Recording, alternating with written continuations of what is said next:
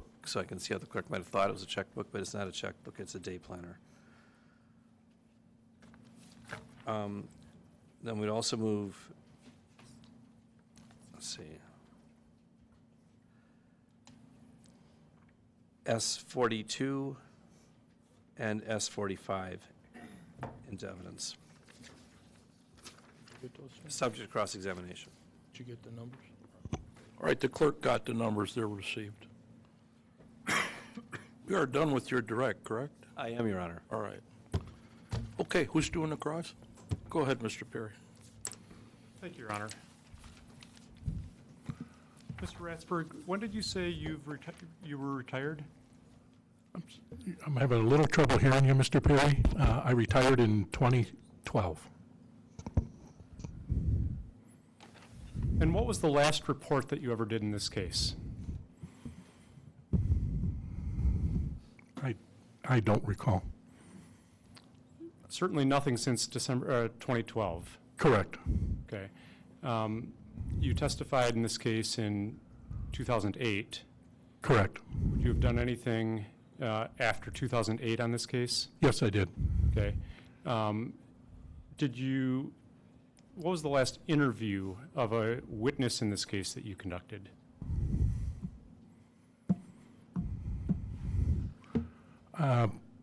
Possibly in February of 2012, when I obtained a manuscript and book. Okay. Nothing for the last 10 years. Not that I recall. And prior to coming here yesterday, did you review your reports in this case? Yes. And did you review your prior testimony? Yes. You were the lead investigator in this case. Yes. Were you really the only investigator in this case? Primarily. You decided which witnesses to interview? For the most part, yes. Okay. You decided when to interview them? Yes. What evidence to collect? Yes. And you made the decision about what evidence to forward to the crime lab? Yes. And when to forward it? Sometimes. Were there instances where you didn't decide what and when to forward it to the crime lab?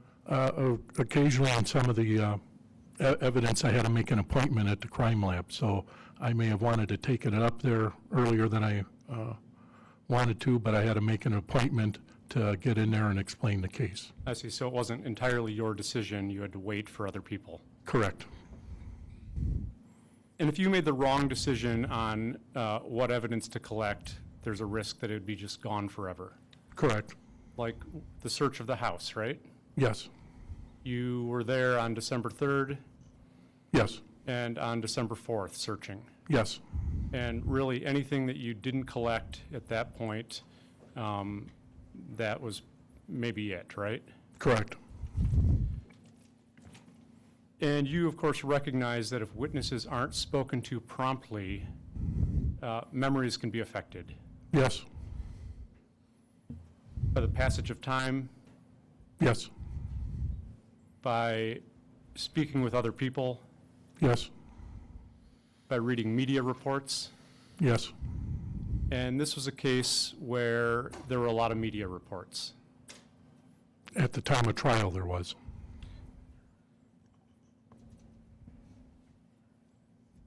And what others say to people can cause bias, Correct.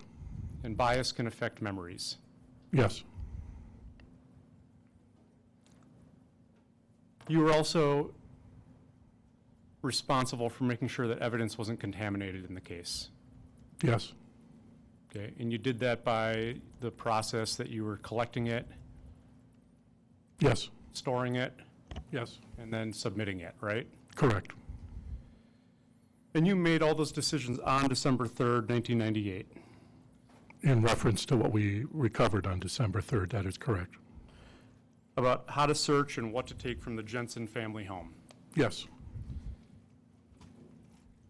Now, when you got there, you weren't the first officer on scene, correct? Correct. Who was? I believe I'm unsure, but however, I know that Sergeant Riley was there on scene, and he was the supervisor that was on scene before I arrived. Okay, do you know how long Sergeant Riley was on scene before you got there? Probably, and again, I'm estimating about an hour. Oh. And when you got there, were David and Douglas still there, the kids? No, The cause of death was not obvious, correct? correct.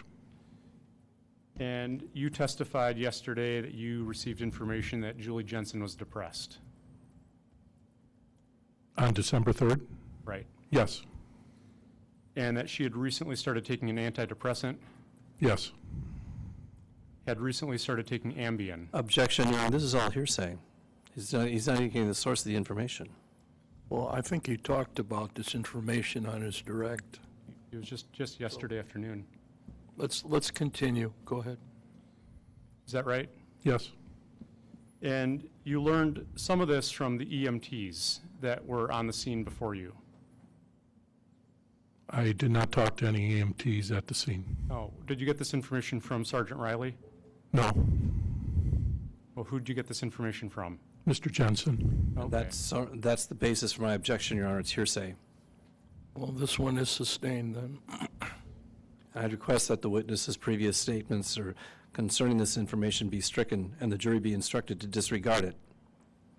Well, I don't know if he got all the information. Did he just say he got all the information from Yes. Mrs. Jensen? All right, then it is stricken. And would you instruct the jury, please, to disregard that information that came from this witness on cross? And you are to disregard that testimony, ladies and gentlemen of the jury. Thank you.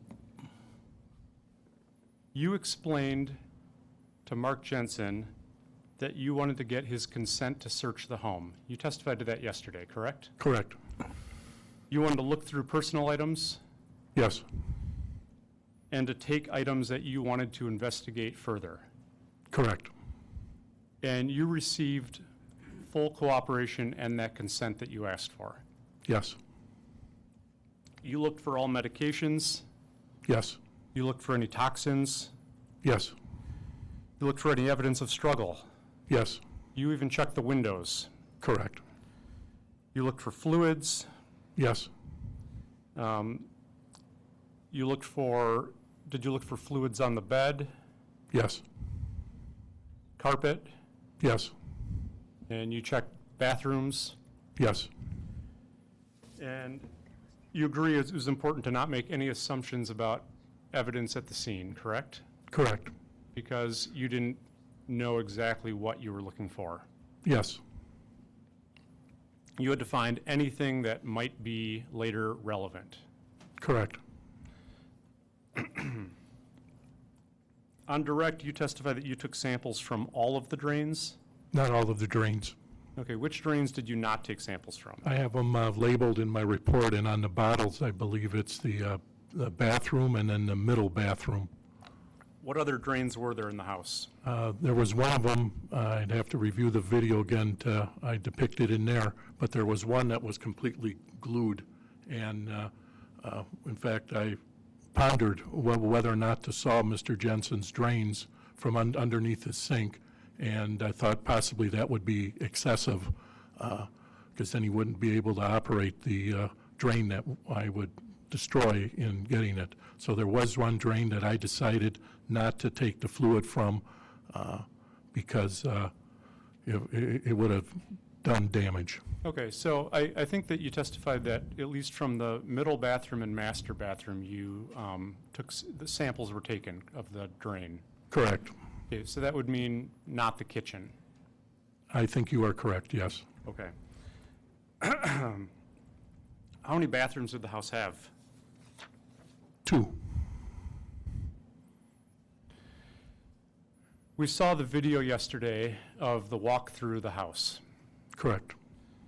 And you noted at the beginning of the video, that was your voice on the video, right? It was.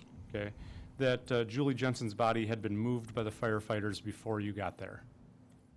Yes. You remember that? Yes. Okay.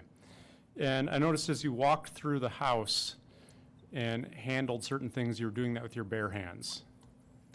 Sometimes, and again, to operate the camera, I couldn't do it with the gloves. And if you notice from the photos, and they're in evidence, we used a substantial amount of gloves in there. In fact, I still have them in evidence.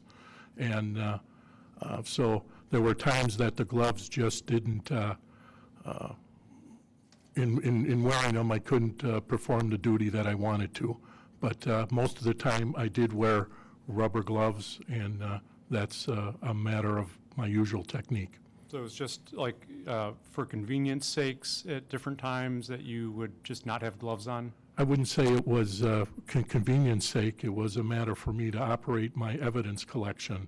I couldn't, for example, the video camera, with those gloves on there, the buttons were rather small, and you noticed in the video, I comment about that. Tiny on buttons. the trouble I'm having with it. So wearing gloves and operating the video camera just wouldn't work. I'm going to show you some photos from the scene.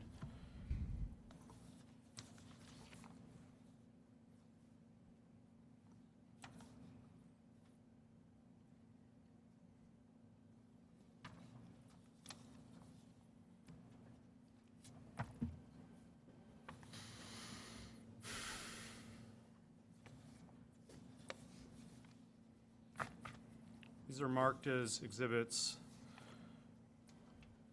Let's see, they're not in order. 40, 35, 41, 46, 47, 37, 38, 36, 39. They're in this crazy order, but that's the order I'm going to ask you about them. Have you looked at these, Mr. Jambois? I'm going to look at them right now, Your Honor. All right.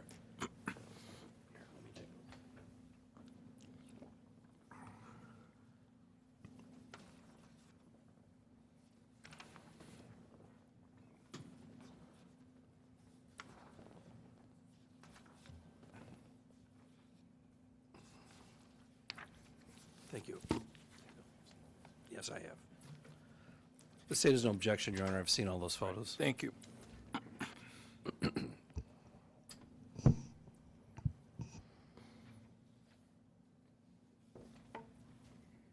you could just page through them and let me know if you recognize them as being from the scene.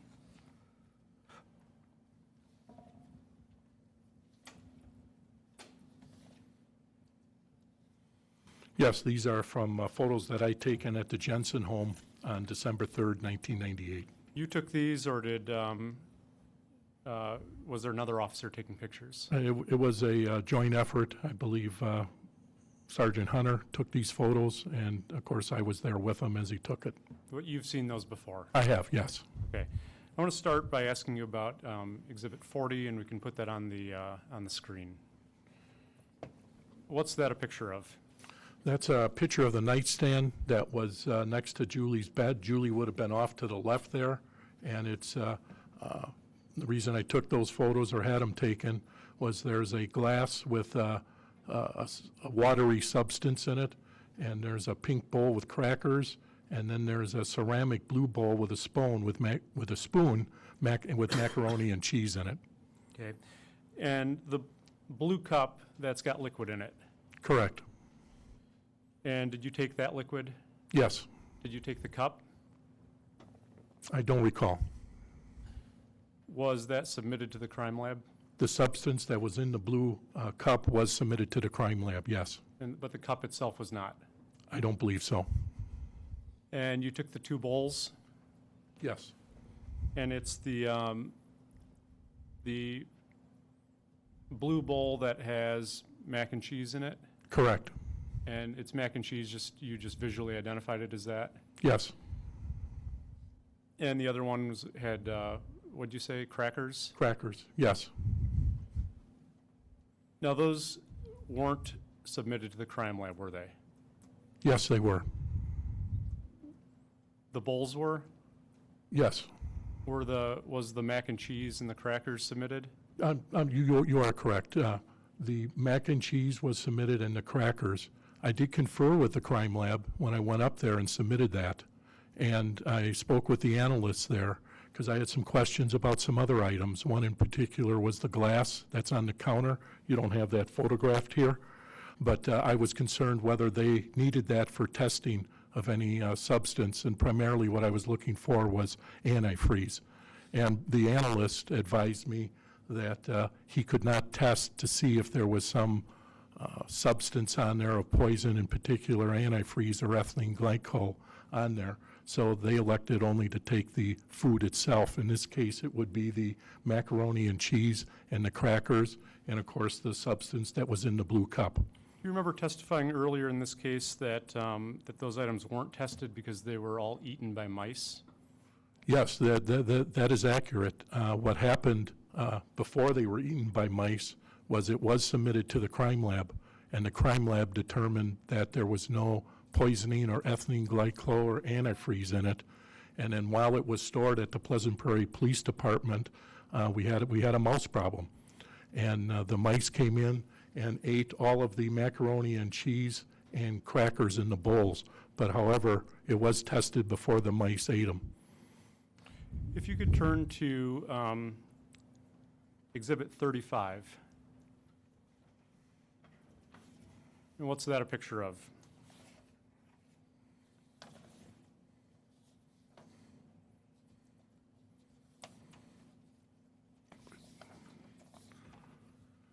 That is a picture of the master bathroom. Now you see some Dixie cups next to the sink, correct? Correct. Those weren't seized, were they? They were not. And they weren't sent for testing? No, they weren't. If you could put up Exhibit 41, please look at 41. That's the Jensen family den, Correct. and that's the computer room, right? Yes. Okay. And is this the view from the hallway looking in? Yes.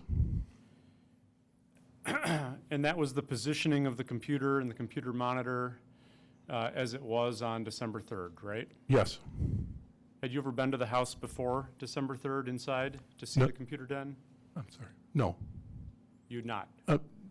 Please, go repeat your question, please. I spoke over you.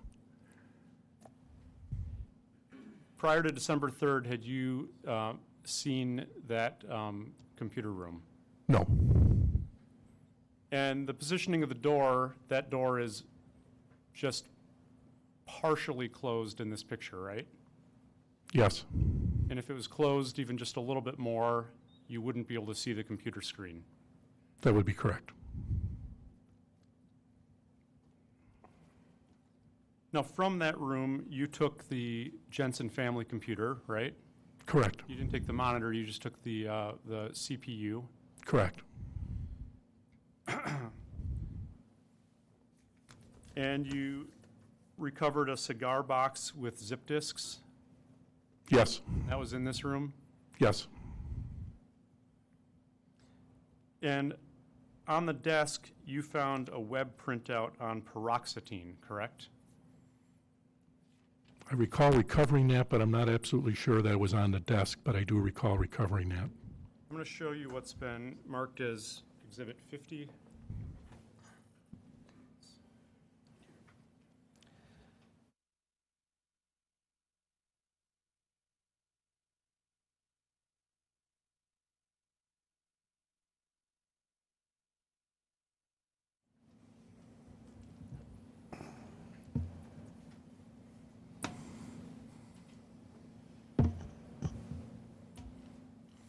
Yes, sir. You recognize this? I do. And it was recovered from the Jensen home on December 3rd. Correct. Okay, you don't remember if it was in the den? I don't recall. It was at the Jensen household, though. Okay.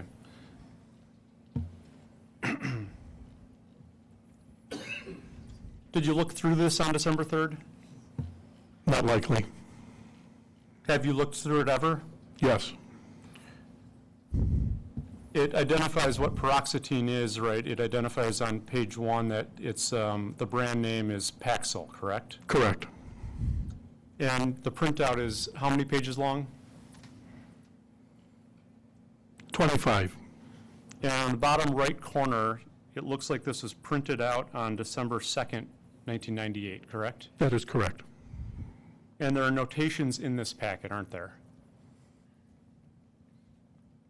I see notations here on my evidence, Mark. Is that what you're referring to, or? No, on, and they're not like, they're not words, I think, but just on maybe flip to page 22.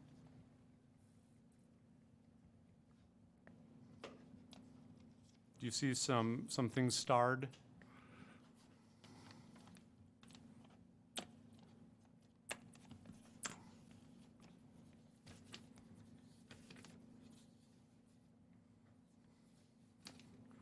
On page 22, yes, I see a star on there. You know, what's the star next to? Objection, it's hearsay, Your Honor. Whoever put that star on there would need to testify as to what the star is next to. It's hearsay. It's a hearsay document, and the state objects. Well, didn't he find this document at the residence? He did, Your Honor, but if, let's say he, maybe, I don't want to have this argument in front of All the right, jury. let me just look at it really quick, page 22. And Judge, I'm not asking who said what. I'm just asking to describe the document that he found.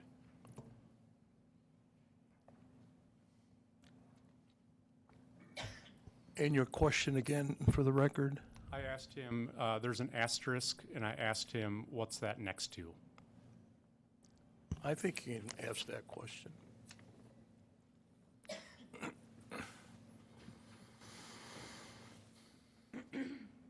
Go ahead and answer it. Yes, there's a star, and it's, next to the star is, on page 22, is a definition of nervous system or a description of it. And on page 25, is there a notation? Again, Your Honor, I object. May counsel approach? Go on the back, folks.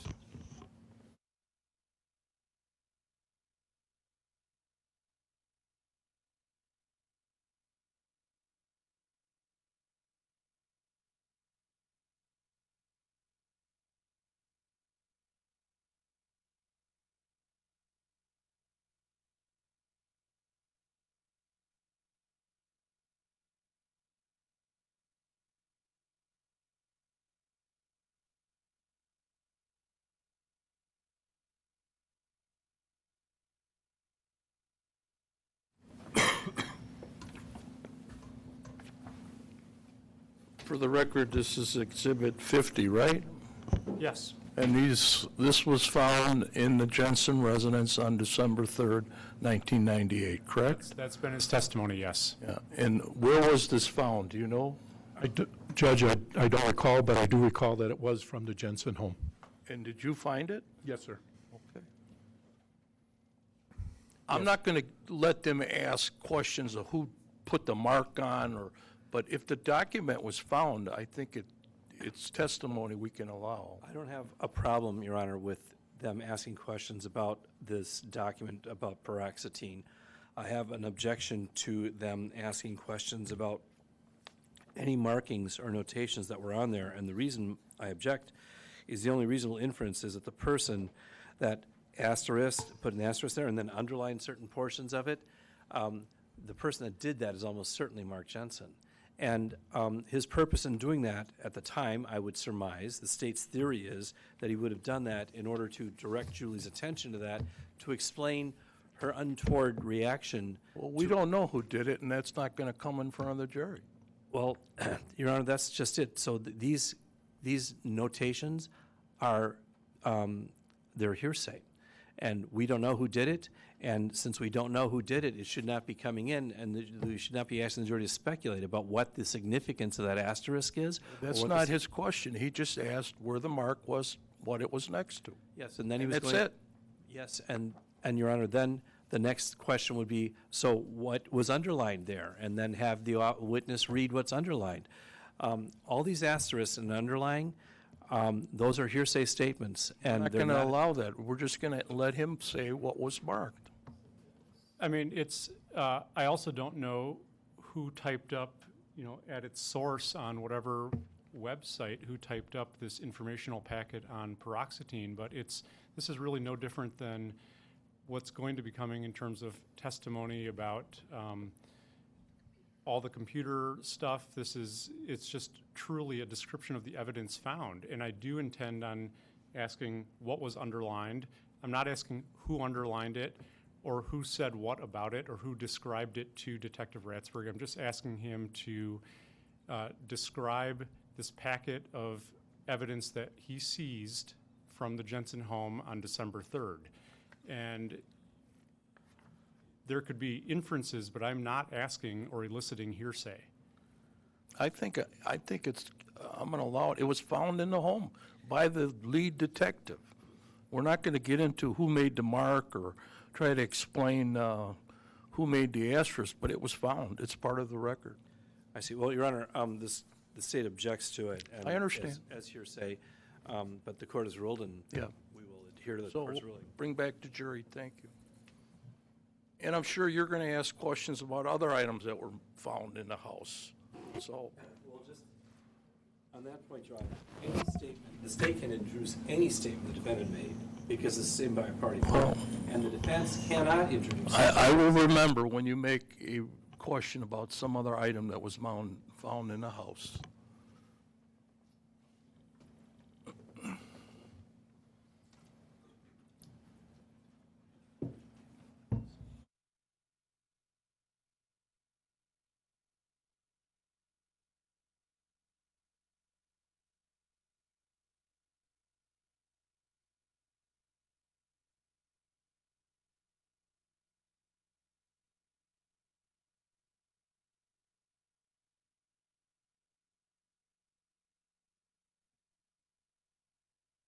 One minute, I just need to find this so we can put it on.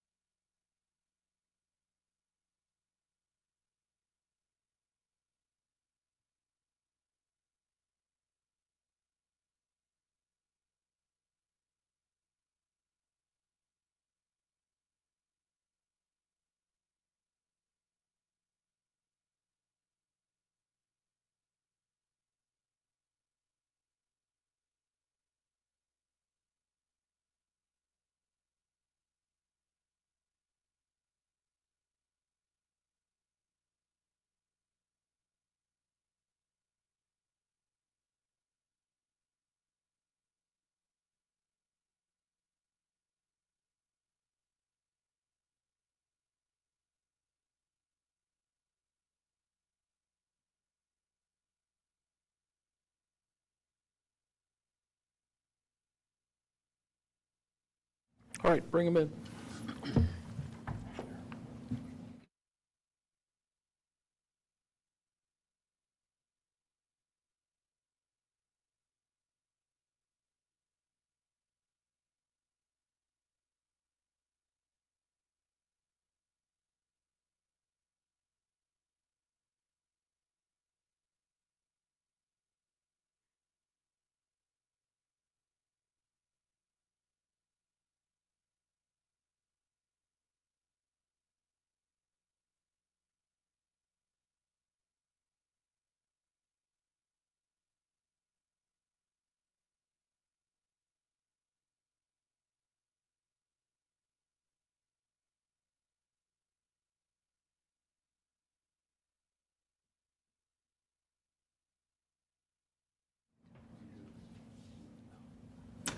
All rise for the jury.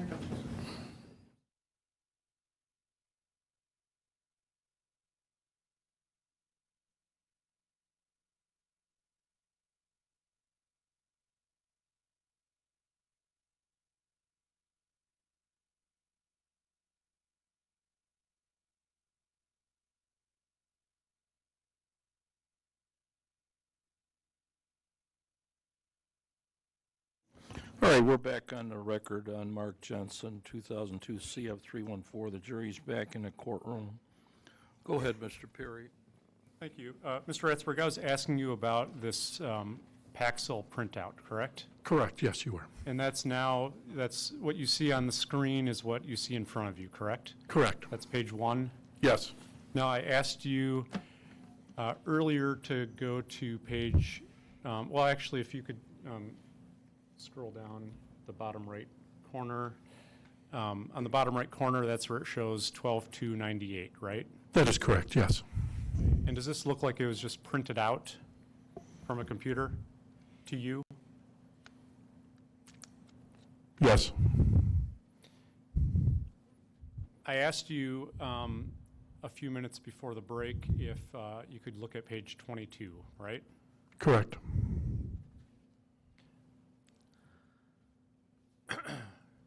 And at the top left, that's where the asterisk is, Correct, and that's next to, it says nervous system, and then it has just a lot of, would you describe those as symptoms, side effects? You know, there's a lot of words in there that I couldn't pronounce. I would not know what that definition is, quite frankly.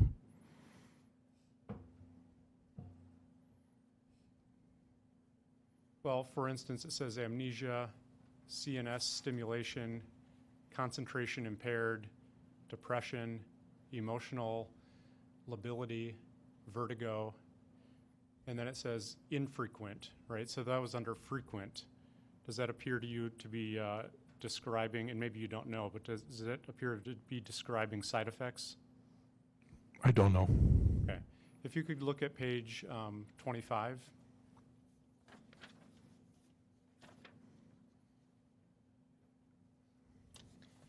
Yes, And could you read the line that's been underlined?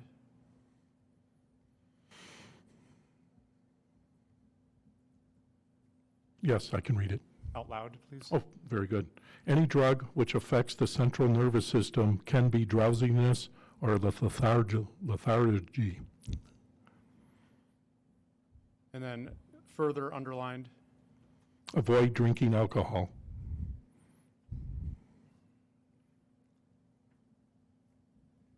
In all the years since 1998,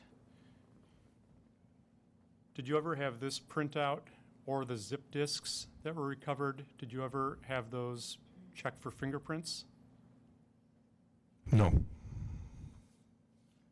I'm going to ask you to look at exhibits 46 and 47.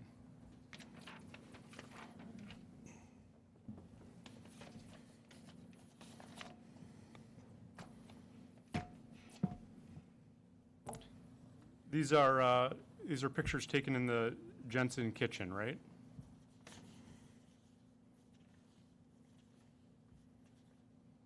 You said 46 and 47, sir?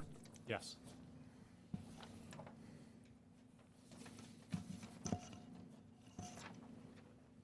If they're all jumbled up and you need a hand, let me know. Yes, they are. They are. Thank you. Yes, I see D46. Okay, and also, do you see 47 right next to it? Yes. Okay, looking at 46 first, Yes, sir. and that's it. I think in the video we saw you opening up one of the packages for Paxil that's right next to the sink, right? That is correct, yes. You can see that in this picture. Yes, Okay, and I think even it maybe fell to the ground. it did.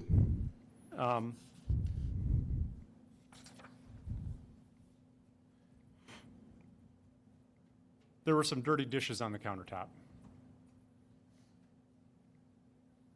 Can you point that out in the photo? Well, I guess what I'm asking is the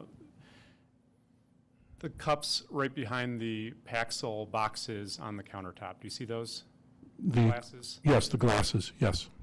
Okay. Were those all clean dishes, or do you remember? Well, I recall the glass that's right behind the Paxil in Exhibit D46. As I stated earlier, that was one of the items I took up to the crime lab with me, and to determine if there was some type of poisoning or antifreeze or ethylene glycol in it.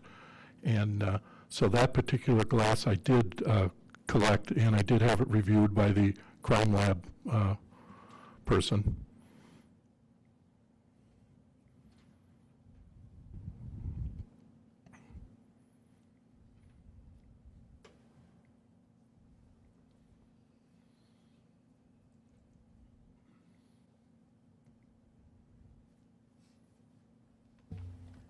I asked you earlier about that you testified in 2008, Correct, yes. and you reviewed that testimony before coming here yesterday. Yes, And when you testified, that was substantially more recent to 1998 than we are today, correct? it was, sir, yes. Yeah, and you were maybe, I mean, you were still actively a detective in 2008. Yes, You were asked about that glass in 2008, I believe so, yes. and Counsel, I'm directing your attention on February 1st, 2008, page 63, lines 1 through 3. And the question is, and ultimately you never had tested that glass, true? Answer, yes, that's true. Does that sound familiar, that you did a visual investigation of that glass but did not submit it for testing? No, that wouldn't be accurate. I believe if you go further in the transcript, that may be more clear. My recollection of it is, because that glass concerned me, it had substance in it, and that was things that we were looking for. I went to great lengths to obtain any substances from the Jensen home, and I recall going over that glass in particular and wondering how we could test it or if it could be tested, and I consulted with the crime lab about that. Did you seize any of the other glasses? If they had fluid in them, likely, but if they didn't have any fluid in them, no. So if they appeared empty to you, you left them there? Correct. Correct. You're aware that the crime lab can detect residue? When I talked to him, when I brought the items up there in December, that was my question and why I did what I did. And under their advice, that was not what was told to me. Did you consult with the crime lab before doing this search on December 3rd about which items in the Jensen home to seize? No, I did not. And at that time, you didn't know what exactly you were looking for, Yes. correct? Correct, yes. And did you swab those other glasses? Did I swab the glasses? No, I did not. Okay, no samples were taken from the glasses. That is correct, no samples. They appeared to not be clean dishes, though, correct? That is correct, yes. Okay, so presumably someone drank something out of them. That could be, yes. Okay. And if it visually to you appeared empty, it got left. Correct. If you could look at exhibits 36, 37, and 38. Well, actually, I'm sorry, we'll just go to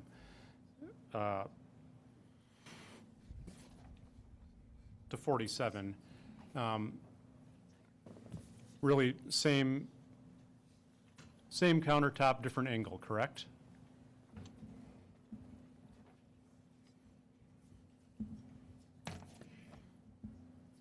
Correct.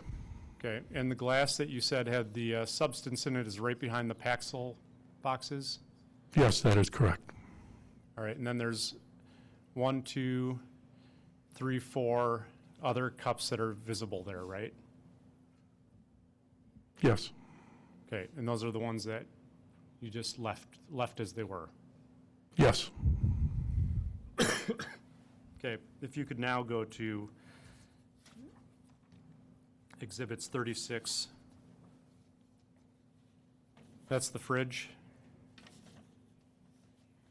Correct. And 37,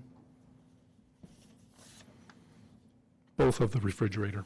just the open fridge door, right? Correct. 38? Yes, 38 is of the Jensen home refrigerator. Okay. Beyond taking these pictures, nothing about the contents of the fridge were documented, correct? Other than you see the photographs here, that was our documentation of it, but as far as a written documentation, no. But no contents out of the fridge were taken out, No, not even removed from the fridge at the scene? no, Just doors were open, pictures were taken? correct, yes, Nothing inside that fridge, including any containers, were opened or tested? correct.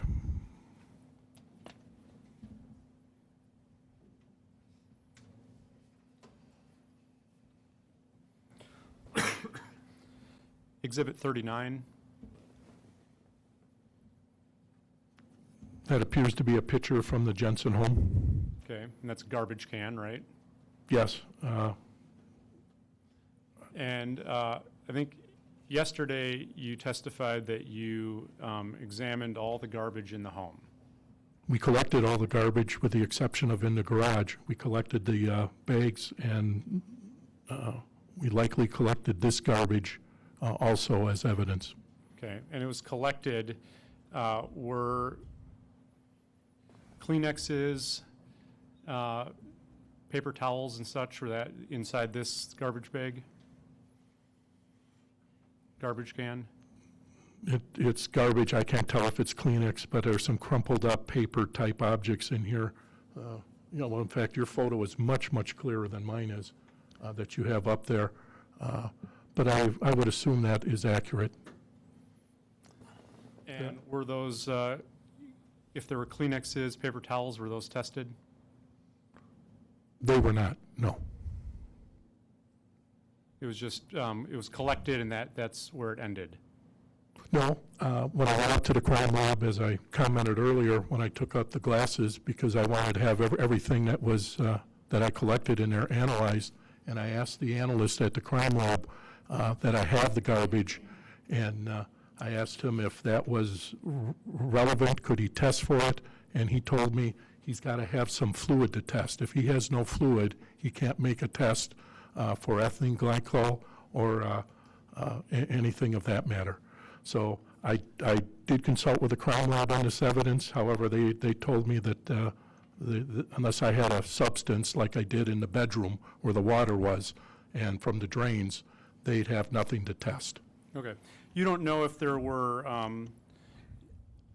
paper towels with, that had wiped up vomit and were inside that garbage can? I do not know. You don't know if there were, if there was mucus on the Kleenexes in that garbage can? I do not know. You don't know if there was any spit, any type of fluid poured in those garbage cans that had been mopped up? I do not know.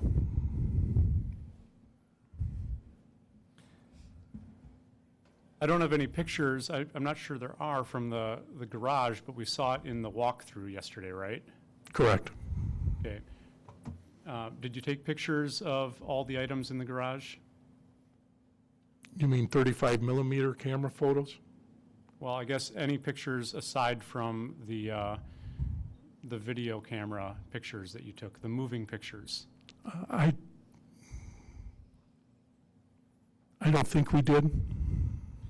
You didn't take any chemicals from the garage, did you? No, we did not. And you weren't actually looking for antifreeze? We were not, no. Do you agree that, that from the video, it appeared that there might have been antifreeze in the garage? That is possible. And when you say antifreeze, I did notice in the video as I looked at it, there are some gallon-type containers on the shelf on the south side of the garage next to Mr. Jensen's vehicle, and those could have possibly had antifreeze in there, yes. That's where all those long shelves were, right? Correct. That's where basically anything that was stored in that garage was. It was along that wall. Yes, Okay, and that's where you recognize bottles consistent with antifreeze. Correct. I also recovered some Playboy magazines from that area as depicted in the video. You So- took, you took Playboy magazines. I'm sorry, you interrupted me. I'm sorry. Oh, I thought you were done, I'm sorry. Okay, no, I took the Playboy magazines that were on the shelf, so I did do a visual check of the garage and of those shelves, but as you pointed out, at the time, I wasn't necessarily looking for antifreeze. In fact, that would have been pretty far-fetched. So I did inspect that area. I did recover Playboy magazines, and those are still in evidence at the police department. So I did visually inspect that area and the garage, as I pointed out, in the garbage and so forth. I videotaped that.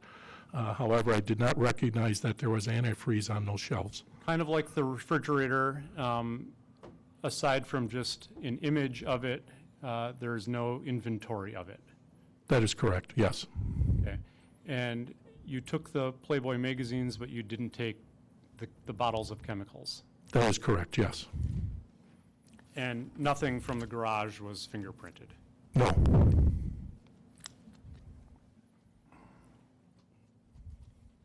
In the kitchen, you didn't take any chemicals either, right? other than the garbage, the only thing we took from the kitchen was the bag of garbage. No cleaning supplies. No, The next day, December 4th, you attended the autopsy, yes, and you were there with Dr. Chambliss. I was. Dr. Chambliss was not on the scene, He was not. and you were the one that took the photographs at the autopsy. Most of them, yes. Now, the autopsy report that we all saw said that it started at 2:25 p.m. Does that sound familiar? That very well could be correct, yes. Remember how long it took? I do not. If Dr. Chambliss had said that it took about maybe up to 2 hours, does that sound consistent with how long an autopsy would have taken? It does, thank you, yes. Had you been to autopsies before? Many, Okay, and is 2 hours a reasonable amount of time? yes, it is. All right. And when an autopsy gets done, do you just immediately head out the door? No, not necessarily. It just depends on the circumstances. Sometimes at an autopsy, in past autopsies, I've collected evidence. So maybe I'll let the doctor take care of that. Maybe he wants to turn something over to me, or if I want to turn over something to him, that's usually when we meet. Kind of call it a pre-meeting and then a post-meeting, pun intended.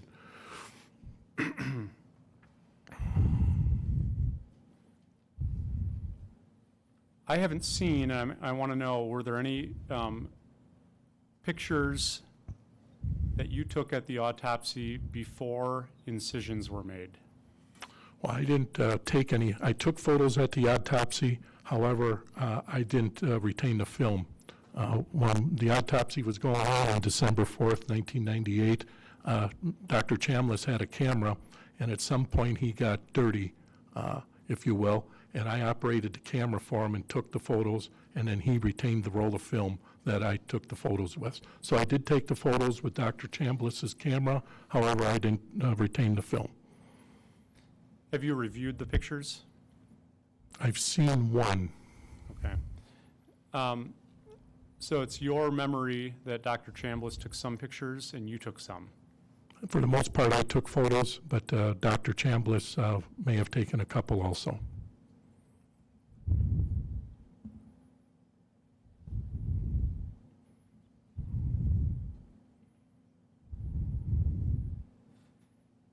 And just to be clear, it's your testimony that Dr. Chambliss retained the film? Correct, yes. Now, on December 3rd, 1998, at the scene, you, of course, you observed Julie Jensen's body. I did. And you testified earlier that prior to today, I guess, you reviewed your reports in this case. Correct. And nothing unusual about Julie Jensen's body was noted in your reports, correct? When you say reports, I think the photos that I took are part of my report. So I obviously have that part of my report, and what I pointed out in those photos were the concerns, and something that I found unusual was the bent nose and the blood or petechia in both eyes. So I did document that in my report. I think what you're referring to possibly is my narrative. I didn't put that necessarily in my narrative, however, I documented it through photographs. Sure, you have the photographs, and you can look at those now, and you can say, those are items of concern, right? Correct, yes. In your narrative report, you mentioned nothing about Julie Jensen's nose.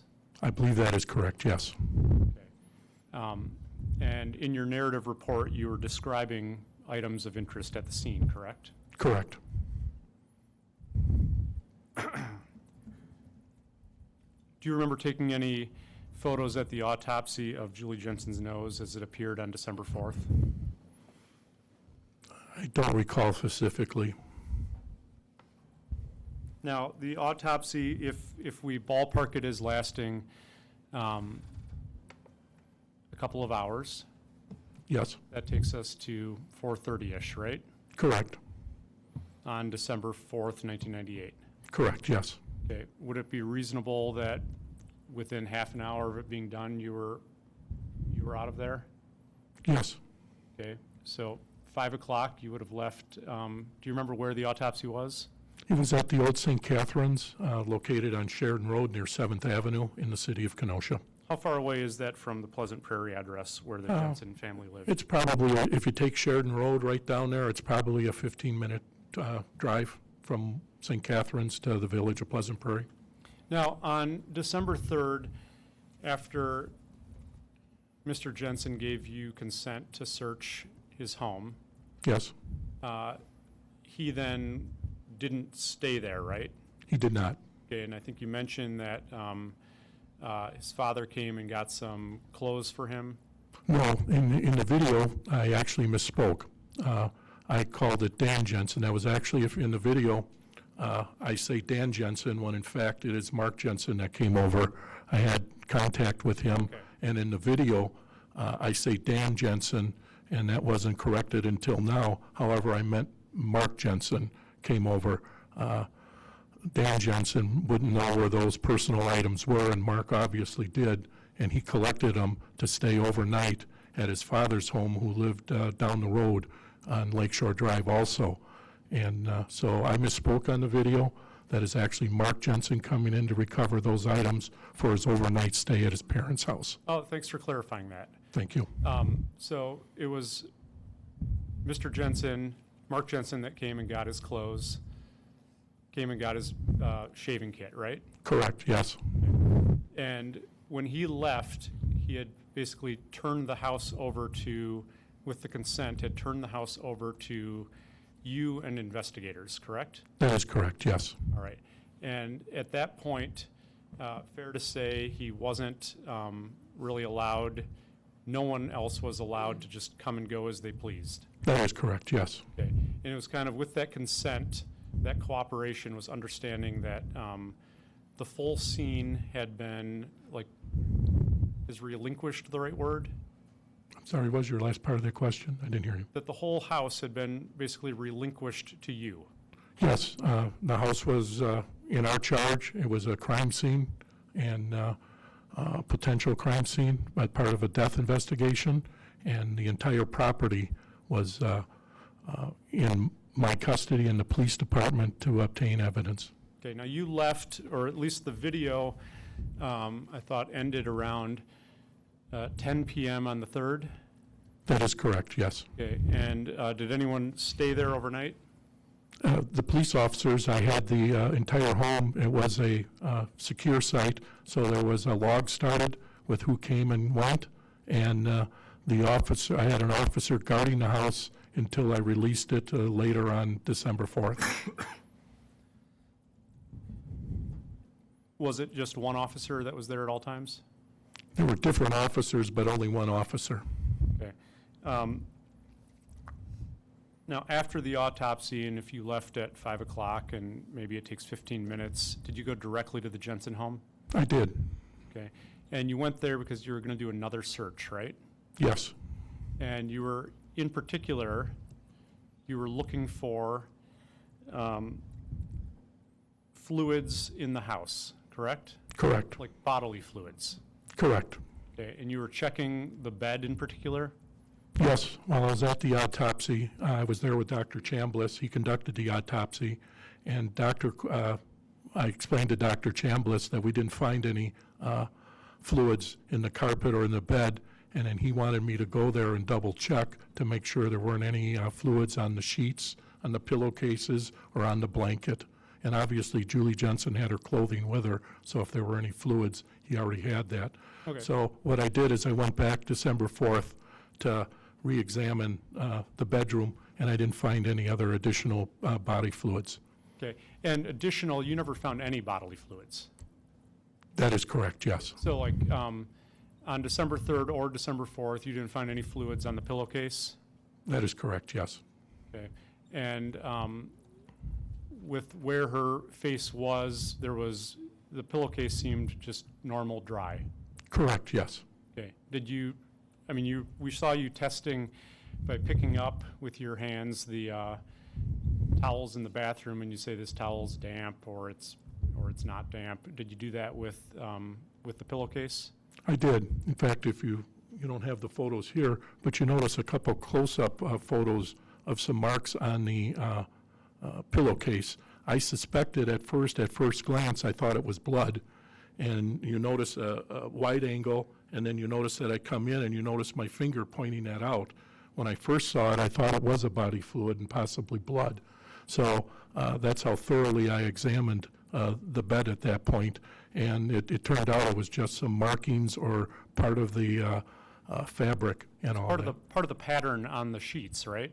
Better said, sir, yes. Yeah. Better said, sir. Yeah, it Yes. was like little berries on a branch or something, right? That is correct, yes. Okay. No blood was on the pillowcase? That is correct, yes. No sort of spit up? No, Okay. And you went and you double-checked all the bed sheets, and you were looking for any bodily fluids? that is correct, yes. Okay. No urine, No, no feces? no, Okay, just normal bed sheets? yes. Okay. Did that search take about an hour? Probably less than an hour, but an hour would be a good approximation. Okay.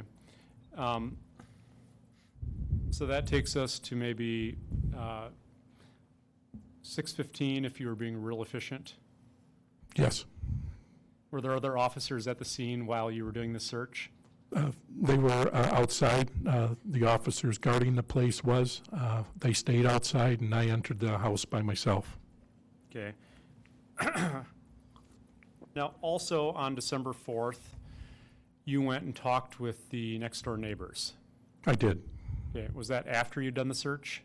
Correct. That was as I was leaving the residence. So I've got the chronology right. Autopsy, drive to the Jensen home, search for an hour, then go and talk with the neighbors.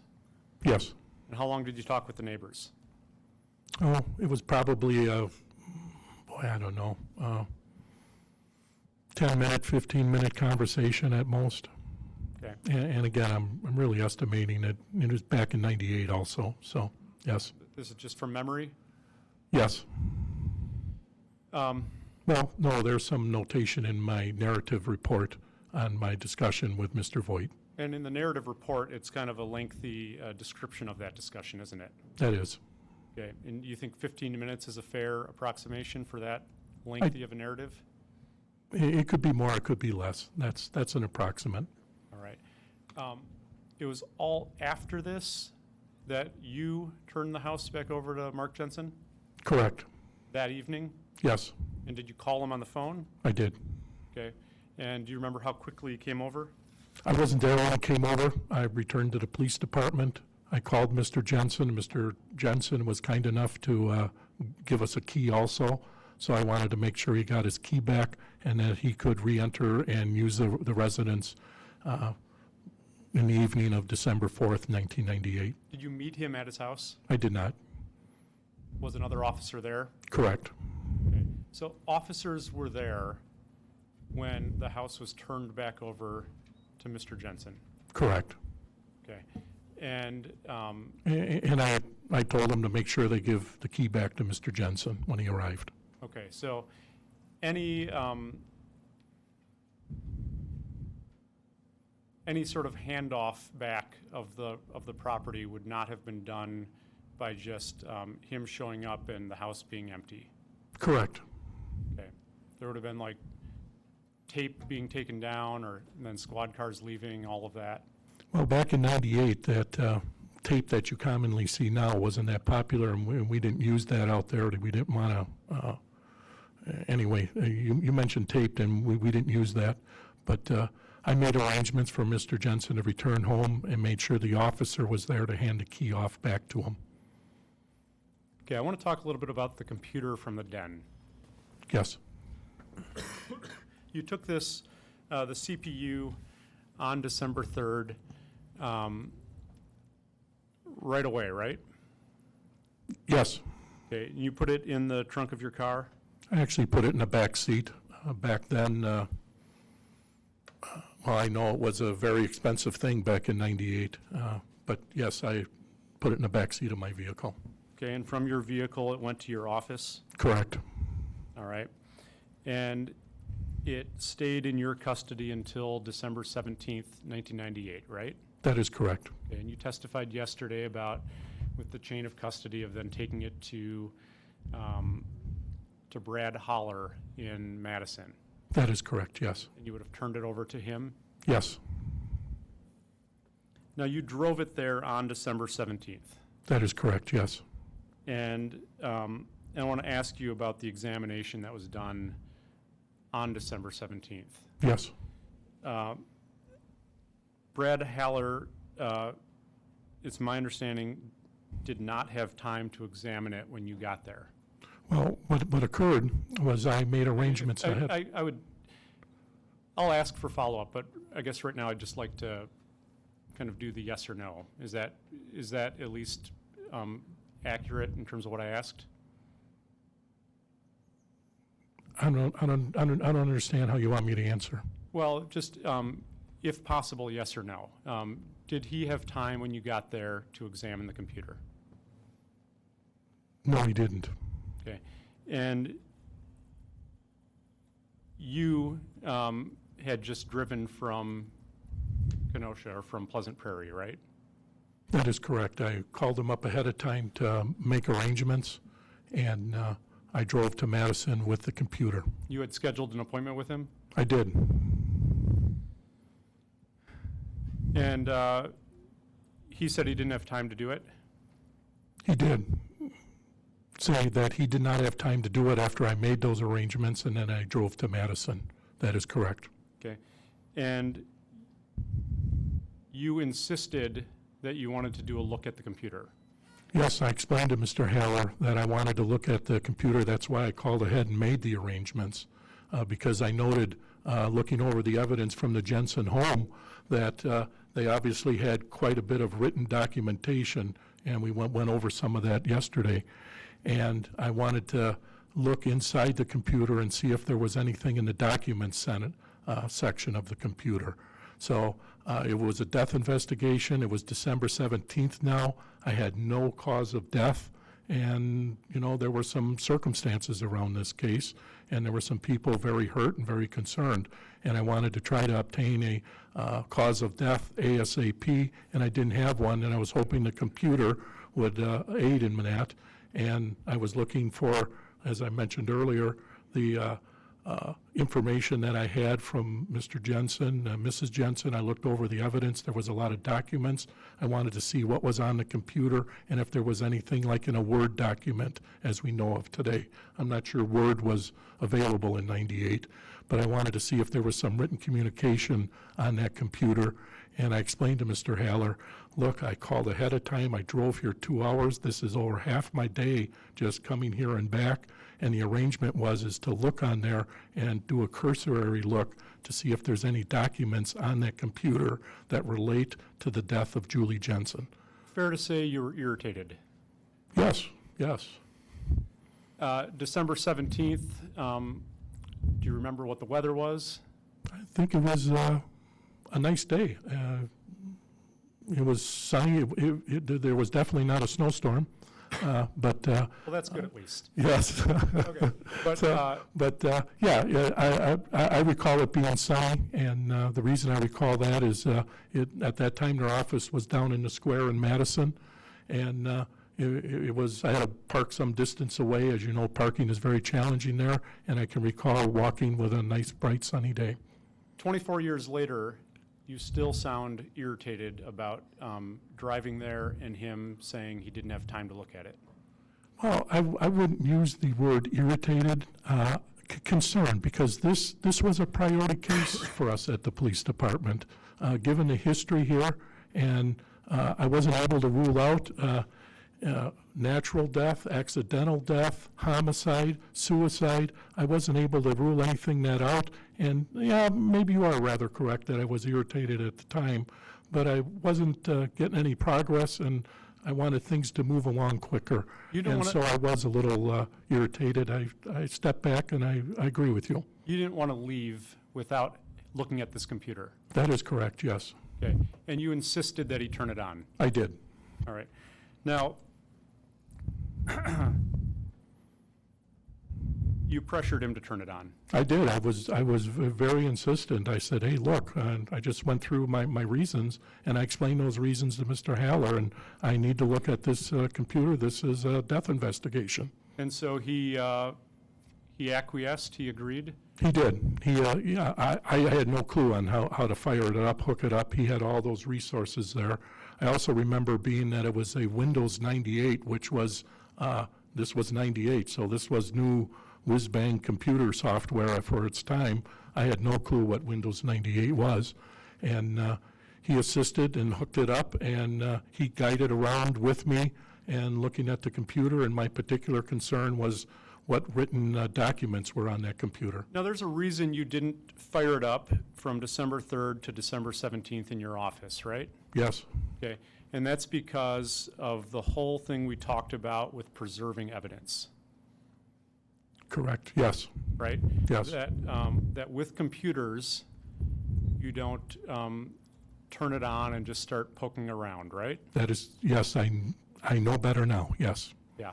And arguably you knew better then, right? Well, no, that was the first computer I have ever obtained. Computers were just making their debut, if you would, in 1998. Windows 98 was the top-notch software of the time.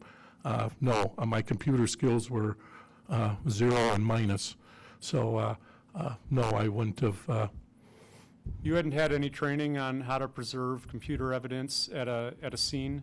Yeah, we had some limited training at that time, but my training would have been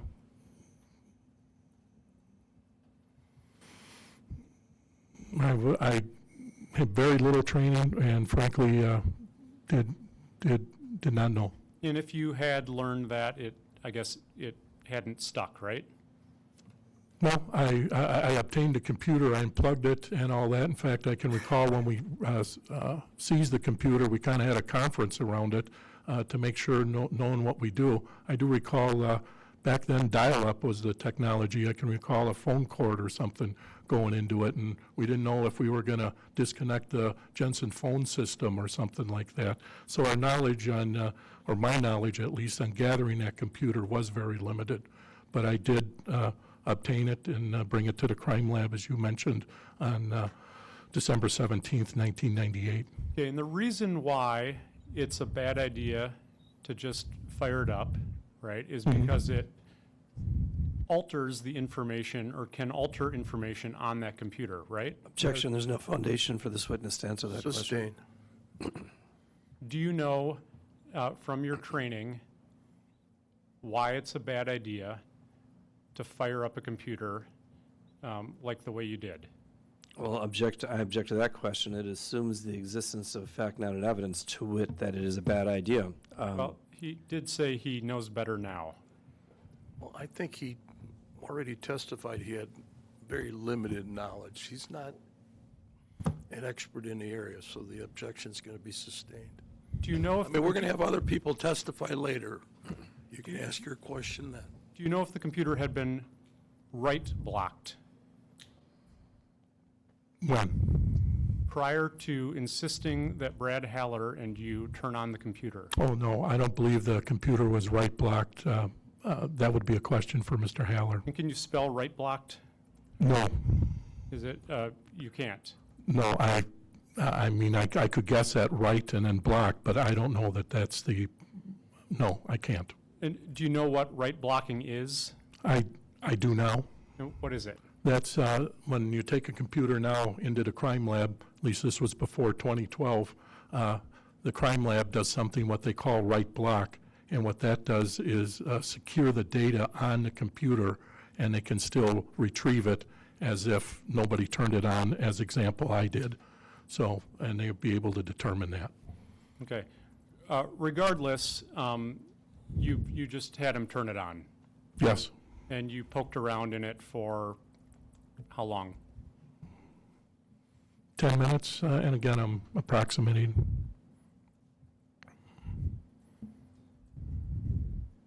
Now, Mark Jensen's work computer,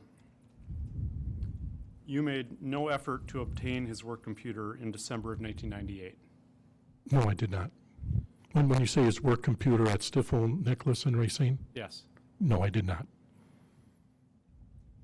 You didn't obtain it until 2002, correct? Yes, And it was in 2002 that you took 2 computers from his, I guess at the time, current office, and an old work computer that was located in St. Louis, right? that is correct.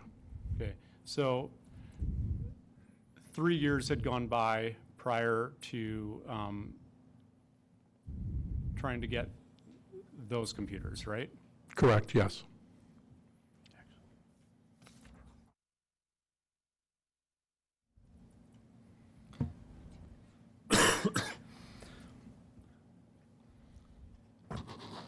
In December of 1998, you didn't go to his office and interview any of his coworkers. I did not, no. And you didn't talk in December of 1998 with any of those coworkers about whether he was in the office on December 3rd. Correct. You didn't do that until after he was charged in 2002. Correct. And in those 3 years, this is a case that had been, this is a story that had been reported in the media. In what year again, sir? Between 1998 and 2002. I don't believe there was much media attention on there between that. The media attention started after I arrested Mark in 2002. Okay. Well, it would have been well-known, I guess, among his coworkers, wouldn't you say, that that Julie Jensen had died in December of 1998? Objection calls for speculation for what was going on with respect to Sustained. coworkers. Would you expect memories to have improved in 3 years, in 4 years? No. I guess my math is wrong. 1998 to 2002, 4 years, right? Well, the state will stipulate that from a particular point in 1998 to a particular point in 2002, that would be 4 years. But from December 3rd, 1998 to March of 2002 is not 4 years. You could have- The state objects to the question. You could have gotten a lot greater detail in the month of December 1998 by talking with witnesses than in 2002, correct? Objection calls for speculation. I think he can answer that question. He's the lead detective. Go ahead. I'm sorry, would you repeat your question, Mr. Perry? It's likely you could have gotten greater detail in December of 1998 about December 1998 than in 2002, correct? Correct, yes. Okay, I mean, we testified you testified at the very start of this today that, that memories can be affected by the passage of time, Yes, by talking with other witnesses, correct. or by other people just chatting amongst friends, Yes, gossip, yes, reading reports, yes. okay? And 3 to 4 years is a lot of time for that to happen, right? Yes, Okay, and these are Mark Jensen's coworkers that I'm talking about. that is correct, yes. They would have known something about his situation. They did know, yes.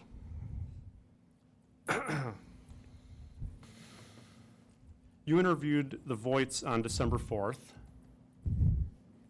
I spoke with him. When you say interview, do you mean a written statement or Well, you just did I talked to him? You talked just maybe 15 minutes ago about kind of a lengthy narrative in your summary report about the discussion you had with them on December 4th. Yeah, when you say the Voights, which Voight do you mean in particular?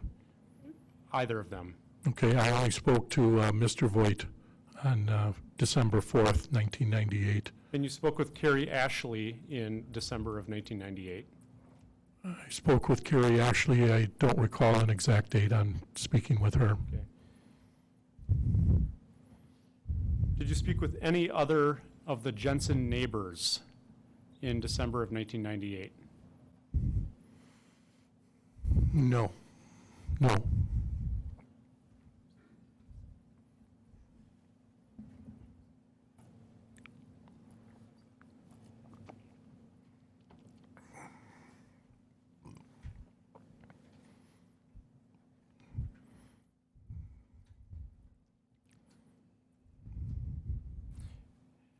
The consent that you got from Mark Jensen on December 3rd, it wasn't just consent to search his house, was it?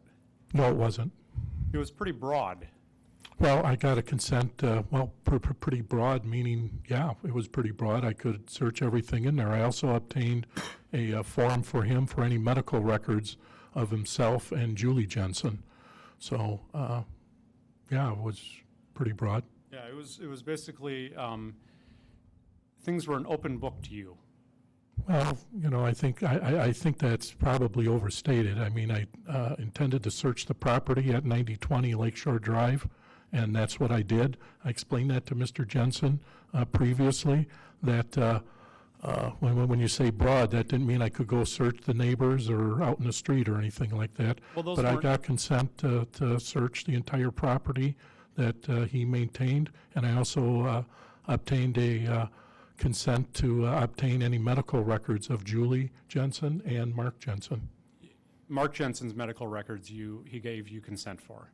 That is correct, yes. I mean, obviously, he couldn't have given you consent to search the neighbors' homes, right? Correct. The things that that were in his possession or his control, he gave you consent to search and seize whatever you deemed important. Correct, yes. Okay. Including pretty personal medical records. Correct, yes. Now, you never attempted to obtain Julie Jensen's, or maybe you attempted, I don't know if you did or not. Did you ever attempt to obtain Julie Jensen's records from a Mr. DeFazio? Yes. Did you obtain them? No. And who is Mr. DeFazio? Mr. DeFazio was and I don't know the technical term, but the Jensens saw Mr. DeFazio for some marriage counseling. He's a psychotherapist, isn't he? I don't know. And you didn't get any records from him? I did not, no. Well, let me be clear on that. I attempted to gain information from Dr. DeFazio, and I did call and stop by his office and speak with him.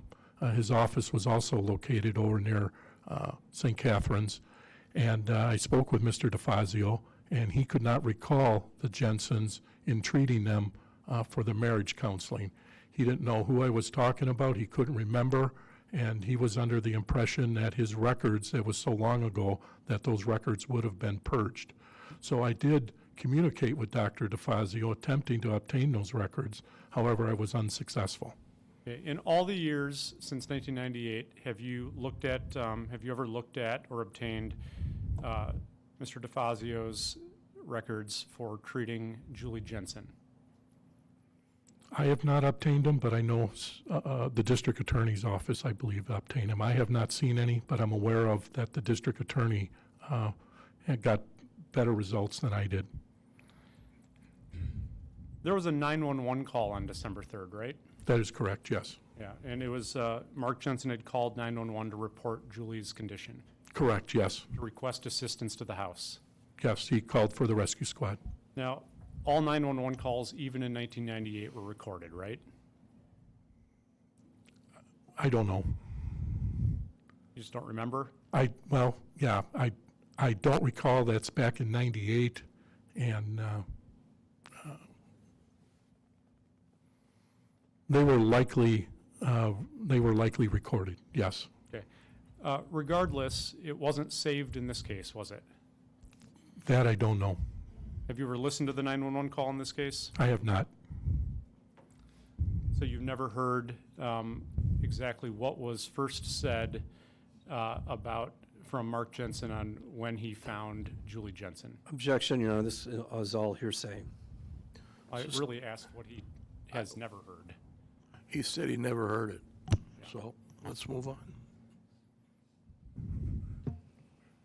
At some point well, really just a few days after Julie Jensen had died, on December 6th, 1998, you put a GPS unit on Mark Jensen's car, I did, yes.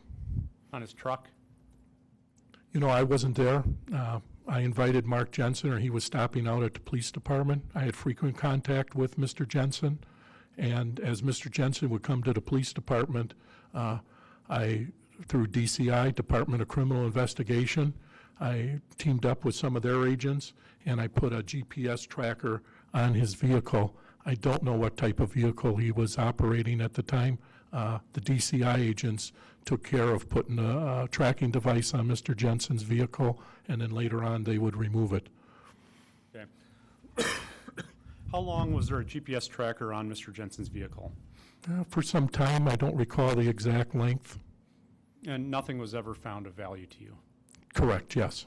Okay, and this was done in a way where he wouldn't have, you did this in a way so that he wouldn't know that there's a GPS tracker on his vehicle? Yes, absolutely.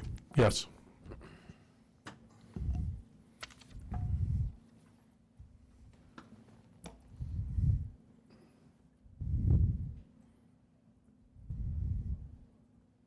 I want to talk about the interrogation that we watched some of yesterday. Yes.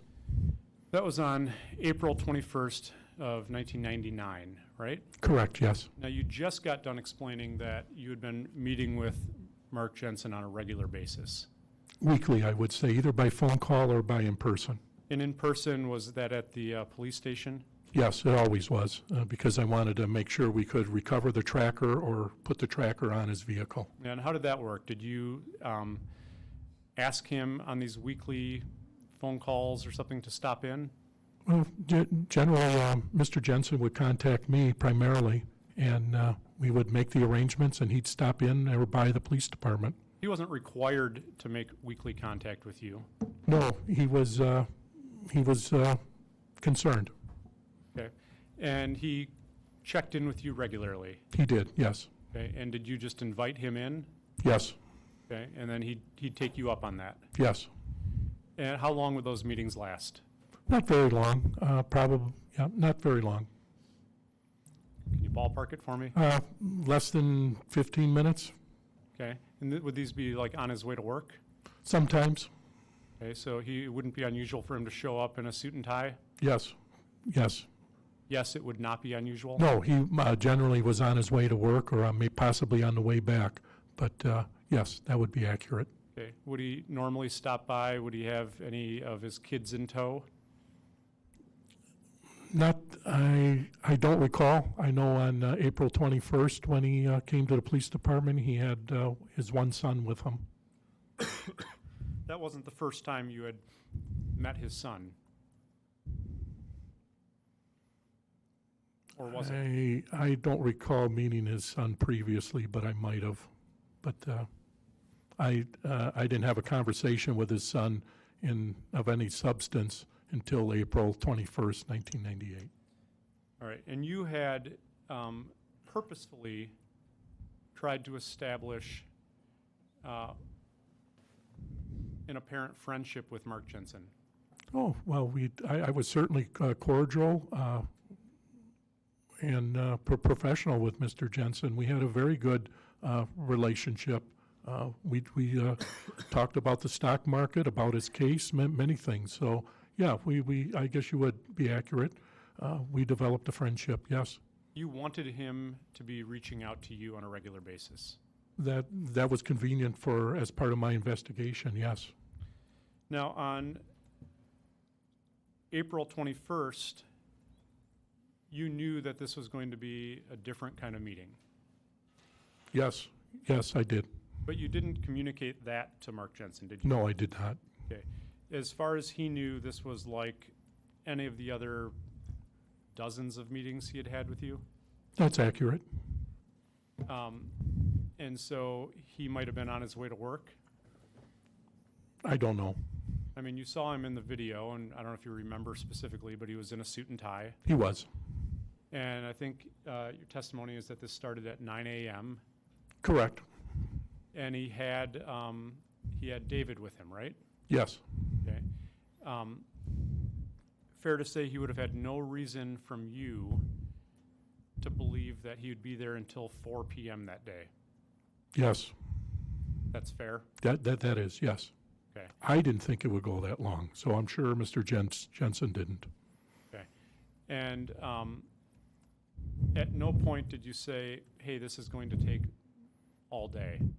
No, I wouldn't have forecasted that regardless. I never thought we started at 9, no, he got there early, so it was about 9 o'clock, and we didn't end till probably 4 p.m. in our discussions. And with the exception of, I think you testified yesterday that there was maybe an hour and a half video that failed. Was the whole 9 to 4 recorded?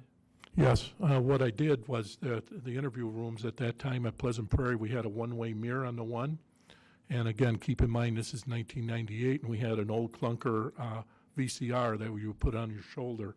So I set it up and put that on a tripod in the adjoining room, and then through the one-way mirror, and then I had this big VHS video recorder set up on the tripod, and then I ran a microphone above the false ceiling into there, and then because I wanted to capture everything that Mark Jensen was going to say, and so that's why I did that. Recording interviews back in '98 was pretty uncommon, especially video interviews. So, and the technology was a lot different than it was today. So I had that VHS, and I put in one tape, and Detective Berg, who you saw in the video, was operating the tape in my office or monitoring it where the recording device was. And then at some point, I took a break or came in and replayed the tape, and we discovered it wasn't recording. So we swapped out the tapes. There's a total of 3 tapes, and one of the tapes failed. And why it did, I don't know. I think it was defective out of the box. But the interview that I had with Mr. Jensen, there's probably a good hour that is not on VHS tape. Where was David Jensen during this interview? He stayed with one of our support staff at the police department. And was Mark permitted throughout this 7 hours to go and check on his son? I'm sure he inquired. Mr. Jensen and I bought him lunch. We had, I think it was Burger King. We had some soda. We had coffee. We ate lunch together. We drank refreshments together. And I'm sure during that, that would have been a concern to me. However, the one secretary that was in charge of his son was very kind, and I think his son and the secretary hit it off, and he was occupied while I interviewed Mr. Jensen. I'm not suggesting that David Jensen was mistreated. I'm just asking if in those 7 hours, if he was permitted to go and check on his son. If he wanted, I don't recall that, but if he wanted to, I would have certainly honored his request. You didn't offer it. I don't believe so, no. And when you went and got lunch, it wasn't lunch with Mark and with his son, David? It was not, no. Okay. No. Now, at the time that you had Mark come in on this day. I mean, you testified you prepared for this interview, right? This interrogation? I did. I mean, I made some arrangements. I set up the VHS recorder, and I ran the microphone. We tested the equipment beforehand, and I gathered the reports and the information that I wanted to cover with Mr. Jensen. You hadn't done that for any of the other meetings that you'd ever had with Mr. Jensen? Well, we discussed reports. Mr. Jensen, I mean the VHS, the camcorder, all of those things. I'm sorry. Yes, no, that was our first recorded interview. Okay. And this is the first one that was not just brief. Yes, And the room that you were meeting with him in, that's not where you'd typically meet with him? correct, yes.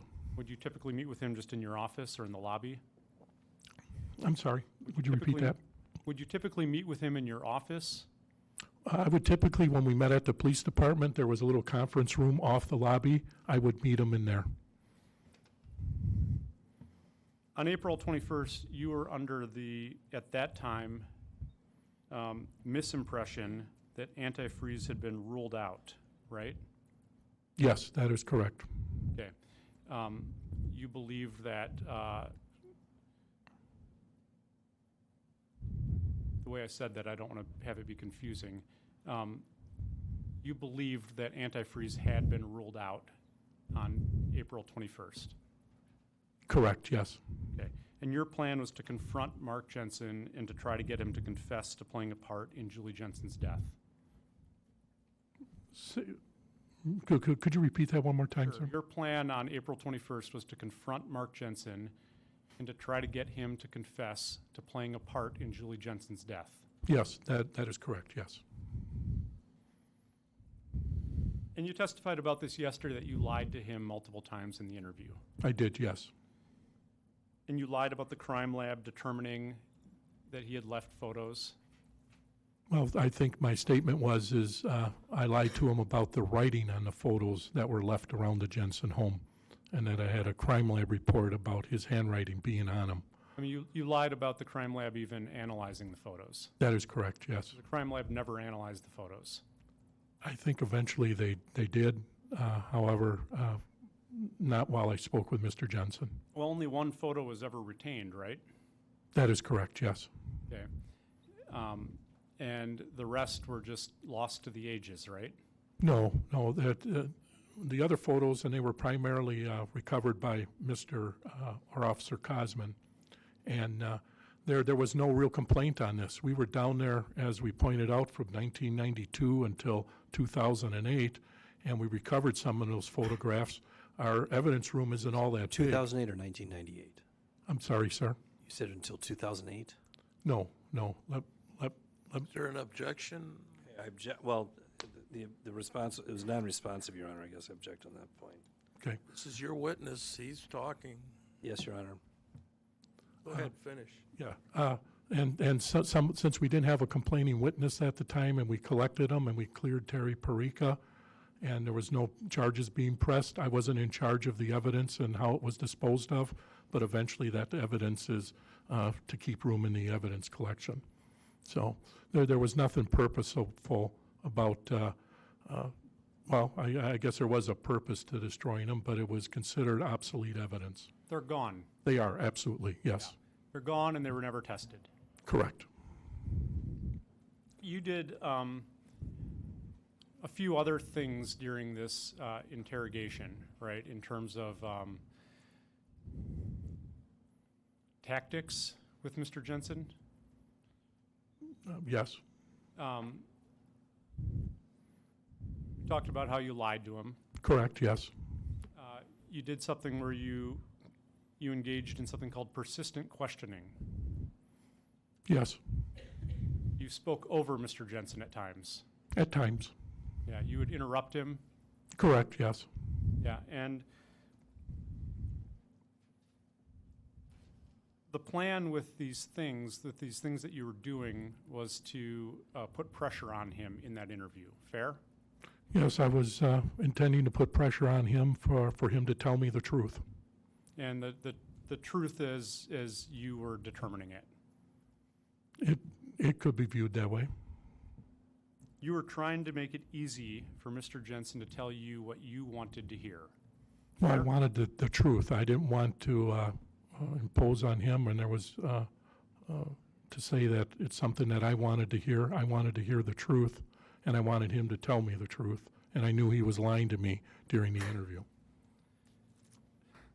Now, the interrogation was from 9 a.m. to 4 p.m., correct? Approximately, yes. And we saw, I mean, it was in sort of chopped up segments yesterday, right? Correct. We saw about 45 minutes worth of that. Okay, yes. That seems fair? Fair, seems fair, yes.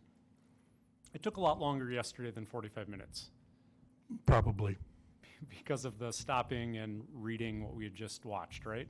yes. We saw a few different segments of the interview.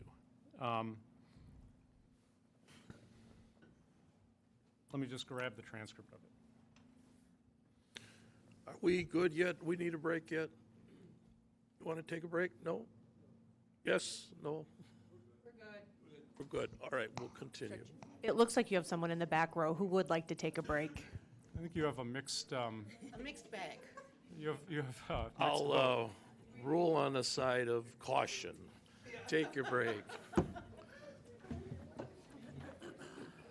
Try to.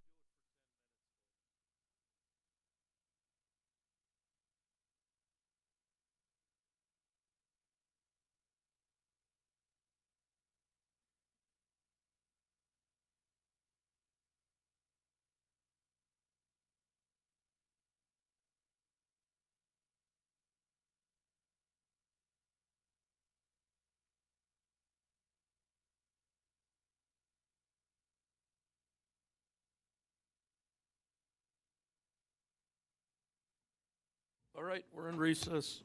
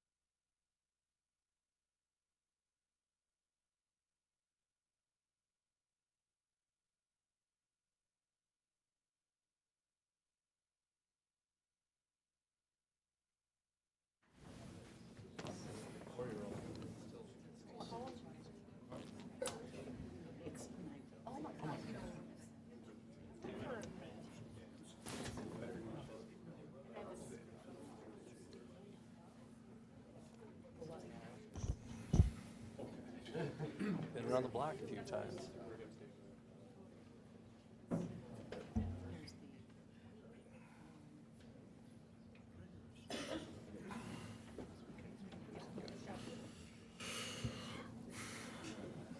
Oh, I got stuff. I'm shedding.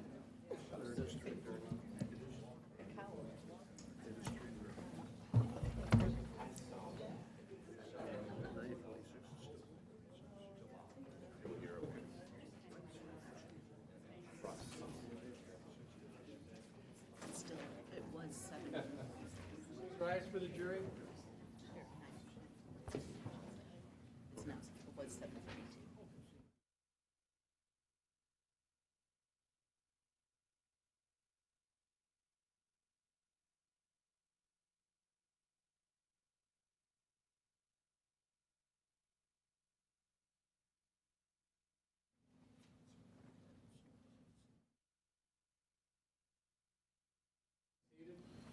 All right, we're back on the record. Mark Jensen, 2002 CF 314.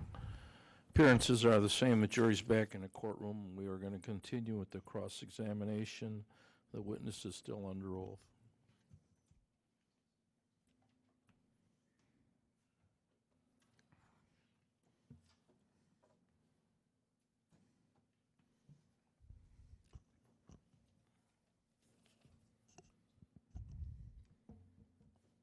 Mr. Etzberg, we just started talking really about the content of the interrogation that we saw yesterday, right?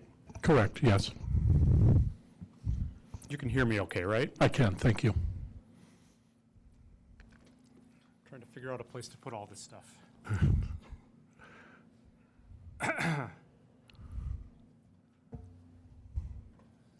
Early on, one of the early clips we saw, you told Mark Jensen that you had eliminated Perry Tarica as doing any of that stuff at your home. Correct, yes. And that was because at one point you talked to Perry Tarica and discovered that he was out of state, right? Correct. And that's why you believed he could not have been the person leaving photographs. Correct. Now, the harassment that that Julie had complained of over the years, while it did include photographs, right? Correct. It also was heavily about phone calls to the house, correct? Yes, and I would prefer that we use the term images as opposed to photographs because they weren't necessarily photographs, but the term image would be a better description of what was left. There was one photograph that was, that's in existence, correct? Correct, yes. One image, Yes. and that's printed on Kodak paper, correct? I don't know. Okay. Have you looked at it? Not recently. Okay. You don't know if it appears to be a photograph in that one instance, at least? It does. It does appear to be a photograph? Yes. Okay. And the rest we don't have and we can't look at? Correct.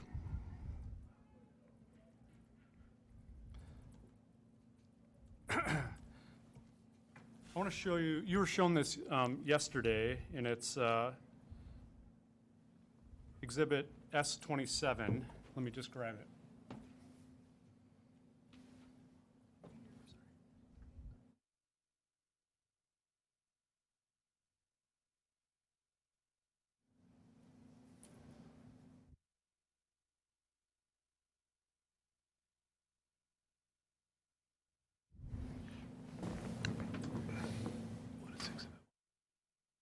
Counsel, what was it that you gave?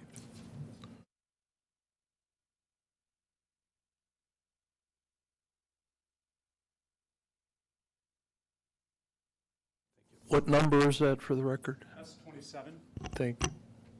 It is S27 that I gave you, right? Correct, yes. What is that? That is a copy of some Pleasant Prairie Police Department reports.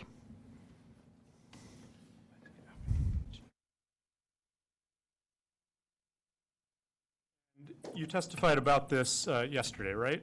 I did. You've reviewed this before? Yes. And page 1 starts on January 27th of 1992. Yes.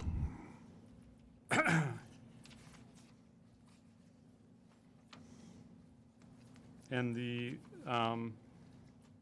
last report is December 18th, 1996, correct? Yes, And this is a compilation of the police calls to the Jensen households between those years, correct? yes, And it outlines, if you go one by one, it outlines what the different calls for service were, correct? correct. And the responses? Sometimes. Okay.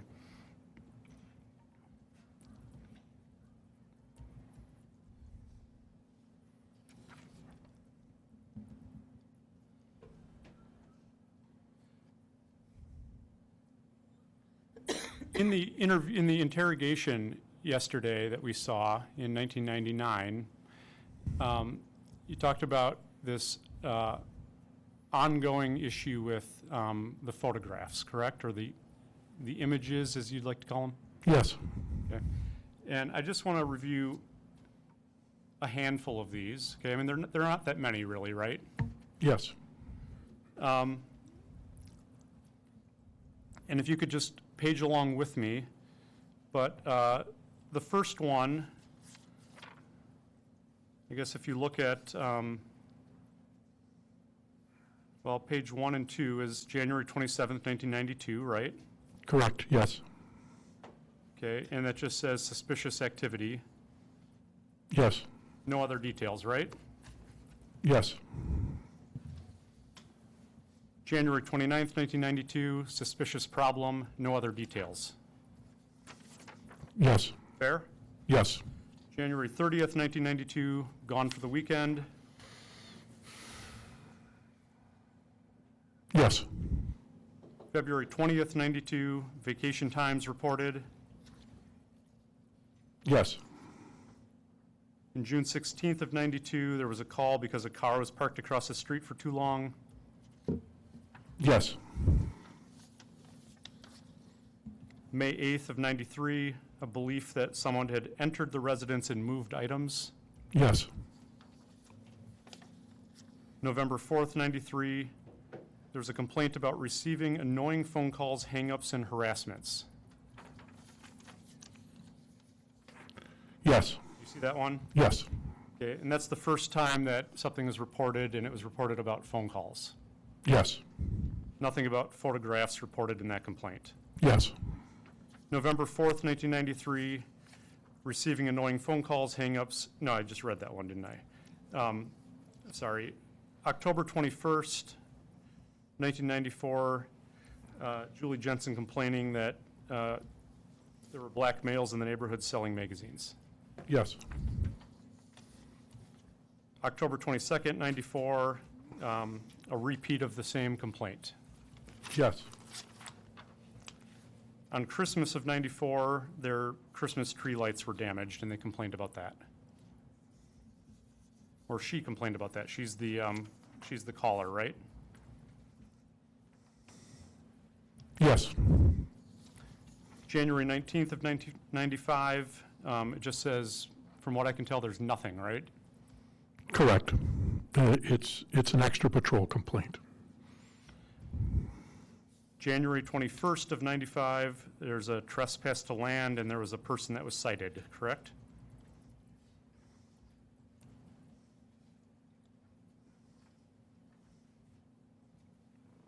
Yes, May 27th of 95, nothing seems to be noted except that Perry Tarika is listed on that report.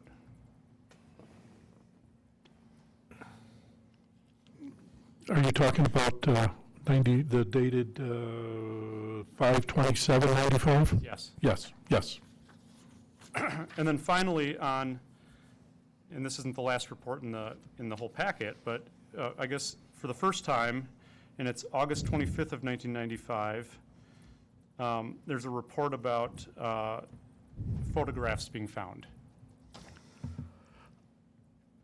yes, And in that report, it indicates that they, on April 25th, produced photos that had been found from July and earlier, correct? Yes, I want to make sure I said that right. On August 25th, it was reported that they'd kind of collected photos from earlier and they were turning them over on the 25th it makes reference to August 23rd. You're correct, yes, sir. to July 3rd. So, okay, yes, Yeah? you are correct, yes. Okay. From, yes, It's very possible I said it wrong. we're good. Thank you. Now, yesterday during the interrogation,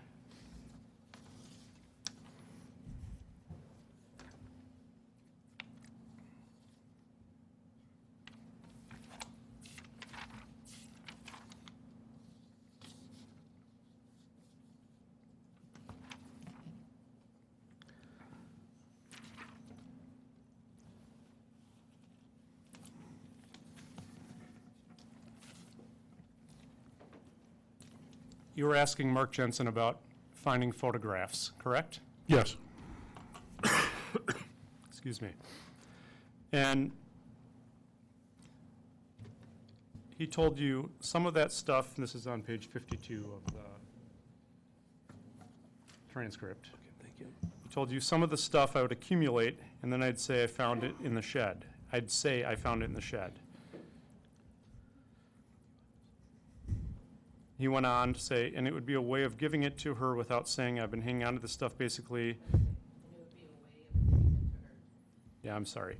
And it would be a way of giving it to her without saying I've been hanging on to this stuff basically. I mean, but in terms of I was not coming up with this stuff. And he went on.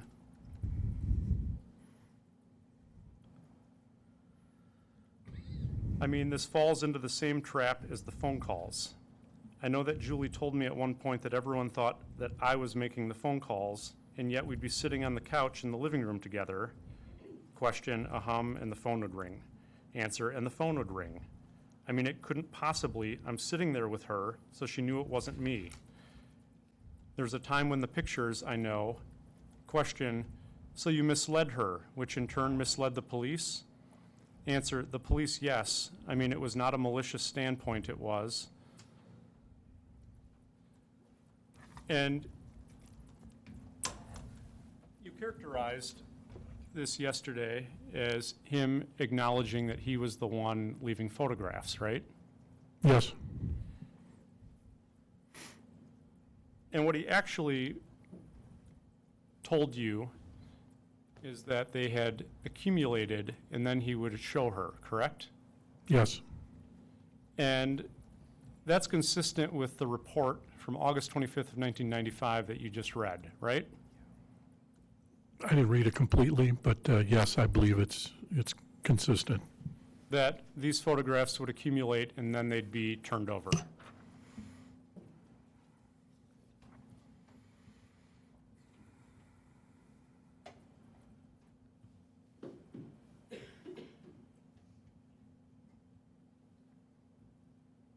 Yes, Now, you're also aware, we talked yesterday, and we'll get into this in a little bit, about Julie Jensen's log, right? yes, That was her log of harassment. correct, Yeah, and fair to say the vast majority of that is detailing phone calls. possibly, yes, That, you'd agree with that? yes, And it does reference, though, this issue of pictures, correct? it does. And if you need to see it, that's fine, just let me know. But this is consistent with her discussing in that log, accumulating things and turning it over to Officer Kosman. They talked about a garbage bag full of evidence, right? Correct, Okay. You remember seeing that? yes,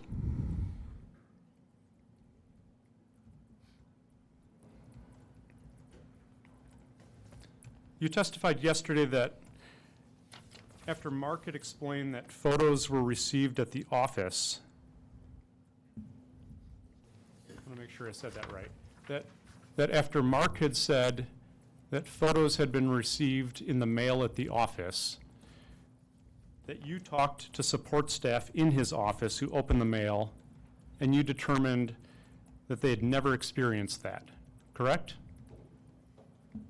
In Mr. Jensen's interview, I said, would you?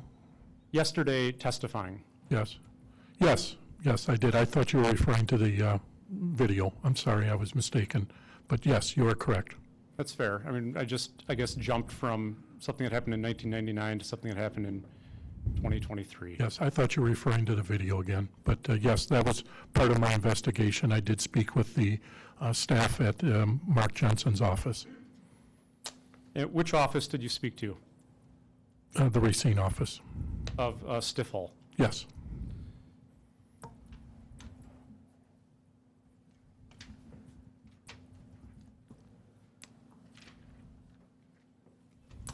Now I'm going to ask you about the interrogation. Thank you.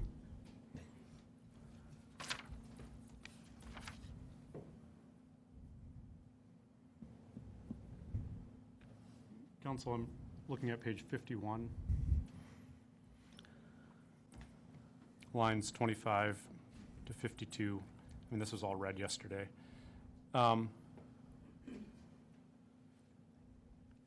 I'm sorry, Counsel, which lines? Lines 25 to page 52, line 4.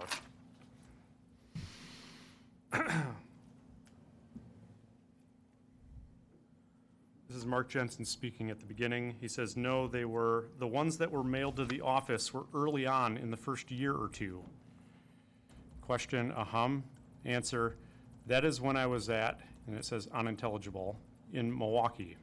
That was when I got stuff in the mail. Do you remember that? I do.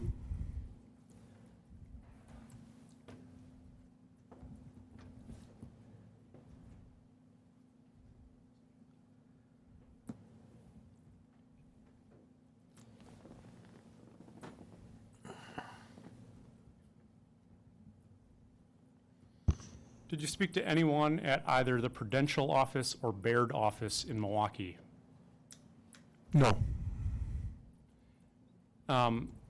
You only spoke to the employees at Stifel, where Mark started working in 1998, correct? Correct.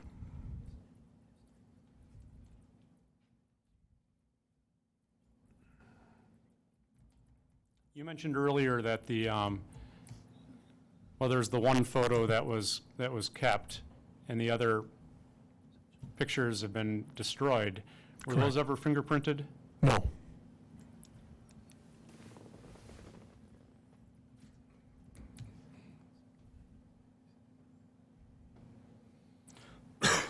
You talked in the interview, in the interrogation, about whether Mark Jensen wrote anything on these pictures, right? Correct, yes.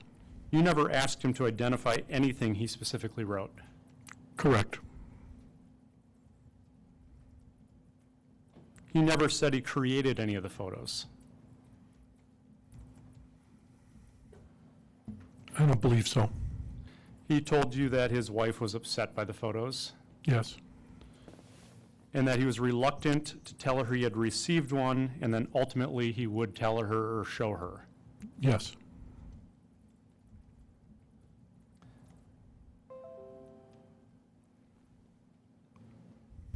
I want to clarify something from the interrogation yesterday. We were shown a clip where Mr. Jensen denied there being any sexual violence or anything sexual, correct? Yes. Okay. And there's some necessary context to that. 5 pages earlier, because you had been suggesting different ideas you had of how Mark Jensen would have caused Julie Jensen's death, right? Yes. Okay. And you were just, again, like we talked about earlier today, you're trying to make it easy. You're trying to propose ways for Mark Jensen to confess to you. Yes. And so you were coming up with these theories, right? Yes. And 5 pages earlier, you had suggested to him that her death was an autoerotic death and that he and Julie were playing around sexually. Yes, yes. Are you reading that off the transcript? Well, I read it off the transcript, just not right now. I mean, do you remember suggesting that to him? Yes, I do. Okay. And his response of there not being any sexual violence or anything sexually, that's in context of you having proposed that to him. I would have to see the transcript. But I recall saying that, and Mark and I had that conversation, but It didn't come out of the blue. no, it did not. If you had a copy of the transcript for me, I could be more efficient, if you will.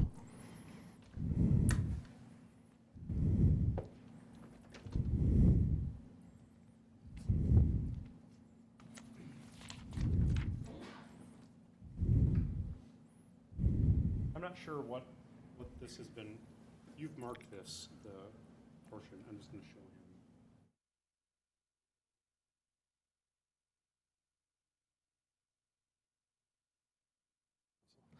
I have no objection using that. I need this back, but this Okay, is very good, sir. just reading the bottom of the highlighted part on the bottom of 67. What does that say? Okay, you would like me to read it? Yes, please. Yes. Now, have you ever heard of erotic death or autoerotic death or something like that? And for the record, the number of the exhibit he was reading from?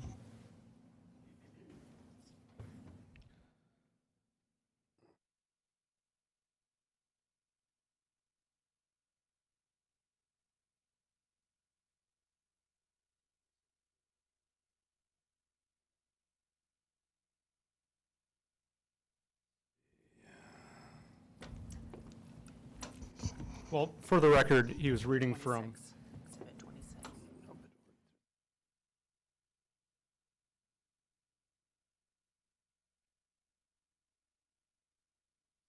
27 was the. I'll have to have it marked, this page. I'm doing that for the higher authorities. And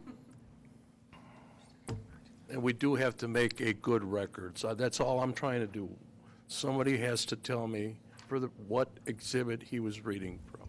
Sure, and it wasn't an exhibit because partial transcript was. All right. The whole transcript.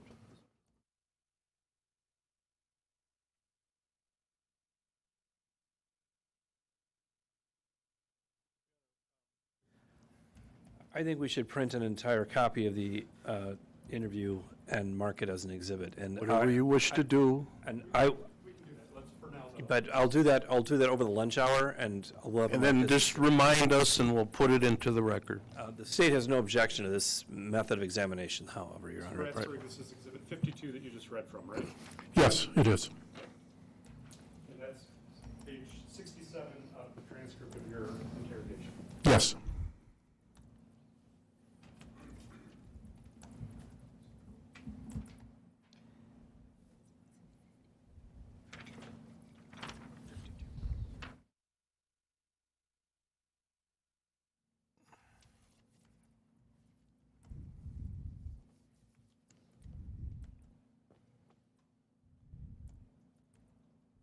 One of the latter segments that we watched yesterday was Mark Jensen describing Julie Jensen on the morning of December 3rd, correct? Yes. He described that she was taking very deep breaths, Yes. that she sat up in bed with Mark's assistance. Yes. You asked, was she talking? He answered, hardly. Yes. Counsel, do you know which page of the transcript you're looking at? I wasn't. Page 89 to 94. Thank you. He told you, I want to say she indicated that she was okay. Yes. And he also told you she took the other sleeping pill after the kids went to school.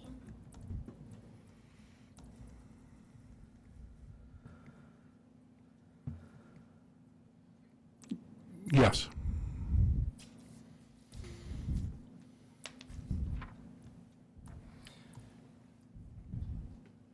He was later asked, why would you roll her on her side while she's sleeping? Do you remember asking him that? Yes, And he answered, because she was having, you know, the baby thing with kids, you don't lay them flat on their back, because if they cough like that. yes, He told you he tried to feed her, she wouldn't eat, didn't drink water the last day. Now, you're speaking of the transcript from yesterday, correct? That's right. Yes, okay. It would be most helpful maybe if I had a transcript, but, so I could be accurate. I'm not trying to be difficult, I just want to be accurate, sir. No, I know. I'll grab what was submitted yesterday.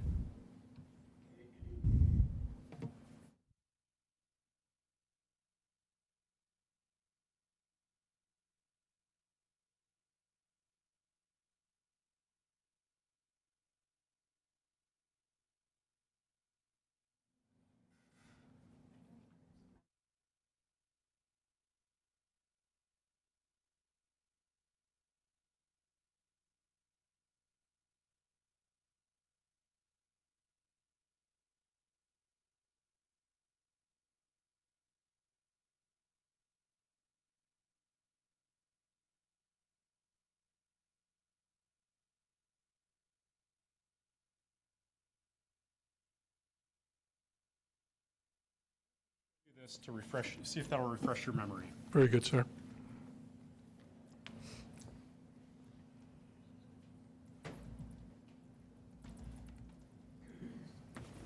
This entire page? Yeah, hang on to this for right now. I'm Okay. showing you, the pages I'll ask you about were pages that were admitted yesterday. Right now, you're on page 103, correct? Yes, it is, I am. And that's the page where Mark Jensen told you that he rolled her on her side because of the baby thing with kids. You don't lay them flat on their back, right? Yes, On page 118 to 119, let me know when you're there. yes, You want to read through those pages real quick, just to yourself?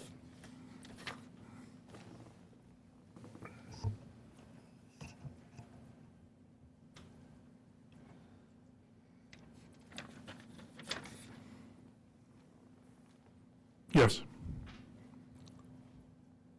He told you he tried to feed her, she wouldn't eat, didn't drink water that last day. yes, She tried Thursday morning but choked on it, referring to water, right? yes,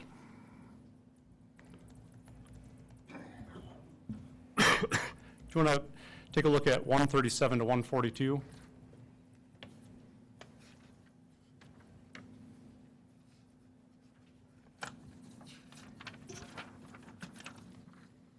yes, He described that she had bad breathing on the morning of December 3rd. yes,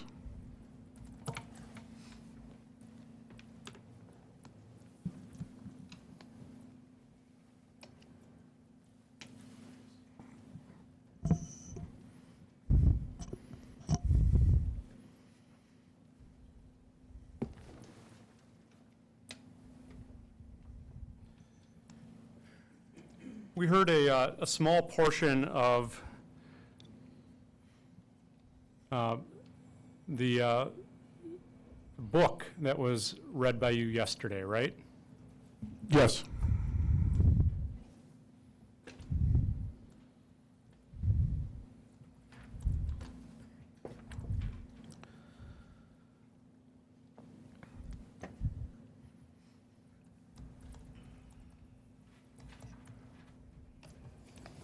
You read out loud the words, "I walked in the door and approaching the receptionist counter explained, Julie was here yesterday to see Dr. Borman.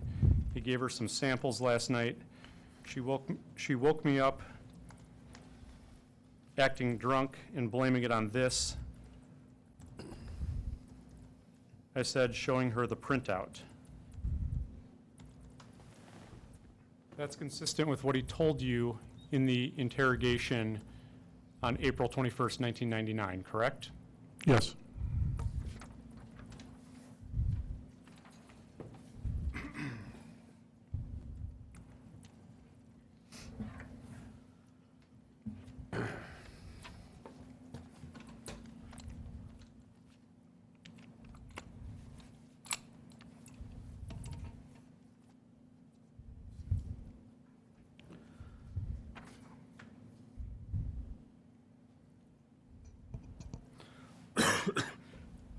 Prior to this April 21st interrogation, you had received the autopsy report. Yes. The autopsy report didn't have any opinion or conclusion as to cause or manner of death, right? Yes. And you had, like we talked about earlier this morning, you were under the misimpression that ethylene glycol had been ruled out, correct? Yes. And we talked about with the whole autoerotic death suggestion, you were trying to come up with a narrative that would explain that Mark Jensen could agree to for you, right? Yes. In addition to your sexual violence proposal to him, you had another idea regarding asphyxiation, correct? I may have.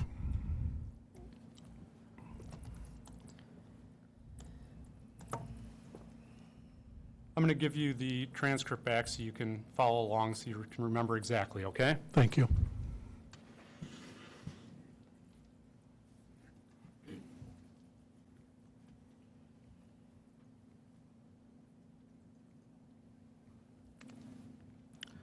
What page are you into, counsel?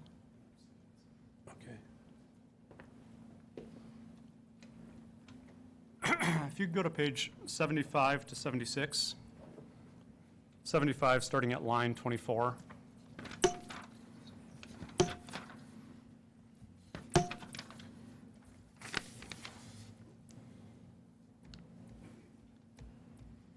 Page 75, line 24, sir. Yeah, and read to yourself to line 3 on page 76, I think.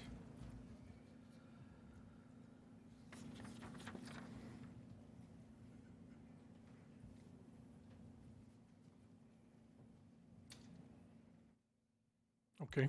You suggested to him, you said, her arm was actually, here, I'll show you how she was, okay? Her arm is actually across her body like that, okay? And it's an unnatural position. Do you sleep on when you're on your side with your arm across like that? You asked him that, correct? Yes. I want you to go to page 98 to 99 now. 98 starting on line 25.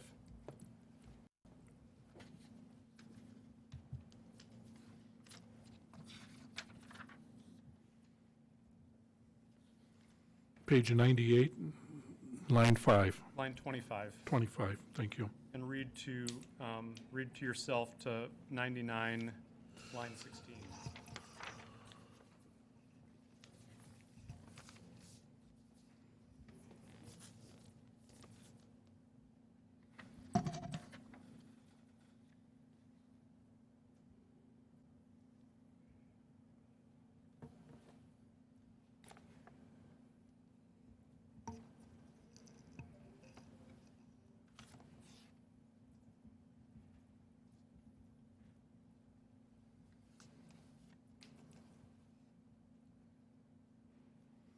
Yes, sir. You told Mark Jensen, I know there was some type of contact there. There had to be in this chest area, Mark. There's no question about that. And the only person that could have done that was you. I'm thinking before you left, you pushed on her maybe. Now, she was frail at the time. She was frail. You said she was labored breathing. That makes sense, and I believe that. Okay, I know that probably happened, but she's frail. And you just innocently, I don't want to, pushed her like that. And could that have caused something? I mean, we have petechia of the lungs. There's some type of contact here in the throat. There's also been an indication on the throat, as I showed you in Dr. Chambliss's report. It did not just appear there. Something and somebody had to touch her. That's the only way it could get there. There's no doubt about that. And did you push her, touch her on the throat maybe? Maybe like this? Did you say that to Mark Jensen? I did, yes. I'm going to ask you to go to page 152, lines 3 to 6.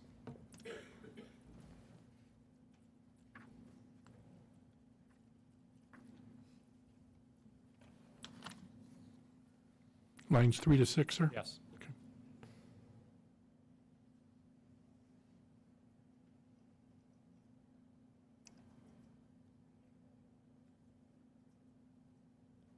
Yes, You told Mr. Jensen, maybe when you pulled her over this way, you pushed her back on the chest and then went back and brought her up again. You know, you would have pushed her back. yes, I asked that question. I'm going to ask you to go to page 161, lines 19 through 20.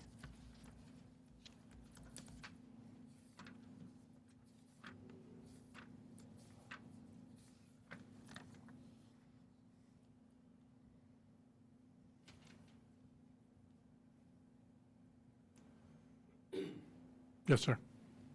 You told him, we still have to explain the nose part, the head pushed into the pillow. How are we going to explain that? I mean, that's there, right? Yes, Finally, I'm going to ask you to go to 162, lines 4 to 9.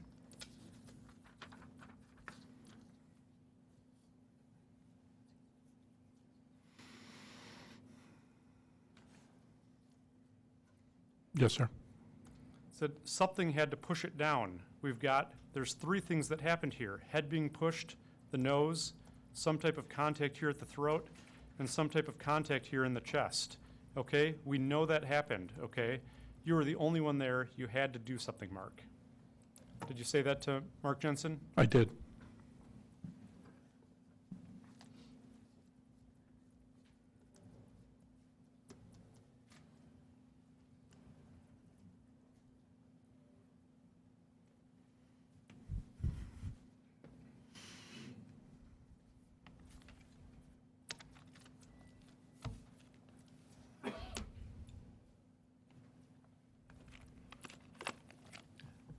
It's pretty obvious a transcript of that interrogation was played since we've just been reading it, right? Correct, yes.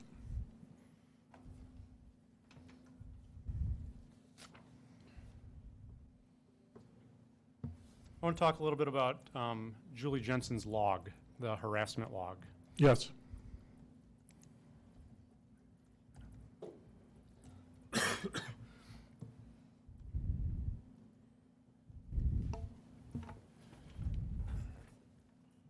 I'm going to give you State's Exhibit 34 to look at as I ask.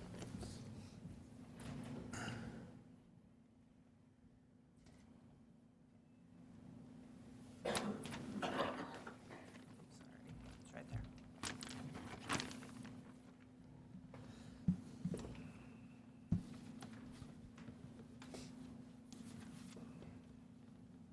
Is that the log that we've been talking about? yes. Okay. Number 34. Okay, and starting at page 33, that's where it starts, right?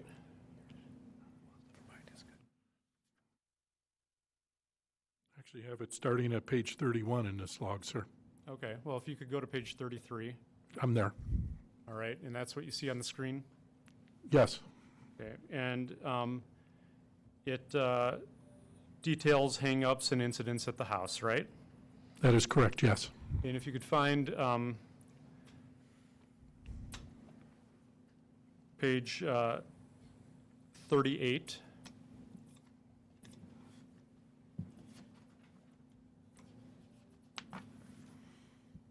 I'm there, sir.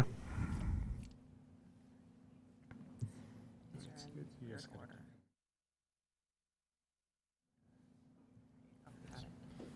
Okay, is that what's on the screen? The top half of it is, yes. All right, well, the top half is the part I'm mostly Very good. interested in at the moment. And it says, June 3rd, 1996, Detective Ratsberg called with results of subpoena for trace of phone calls received April 19th, 96.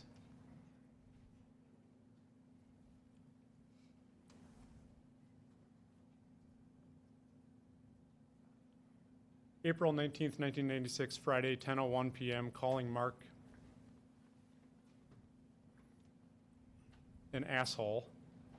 It's your understanding that was referring to a phone call that had been reported to you? Yes, And it says, came from low-income apartment on west side of town. Woman didn't know any of us, but said other people used her phone. Detective asked if we knew any of the following: Tina Thomas, Steve Daniels, Jenny Gunderson, or Frank Espinoza. Neither Mark or I know any of these names. Do you see that? yes, that's in Julie Jensen's log. In her log, have you reviewed this prior to testifying here yesterday? This Yes. log? Nowhere is there a report in this log that Mark Jensen was receiving photos in the mail at work between 1996 and 1998.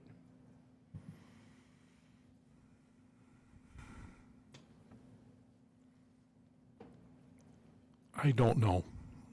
I would have to go through it, but you're not trying to trick me or anything, are you? Okay, then that would be fair. And consistent with that, as your investigation turned up, no one at Stifel recalled receiving any photos in the mail. Correct. Now, page 40 in the log, at the bottom, I think. Scroll to the bottom.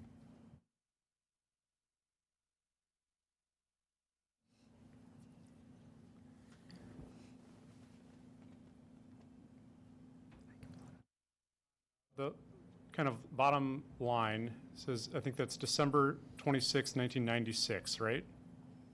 Yes, It says phone calls to Mark's office and asked secretary if received postcard. yes, Now, you do know something about this postcard, don't you? I do. There was a postcard that was received at his office, Yes, and that did have handwriting on it. it did. Yes, And that's the only sort of thing related to any of this harassment that was submitted to the crime lab. yes, And the crime lab determined that it was not Mark Jensen's handwriting, correct? correct, yes.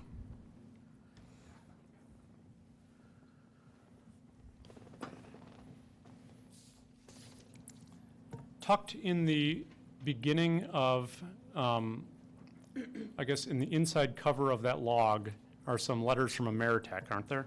There are, yes.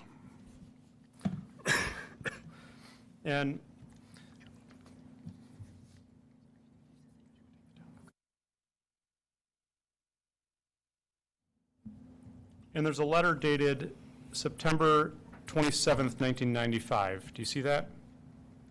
Yes, And I've got this marked as Defense Exhibit 51. Yes, it's already marked. I recognize it. Has it been marked as an exhibit? It was part of, it's part of that exhibit, okay. Part of that exhibit, I marked it as a separate exhibit. Okay, thank you. And there's a packet of information here, and I want you to please confirm that you have those materials in front of you. thank you.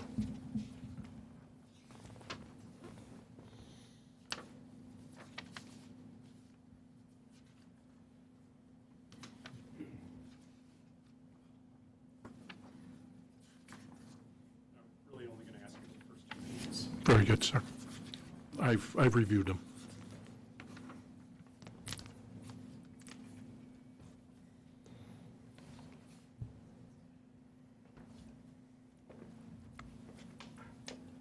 That's consistent with what's inside of her, inside the cover of the log?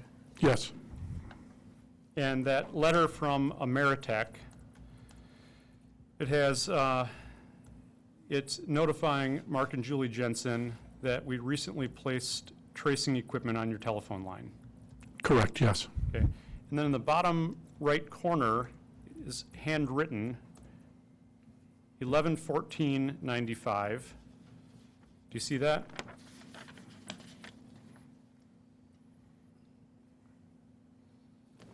It says will start 11:15 for another 3 weeks. Sorry, Mr. Perry, I got several pages here. Yes, I see it now. Yes, Okay. November 14th, there's a note, will start 11:15 for another 3 weeks, report calls, right? yes, And then there's some notes at the bottom of that letter that says calls from out of state, question mark, payphones, question mark, cellular car, question mark, local only, question mark. yes,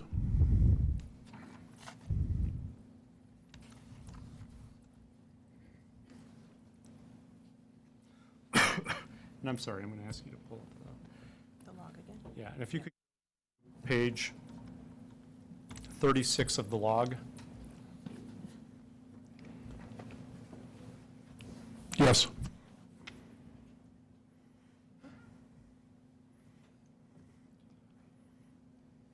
There are calls reported on November 14th, November 15th, November 20th, 2 on the 22nd, November 24th, November 26th, right? yes, And it's your understanding that these could not be tracked because they were out of area, correct? correct,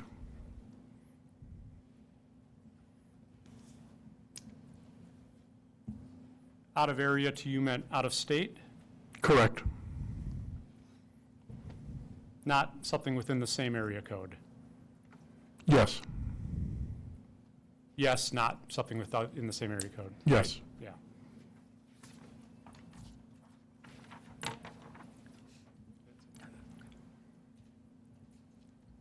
I'm going to ask you a little bit about Julie Jensen's day planner.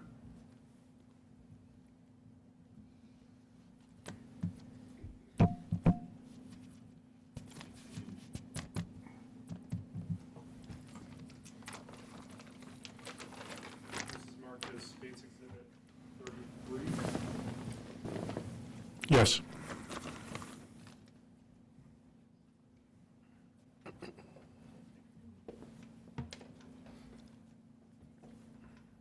Can you have it opened up? I do, Okay. That's the cover of it, right? That's the first page, at least, not the cover, but the first page that's on the screen? yes. What does it say on the top right corner, kind of vertical? It has Scott McCraig / Kelly Labonte. Okay, and this is Julie Jensen's day planner. It is, On, if you could go to March 18th.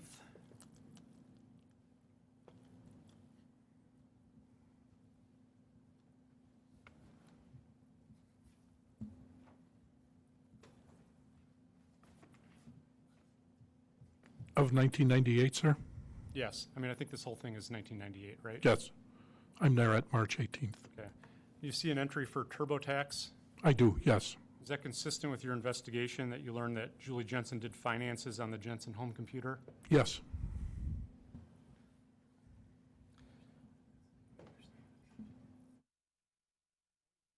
You were asked yesterday on direct exam about entries in December of 1998.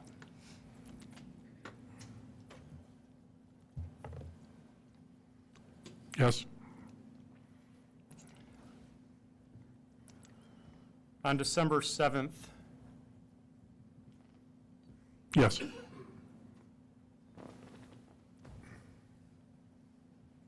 you see an entry for Little Bears, I do, yes, and you know that that's the daycare for their youngest son, yes, and that's a regularly scheduled thing that appears in the calendar, right? it is, On December 7th, it lists book club. yes, You can see on this page that's on the screen right now, you see that heart that you talked about. yes, That's for heart guard medicine or heartworm medicine for dogs, right? yes, Okay. You know, did you ever learn what time the dog would be taken out in the morning at the Jensen household? no,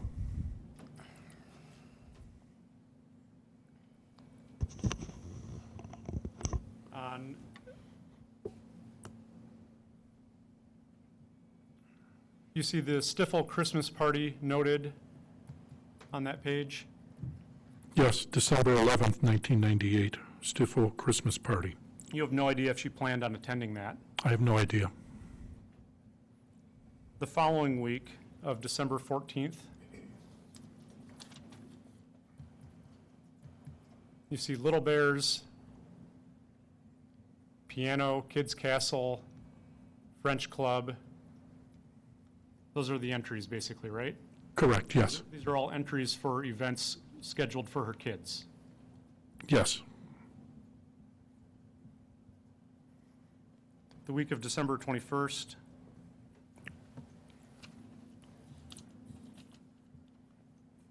Yes. again, the daycare, last day of school, right? Yes. You don't see any notation of any Christmas parties or holiday parties? No. You have no idea when these regularly scheduled events were put in her calendar? No.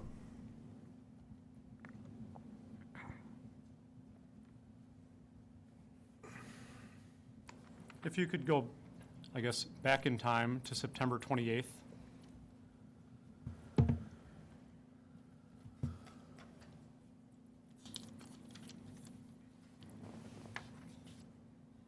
Yes. There's a note about apply to hospital, right? Yes, there is. Do you know if she applied at a hospital? No, I don't. On October 16th, it says volunteer.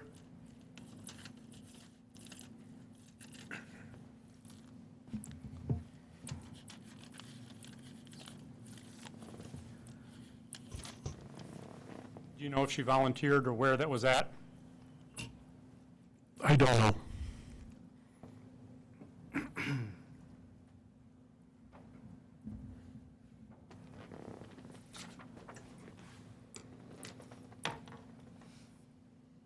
You didn't follow up in December of 1998 in terms of the events on her calendar that preceded her death in terms of if she attended or her activities following up with those, did you?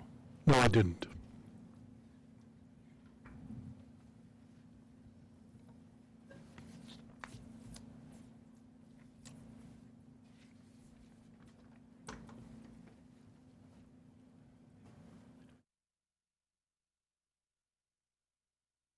That's fine. What's been marked as offense exhibits 48 and 49.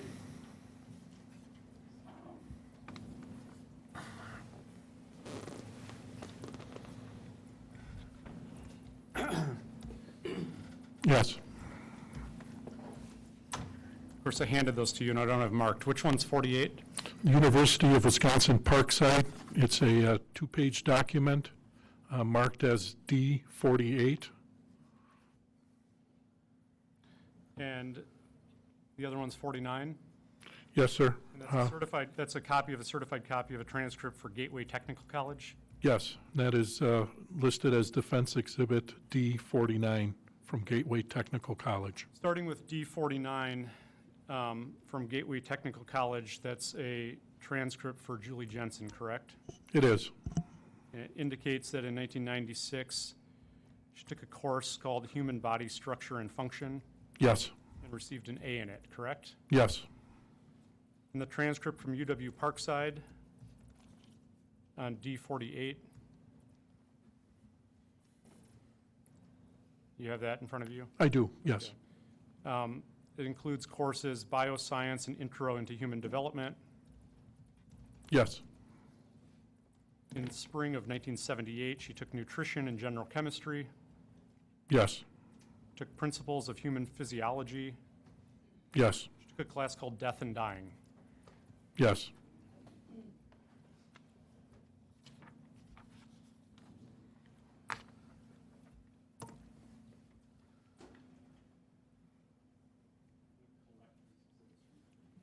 All of them?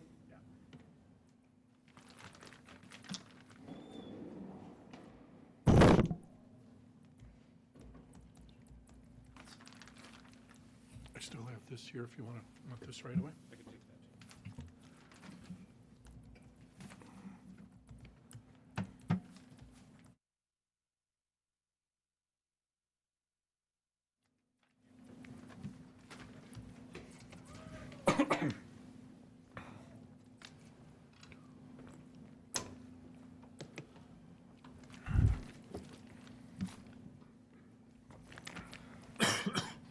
As of 1998, how many years of experience had you had? All right, that would be an estimate, 12 to 15 would be an estimate. Okay, and that was writing reports Yes, as an officer, then a detective? yes. I started at the police department on the auxiliary. I was, yes, I had different, continually got promoted, and I was a detective sergeant at the time in 1998. Okay. Trained to be as accurate as possible in your reports? Yes, You've worked on thousands of cases. yes, You need to keep detailed reports because you need to have a record to remember what happened. correct, yes, And other people need to be able to look at those reports yes, and rely on them. yes, And you've been trained to do reports as soon after an incident as possible. try to, yes, If you don't promptly note it, it can be difficult to remember it. absolutely, I mean, today we're talking about something that happened in 1998, right? we are. And include all the information you think is important. That's fair? Yes, fair. Do you remember interviewing Laura Shore in this case? And if you don't, or if you need to see your report in this matter, just let me know. Yes, I am going to need to see that, sir.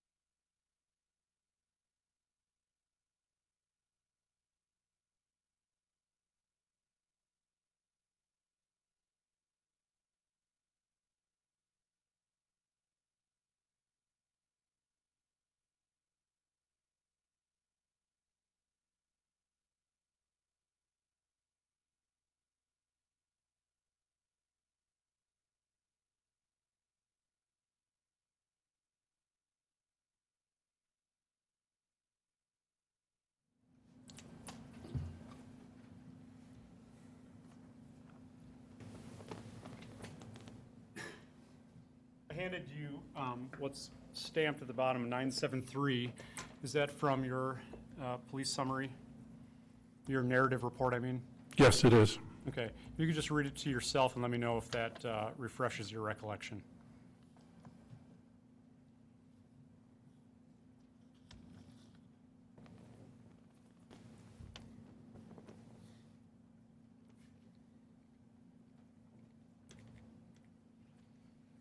Yes.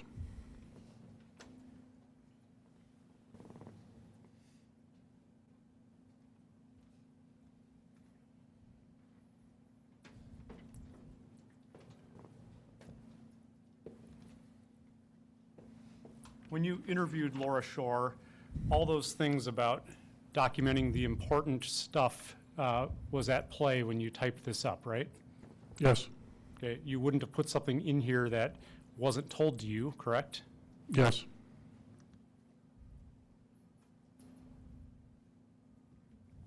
Laura Shore told you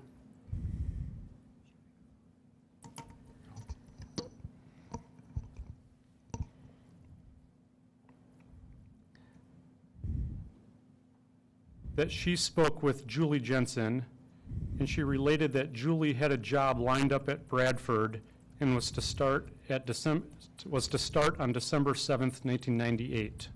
Correct? Correct. That's something that Laura Shore told you? Yes. That Julie Jensen told her that she had a job at Bradford High School and start date was December 7th, 1998. Correct.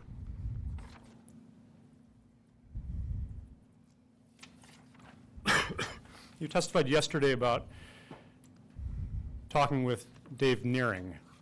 I did.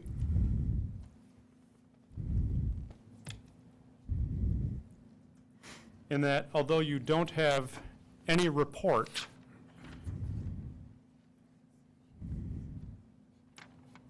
that he told you in 2002 or 2004 about some sketchbook of penis drawings. Yes, And you didn't document any of that. correct. And this conversation that you remember happened, by your estimation,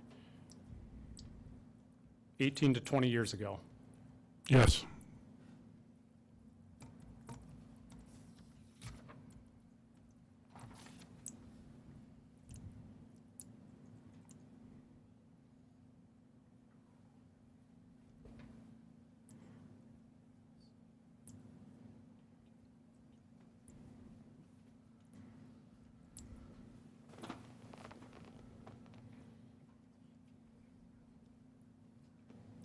No further questions. Redirect? Yes, Your Honor. Let's start with the photos, and it was Mark Jensen that told you about photos being mailed to him at the office, wasn't it? yes, In fact, I'll direct your attention to page 43 of the transcript of your interview.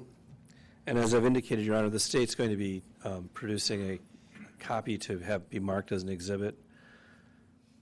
Is the television turned on? Because it's not coming up there. She might have to switch it to you. So- Who, Is it on? there we go. Can you read it? Do you recall posing the following question to Mark Jensen?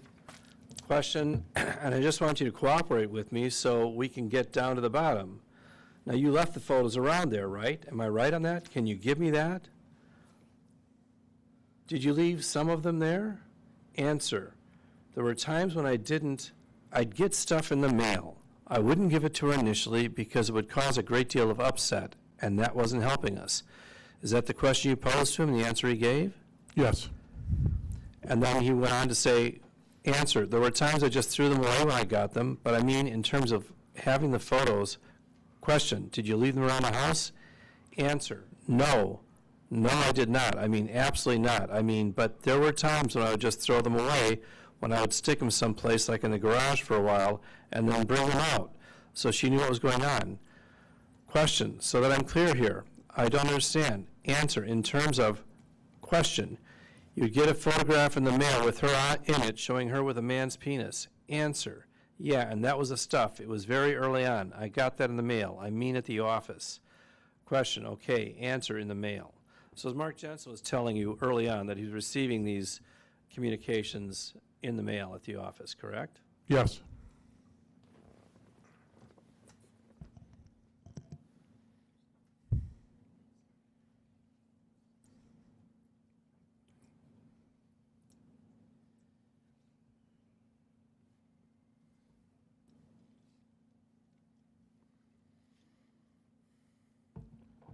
Page 50, line 15.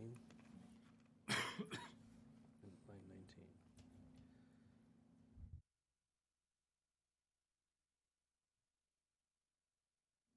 And then, do you recall posing the following question in council? This is page 50, line 19. Question, and you ended up showing the majority of them to her? Answer, exactly. Question, although they, go ahead, please. Answer, how many times do you have to see pictures like that and get reminded of it before you kind of go, man, it's not worth it. It gets old. You put it away. And I'd put them away, and then something would happen, and I'd get pissed off, and I'd pull them out, and I'd say, I found these in the shed. Question, when in fact you had them. Answer, I had them. I mean, they'd accumulate them for weeks. Question, now why would somebody send them to you in the mail? I don't understand that. I mean, we cleared Perry of doing it. Answer, I have no idea. So those questions and answers were posed to you. yes,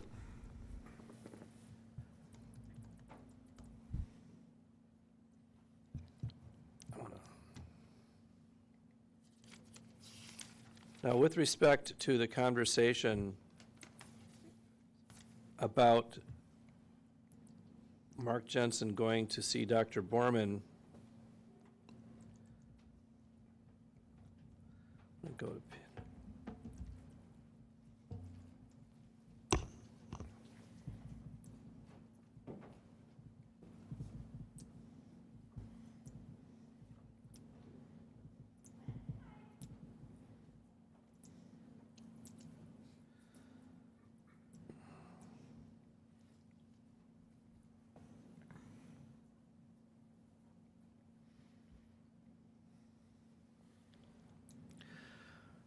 directing the court and counsel's attention to page, I think it's page 13, line 1. Did you want those on the screen, sir? I am going to. Okay.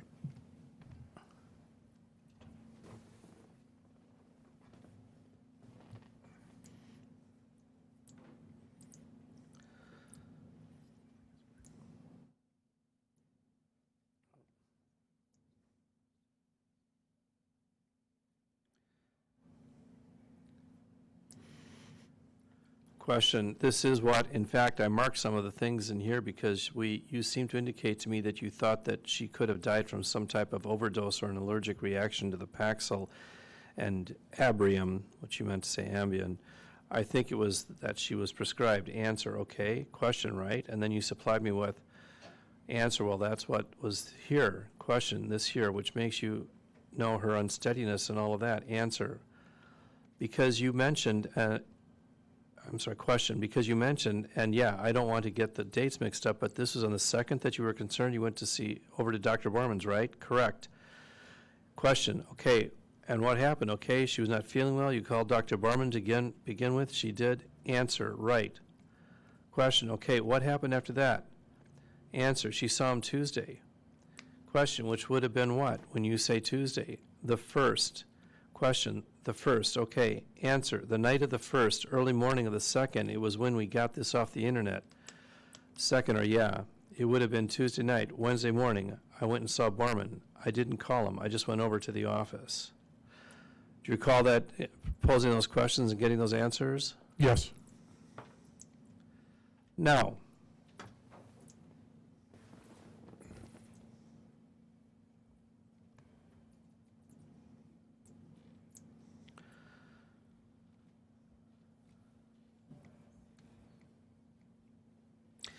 and then question, answer, he gave me the prescription for the sleeping pills Wednesday morning, right. Question, right, that was answer, the Ambien. Question, Ambien, right.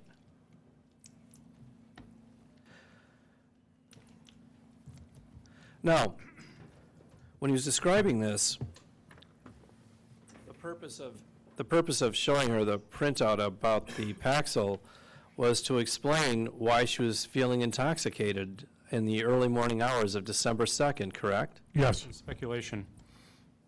Overruled, go ahead.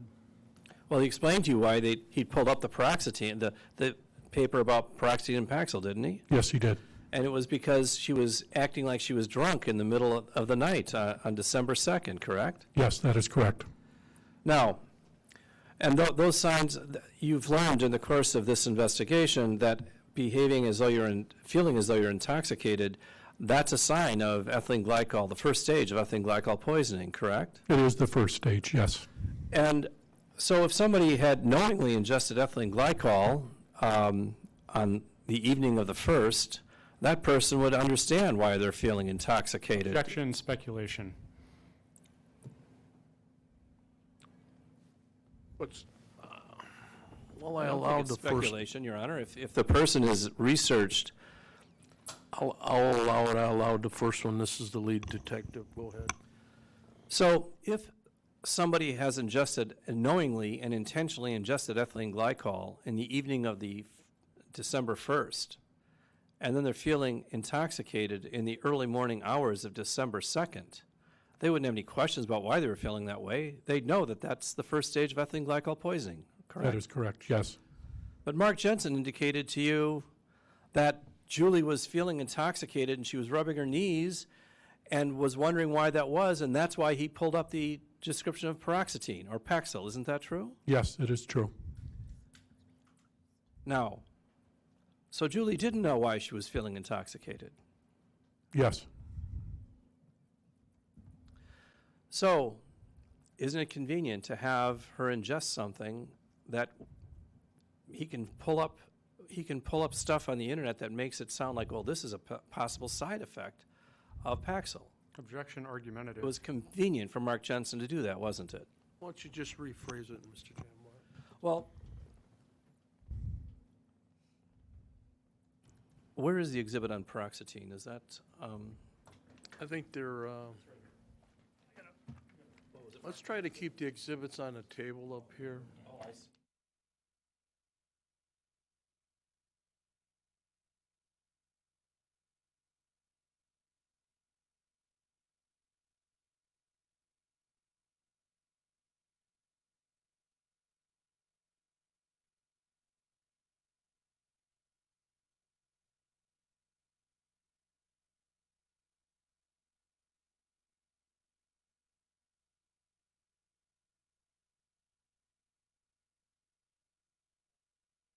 your attention to Defense Exhibit 50, and Your Honor, I bring Defense Exhibit 50 into evidence. 50 will be received.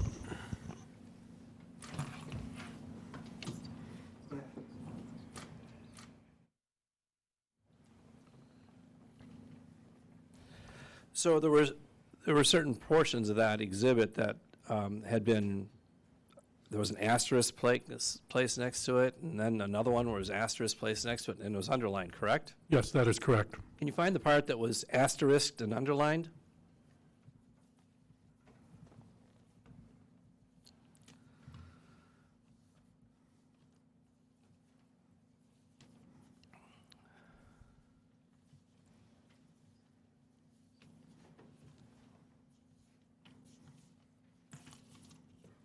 That would be page 22 of 25, and there's a star there, and the item next to it is nervous system. Thank you.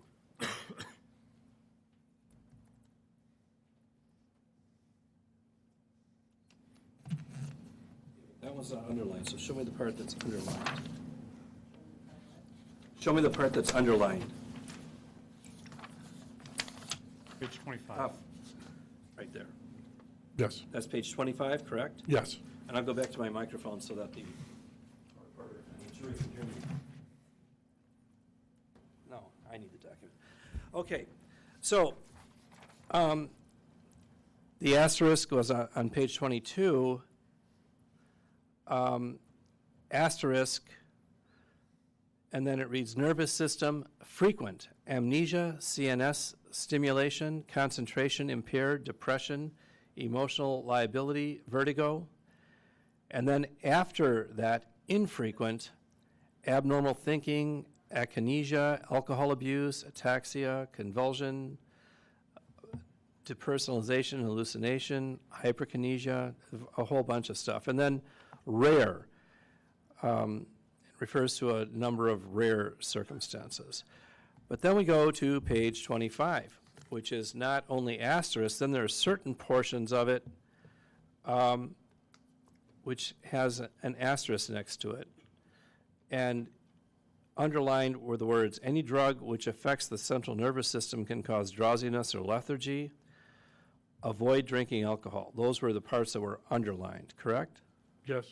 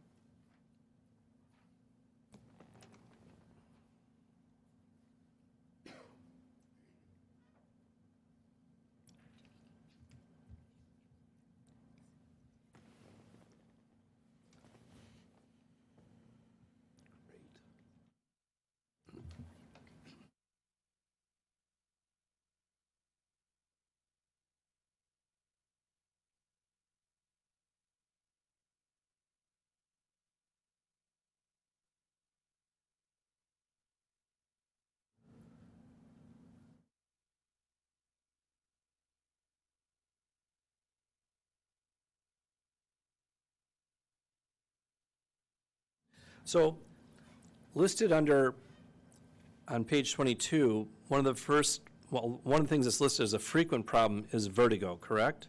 Yes, Concentration impaired. yes,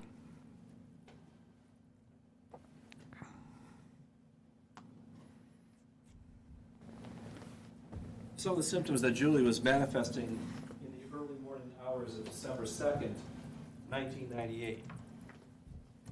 Correct? yes, So it was convenient, wasn't it, for Mr. Jensen to be able to pull this off the internet and show it to Julie Jensen, correct? yes, Now, he made reference to showing her on the computer, but in fact, it wasn't on the computer. He printed it off the computer, correct? that is correct, yes, Now, if she was able to get up, he could have just shown it to her on the computer, correct? yes, But actually what he did is he printed it out.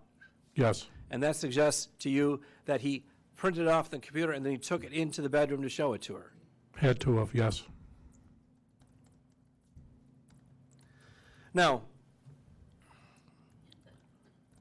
if Julie Jensen had intentionally ingested ethylene glycol in the evening hours of December 1st, 1998, she would fully expect to be feeling intoxicated in the early morning hours of December 2nd, 1998, correct? that's very likely, yes, But the reasonable inference to draw from this is that she didn't expect to feel intoxicated in the early morning hours of December 2nd, 1998. yes, And further, you're aware of the fact that later, at around 10 o'clock on the morning of December 2nd, when she was talking to Margaret Voigt, she was again feeling these symptoms, correct?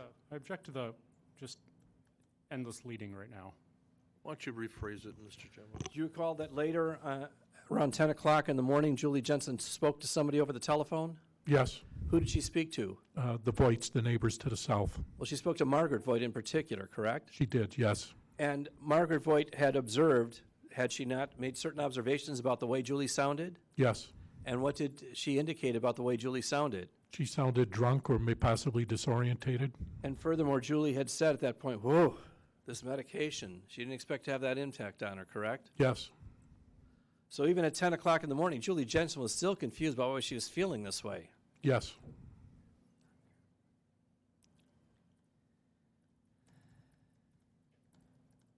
Which would suggest that she did not know she had ingested ethylene glycol. absolutely.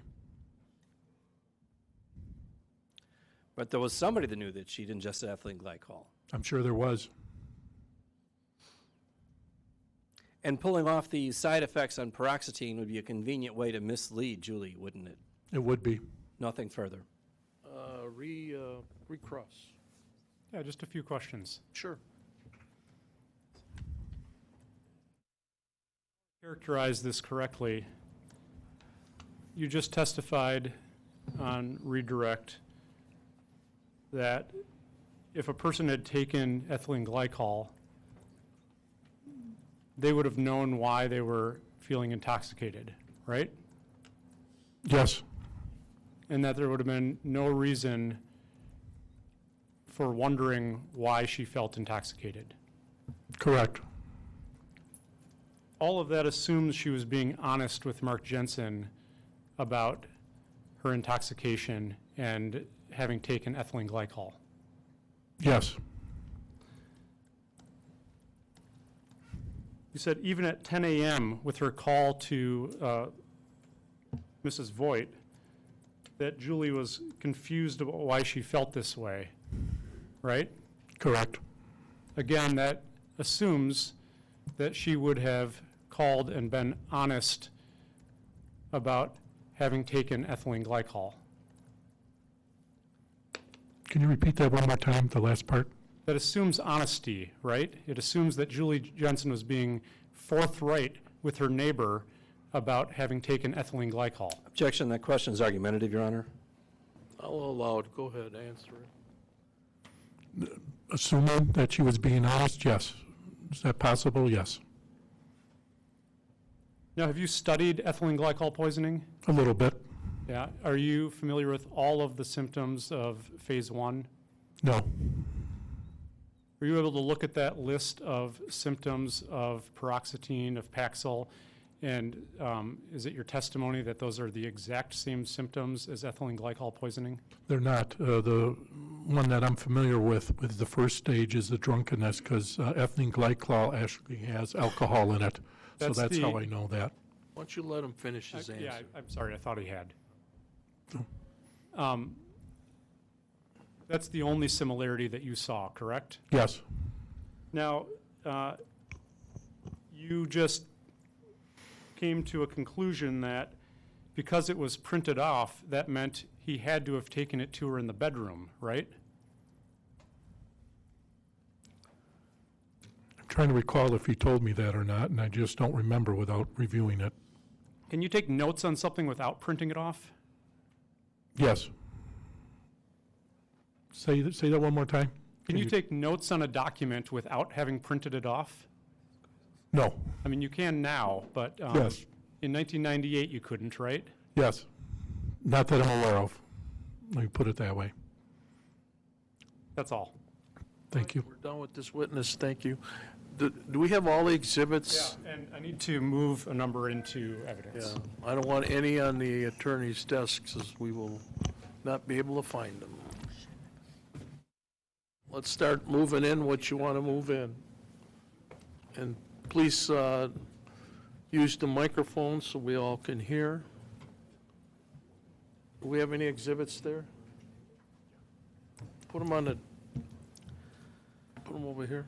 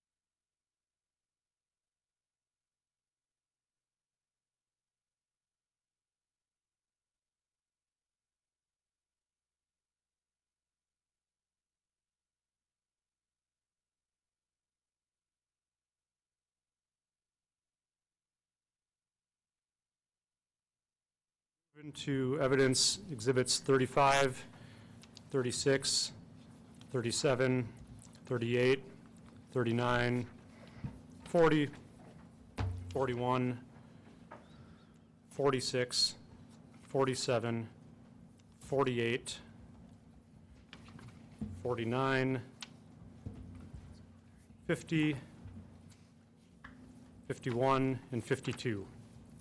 All right, those are received. Does the state have anything they wish to move in at this time? I'd moved it in earlier, Your Honor. I don't think. You there's any- already moved them in? Yeah, I Okay. don't think there's any more at this juncture. We will be moving in the transcript of the interview at a later Just time. remind us when we come back, okay? Yes. Okay, folks. 50's already been received? All right, so it's been received for the record 50 once before. Thank you, Your Honor. Okay, have a good lunch, 1:15. Thank you.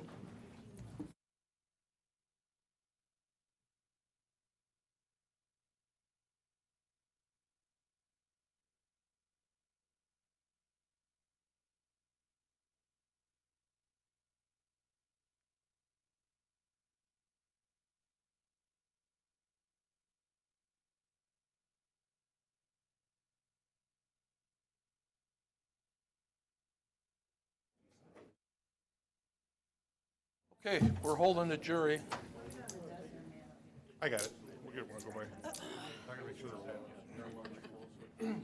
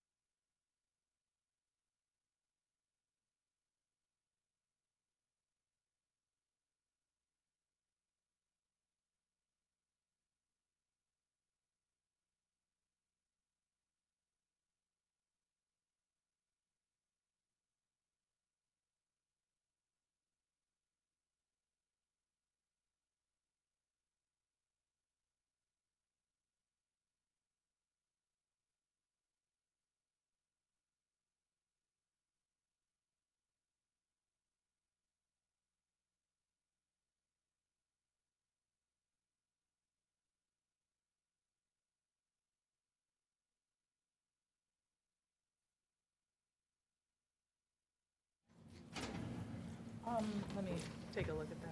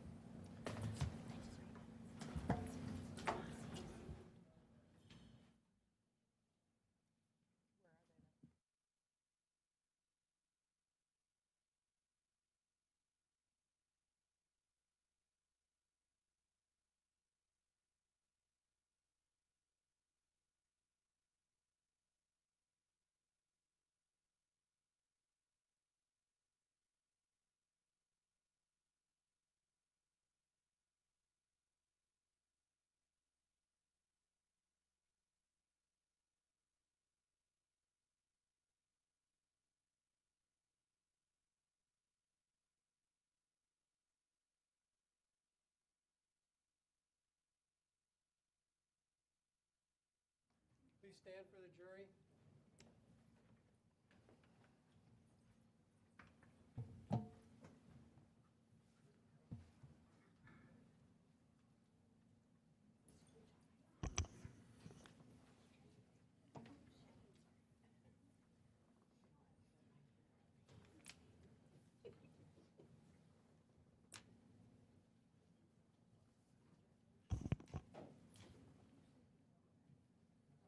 You may be seated. All right, we are back on the record of Mark Jensen, 2002 CF 314. The appearances are the same. Thank you for coming back on time, folks. I'm really impressed on your showing up. This morning, we started at 8:33. This afternoon, we're starting at 1:16. Thank you for taking your obligations serious. Okay, who's our next witness? The state calls Jason Ruff, number 64. 64? Thank you.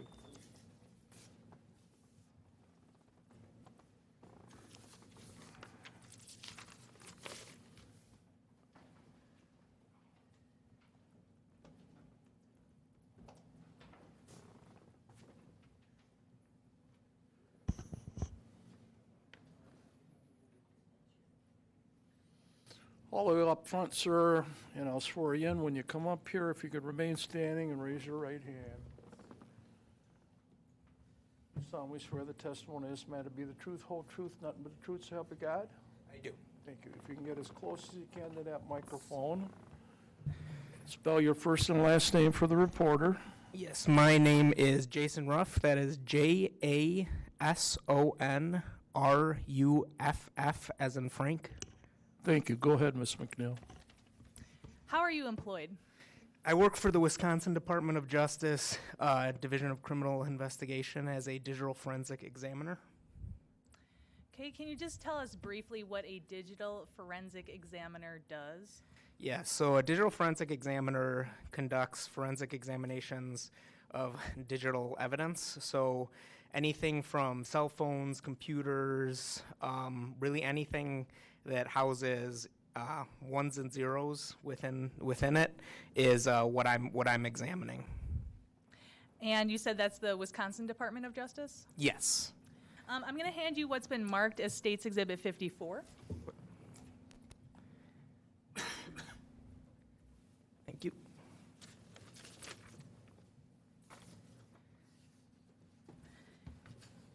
Is that your resume or CV?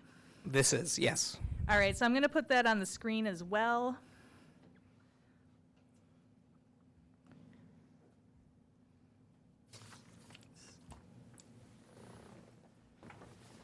Okay, so can you tell us first, let's go to your education, what education you have that qualifies you to be in your current position? Yes, so I got my undergraduate degree from University of Wisconsin Oshkosh back in 2012. And then from there, I got a master's degree in criminology from the John Jay College of Criminal Justice back in 2015. I have to reference this, 2014, my apologies. And then Utica University, I got a graduate degree, a master's degree in cybersecurity with a focus in computer forensics. And then From there, I've done numerous trainings. Just to name a few, I did training with the FBI's cell phone analysis surveillance team. I've done SQL, which is like a computing language with UWM through the police department, Milwaukee Police Department. Through my actual education, my master's degree, I got a certificate in cyber defense education. I have training in X-Ways, which is a forensic tool that we use frequently. Nowadays, I've gone twice to the National Computer Forensic Institute, which is run by the United States Secret Service for advanced forensics and forensic scripting. In addition to that, I've gotten several different trainings from the National White Collar Crime Institute. Some, to name a few, were intermediate digital forensics, specifically for SQLite, which is, again, that SQL, that computing language, advanced forensics in cell phone and Mac forensics, and I also have a certification with the Economic Crime Council for forensic hacking investigations. So not only do you have this master's degree in computer forensics, you also have these additional trainings. Correct. And then every day your work has to do with computer forensics. Yes. All right, so just going through some of your prior work experience, it looks like you worked for the New York City Department of Probation in the MAP unit. Can you tell us what that is? Yeah, so the MAP unit, this was an internship actually, but it's basically their analysis unit. Because New York City is such a large city and they house probably some of the largest amount of people under their probation, the specific project that I was generally tasked with was their step-down program, which was essentially analyzing what individuals on probation were doing and basically seeing if they were ready for alternative treatments outside of general probation standards. And that had to do with statistics? Yeah, more statistics. So you're doing a computer side of that sort of study? Yes, yeah. All right, so now I want to talk about your work with the Wisconsin Department of Corrections. What did you do there relating to computer studies or computer work? Yes, so I was a project analyst, research analyst with the Department of Corrections. Specifically what I worked on is there's a federal law called PREA, which is the Prison Rape Elimination Act. And at the time, the Department of Corrections was trying to implement and create a unified investigative database so that they could track their investigations as they were going along, while on top of that, tracking and ensuring that we're meeting the standards of the PREA. I was one of the project leaders in helping implement that. So from 2015 to 2015 to 2016, I pretty much assisted in creating that program. And so that was creating the database? Yes. And the tracking system? And the tracking system, yes. Okay, and then before your current job, you worked for the Milwaukee Police Department? Yes. And what did you do there? So for the Milwaukee Police Department, I worked in two locations. My main location was in the Fusion Division, which is like an intelligence gathering division. Specifically, I was focused mostly in sensitive crimes and human trafficking, so I'd work with their sensitive crimes division. What I do specifically in that is analysis on major incidents as they relate to sensitive crimes, specifically a lot of cell phone analysis as we use cell phones in our daily lives frequently, that frequently came up, and kind of matching it between multiple different investigations. And then finally, with the Wisconsin Department of Justice, what do you do every day? So every day, Wisconsin Department of Justice, it is acquiring and analyzing digital evidence. So kind of growing off of what I did in the Milwaukee Police Department, which was analyzing the actual data itself. In the Department of Justice, I also acquire that data, ensure its integrity for court purposes and investigative purposes. And I make sure that the results that I get are accurate. And Okay, so if there's a piece of digital evidence that would have relevance to some kind of criminal investigation comes to the Wisconsin Department of Justice, then you're one of the analysts who takes a look at that. correct. That is And correct. so what kind of devices are we talking about? So there's a wide range of devices, specifically lots of computers and cell phones. On top of that, surveillance systems. It could be body cam footage. It could be pretty much routers, servers, anything that really houses information that we would use, or we would call like information technology. So those ones and zeros that travel through our fiber optic lines.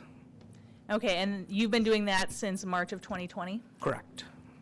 All right, so now I want you to tell us, in your job, if you're assigned a case that has a computer that you need to analyze, what do you do to conduct that analysis? So to conduct that analysis, you never want to, if you can help it, you never want to actually do the full analysis on the physical device, because what you're actually examining in digital forensics isn't necessarily the physical device, it's the information that's stored on that physical device. So what has to be done, so let's say a computer, is you remove the storage device, which is usually a hard drive.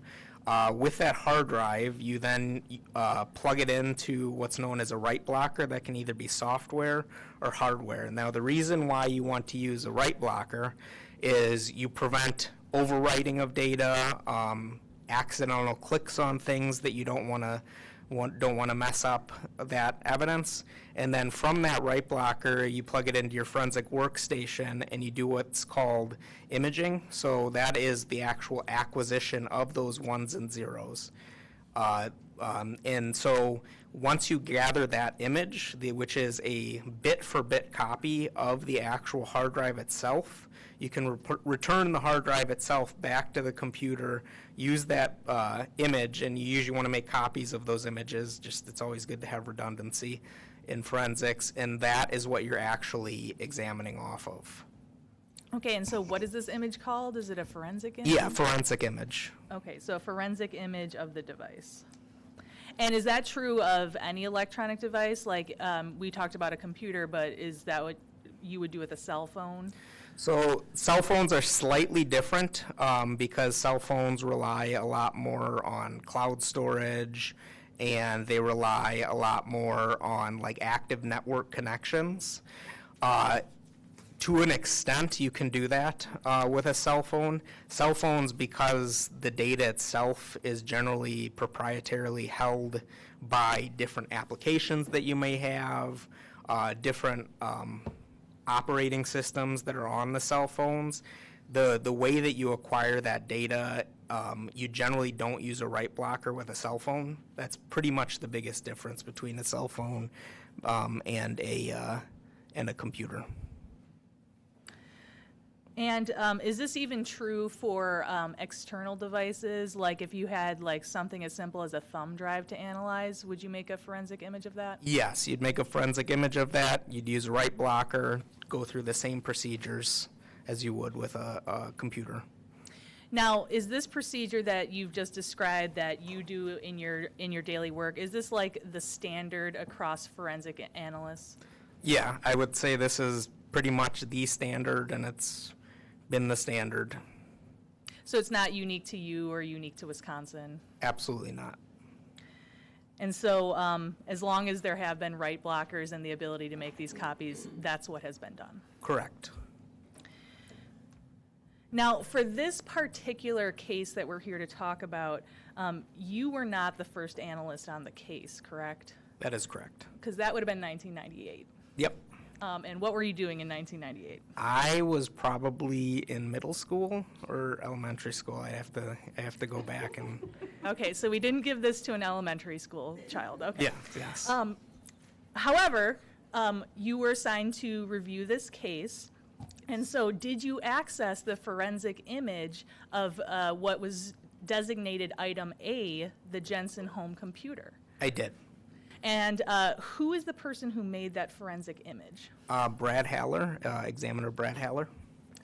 And did you do anything to make sure that the forensic image you were looking at was an exact copy of that hard drive that would have been in the home computer? Yes, I did. So one more step, and this is a step that is true of no matter what electronic device you're dealing with, is there are these different things called hash values.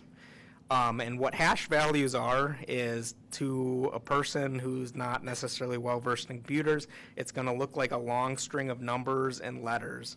Now, the way that these hash values are created are by the different complex algorithms. At the time, they used what's called the Media Digest 5 algorithm, which even today is still the standard algorithm that you use. Now, what it does is it takes aspects of that actual physical device, so that hard drive that we're actually copying, and it calculates out this hash value that you get. And then what happens after you're done imaging the actual computer itself, you take that forensic image and then you hash the forensic image and compare the two hash values together. If they're a match, you know you have a bit-for-bit copy. If they're not a match, you don't.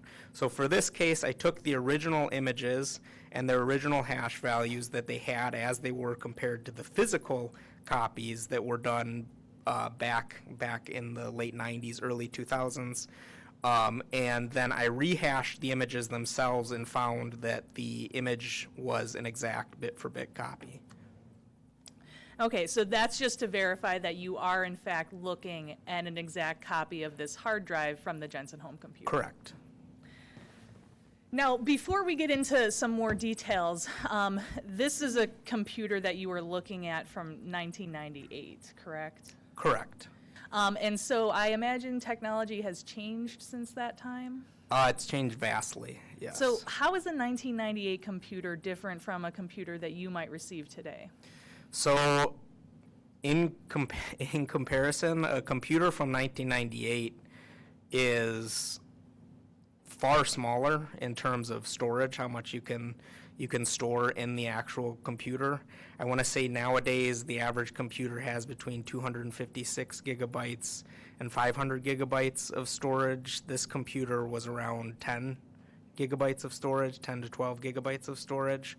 So that right there is a sign. In addition to that, computers nowadays, because everybody wants to have every device they have connected, generally automatically connect to the internet and to cloud servers, which wasn't even a thing back then. I don't know if it was even a concept back then. So they're pretty rudimentary. At most, they're pretty much just storing files, and they weren't as adopted as they were nowadays. So not as many people had computers back then. If you had access to computers, it was usually through your workplace or school. A lot of the times, even through schools, it might be one or two computers in the actual school that the kids have to work on. But in terms of, it's night and day. It's kind of like if you're comparing like a prehistoric human to a modern human, there's aspects of them that are the same, and you can see where things grew out of them, but the differences are vast. And so when you examine this computer, how did this computer access the internet? Through a dial-up internet, so you would actually have to, and for those of you who remember, you would have to actually plug into a phone line to get access to the internet, and you get that fun dial-up noise and have to wait and hope that nobody answered the phone or pulled you off of that.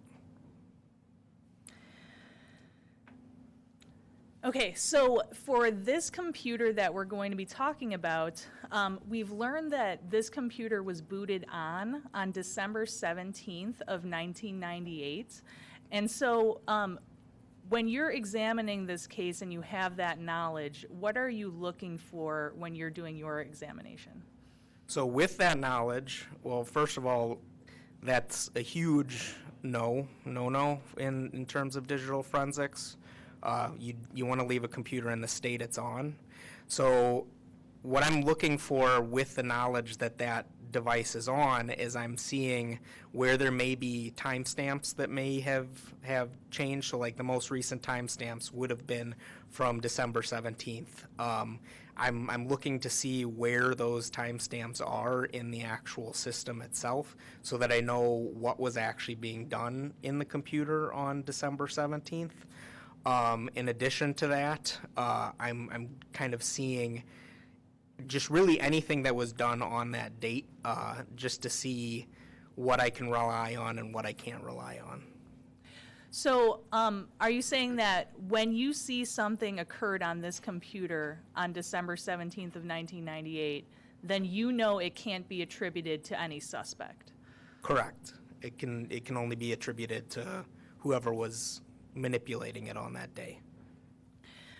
And because you have that knowledge that it was booted, you wouldn't have any reason to confuse the actions of the person who's the suspect versus the person who booted it on December 17th. Correct.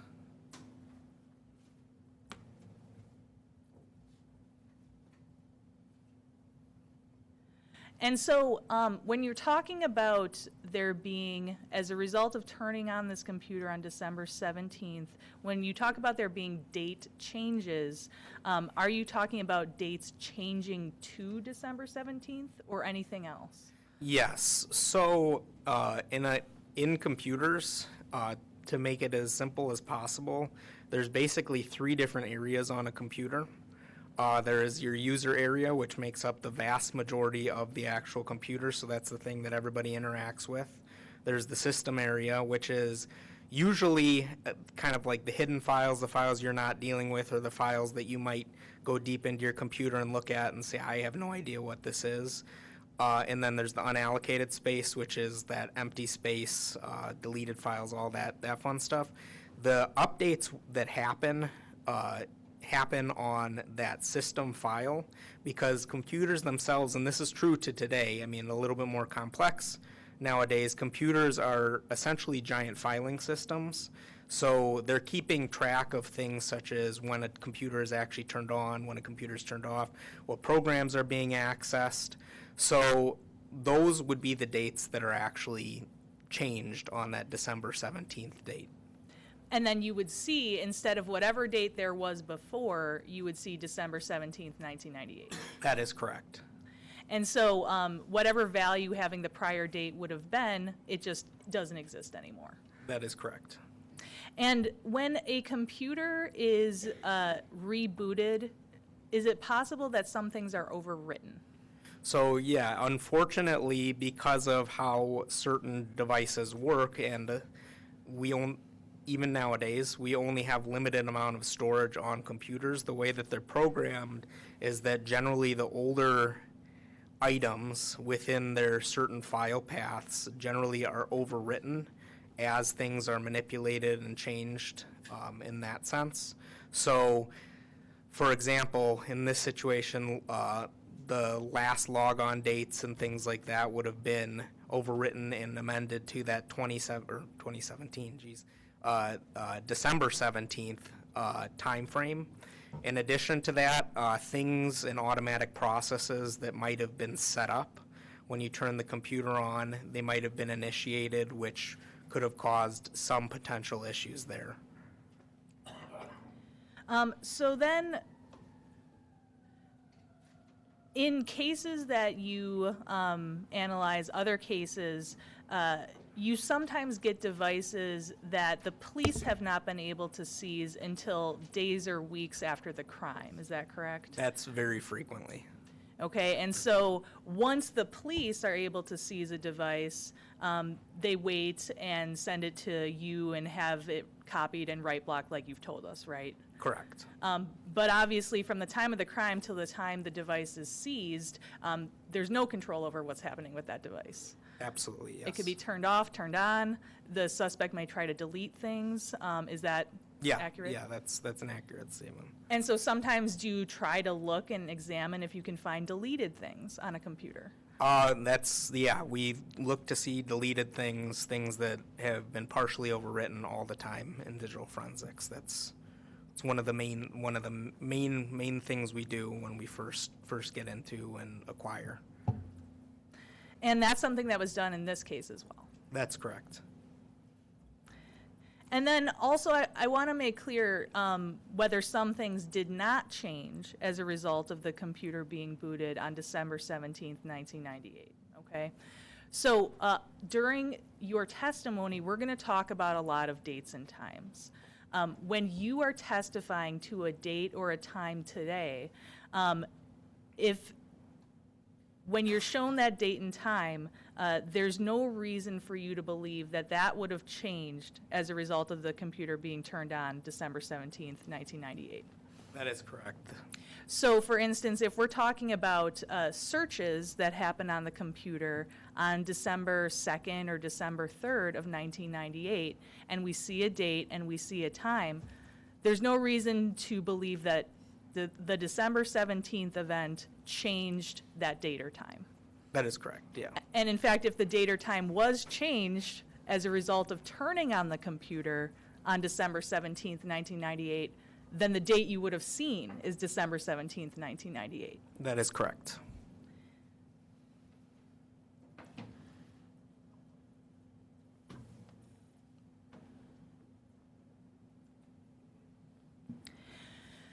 All right, so I'm going to start by showing you, this is on States Exhibit 55, and this is a PowerPoint presentation.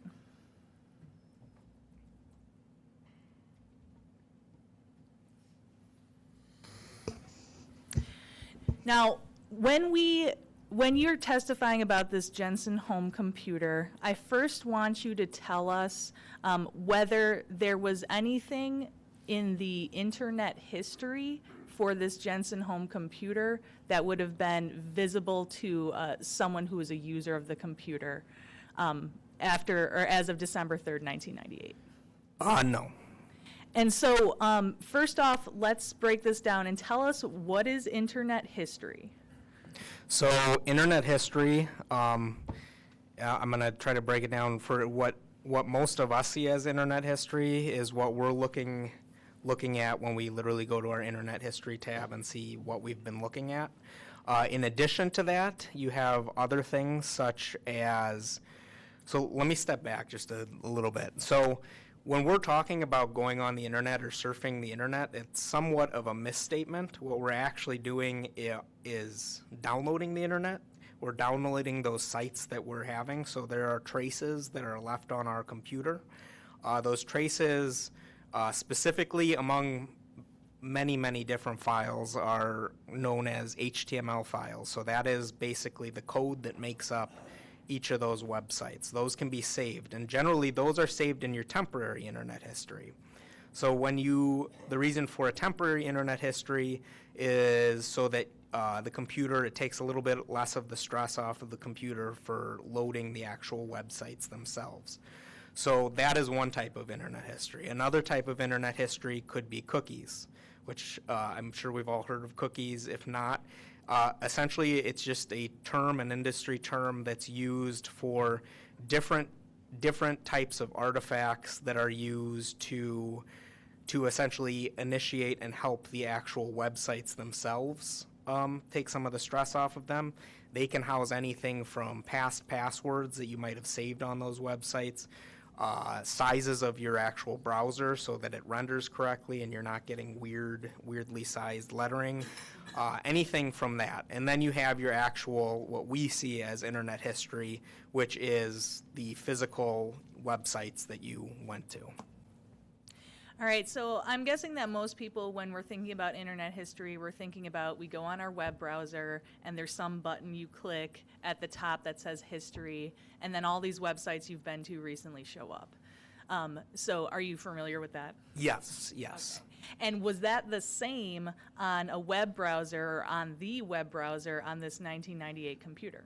It was slightly different, but fairly similar to what it was in a modern browser in terms of that kind of internet history. Okay, so on this 1998 Jensen home computer, if someone turned on the browser for the internet and then looked at the internet history, does anything appear? No, nothing appeared. And if we know that this computer did access the internet, was accessing the internet for months, why would nothing appear in the internet history? Likely it would have had to have been deleted, and older internet history would have gotten overwritten after time. But in terms of this computer that was initially seized on December 3rd of 1998, and then first turned on December 17th of 1998, and then analyzed after that, if it had been on the internet, we should have seen something there, right? Correct. And so the fact that you don't see anything there means the user deleted it? Yes, it's indicative of user deletion. Now, is there another place on the computer? So if we move past the browser and what we're all familiar with, clicking on the internet history, is there another place on the computer where a user could access internet history? Yes. So specifically in the 1998 computer, you can go through, well, and I should say in modern computers now, but specifically for the 1998 computer, you would have to go through the actual file system itself. You'd have to go into the Windows path and navigate your way to that actual internet history, get to that, and then delete it. And that would delete it from the computer without, yeah. Okay, so in order to show us on the Jensen home computer what the internet history or lack thereof looked like, what did you do? So one of the great things about the forensic images that we collect is they're also very similar, well, they're the exact same thing as when, let's say that something happens to your computer, you have to go take it to a store and physically recreate it. They do something very similar to that. So what I was able to do, because it is a bit-for-bit copy, an exact copy, I'm able to do what's called a virtual machine. What a virtual machine is essentially, it's a computer, a guest computer running on a host computer. So what I did is I recreated the desktop and the computer as it was not connected to the internet using that virtual machine, or using that forensic image, so that I could follow the file paths, and I'm not just looking at it from like a forensic back standpoint of view where I'm not looking at like ones and zeros and things like that. I'm looking at it as if the user is actually looking at it. Okay, so as the user would see it. All right, so then I'm showing you the second slide here, and I'm going to play this, and then you can tell us what this is. Your Honor, before we do this, I do believe that at this point it would make sense that we actually get this into evidence, and I think that not doing so is problematic for the record. Has this exhibit been marked? It has. This is Exhibit 55, and I would move it into evidence. Are we good? I would simply ask for more information about how this was created and who created it. Well, I thought you said to move it into evidence, and I just did. Okay. So I mean, you could ask him the questions. okay. So you're familiar with this PowerPoint presentation, correct? Correct. And it shows the data from the Jensen home computer. Correct. And this is something that you personally analyzed. Yes. And so the exhibit is it's a visual aid, correct? Yes, correct. For the data that you saw on the computer. Correct. Okay. So let's go back for a second because this is a video that we're playing, so I have to start it over.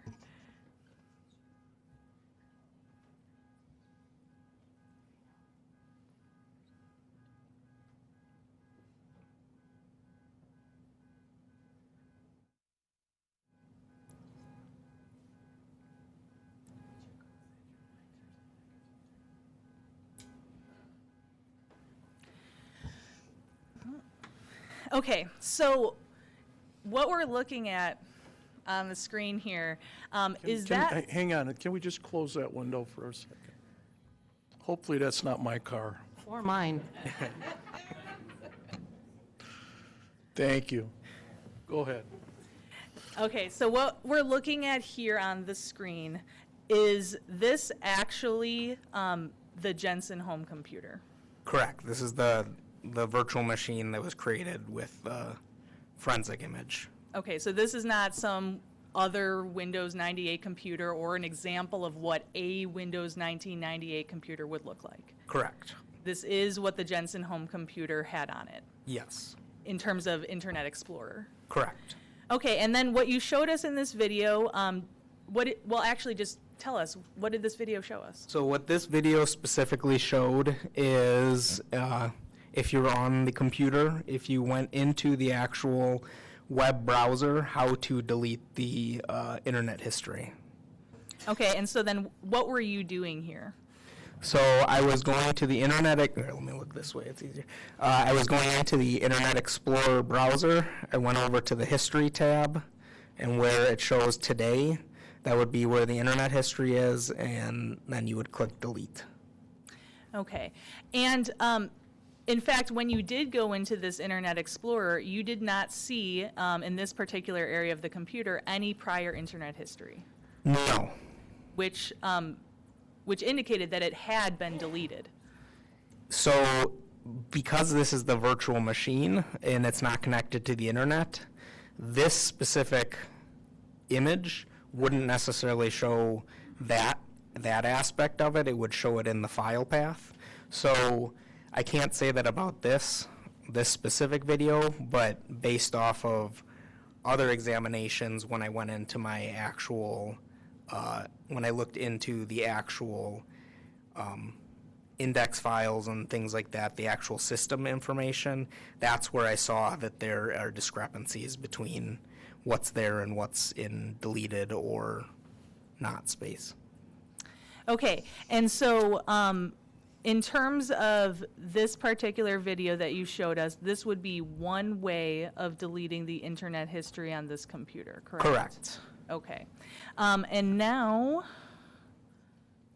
moving to the third slide, can you narrate for us as this slide plays what's occurring here? Yes. So we are back in the actual website, the actual virtual machine. I have to go into Windows Explorer and scroll down in the C drive.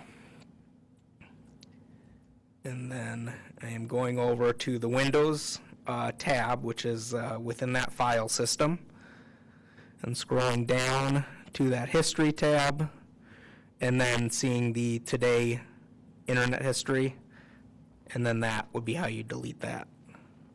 Okay, so if a user of the computer were to try to delete the internet history in Windows Explorer, these steps that you've just shown us is what the user would do. Correct. Okay, so now tell us, based on your examination of this computer, was there evidence that the user was deleting the internet history? Yes, there was evidence that internet history was being deleted. Yes. And tell us about that. So I'll put a caveat there because because the internet history is overwritten after a certain amount of time, and because the computer was turned on the 17th, what I can tell based off of underlying system files, history that goes 20 days back had been deleted on that computer, and it was deleted on the 29th of November, the 2nd of December, and the 3rd of December. Okay, and so based upon your analysis, you could at least see those 3 separate times that the user had deleted internet history. Correct.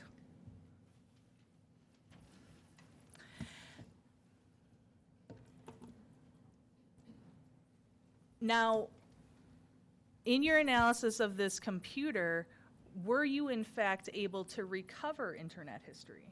Yes, I was able to recover much of the internet history. Okay, and so is this something that you would need your specialized software to do? So in terms of an analysis, just turning on the computer and searching for the internet history wouldn't be good enough? No, yeah, you would need specific forensic tools to actually get that and recover that internet history. Okay, so if someone had booted on this computer and tried to find the internet history based upon the deletions that you saw, they wouldn't be able to find it. Correct. So what were you able to do using your forensic tools? So what I was able to do, so if you remember, I told you there are 3 different areas. So there are what we're going to talk about is the system areas and the unallocated space. So when an individual deletes information, specifically in this case the internet history, as I said, the computer itself is a machine that's basically a filing system to assist humans. So when you're deleting your internet history, what you're essentially doing is removing it from your site, removing it from anybody who might go onto it, but the computer itself still has that information logged on it. The reason for that, well, there's many reasons for that. It assists in the computer's just basic functions and all of that kind of information so that it can gather those websites faster the next time that you want to go on to them. The other is the unallocated space. So computers have a bunch of free space on it that is unused, and then that's where the information gets written to it. When you delete something, rather than it actually just wiping away and turning those ones and zeros into nothingness, what it does is it de-indexes it from the actual computer itself so that when you're looking at it through the operating system, to you it appears that it's no longer there. What actually that is it's a space called unallocated space, which is basically freed up so that the computer understands that as more and more things get written onto it, it can write over that information. And so is this the general idea that just because you, the user, think you're deleting something from your computer, it doesn't mean it's gone? Correct. So you think you've deleted it, you can't find it on your computer anymore, but an analyst using forensic tools might be able to find it? That is correct. And is that what you did to find the internet history on this computer? That is correct, yes. And did you, in fact, compile a document of internet history or an Excel spreadsheet of internet history? I did. All right, so this is also on States Exhibit 55, so I'm going to bring this up. And so if you look, States Exhibit 55 on the screen here, the Excel document entitled Internet History Central Time. Is this what you compiled of the internet history on this computer? That is correct. All right, so if we zoom in a bit.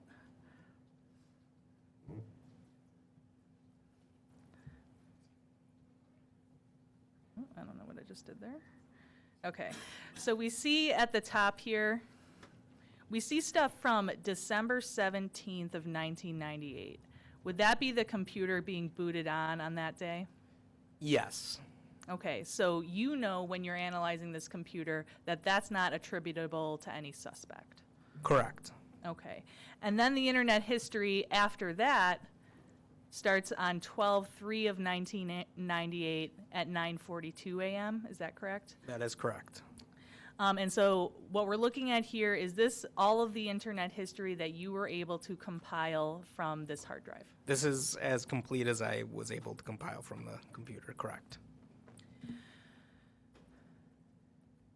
All right, so before we go further, based upon your review of the hard drive of this computer, can you tell at least an approximate date when this computer began to be used?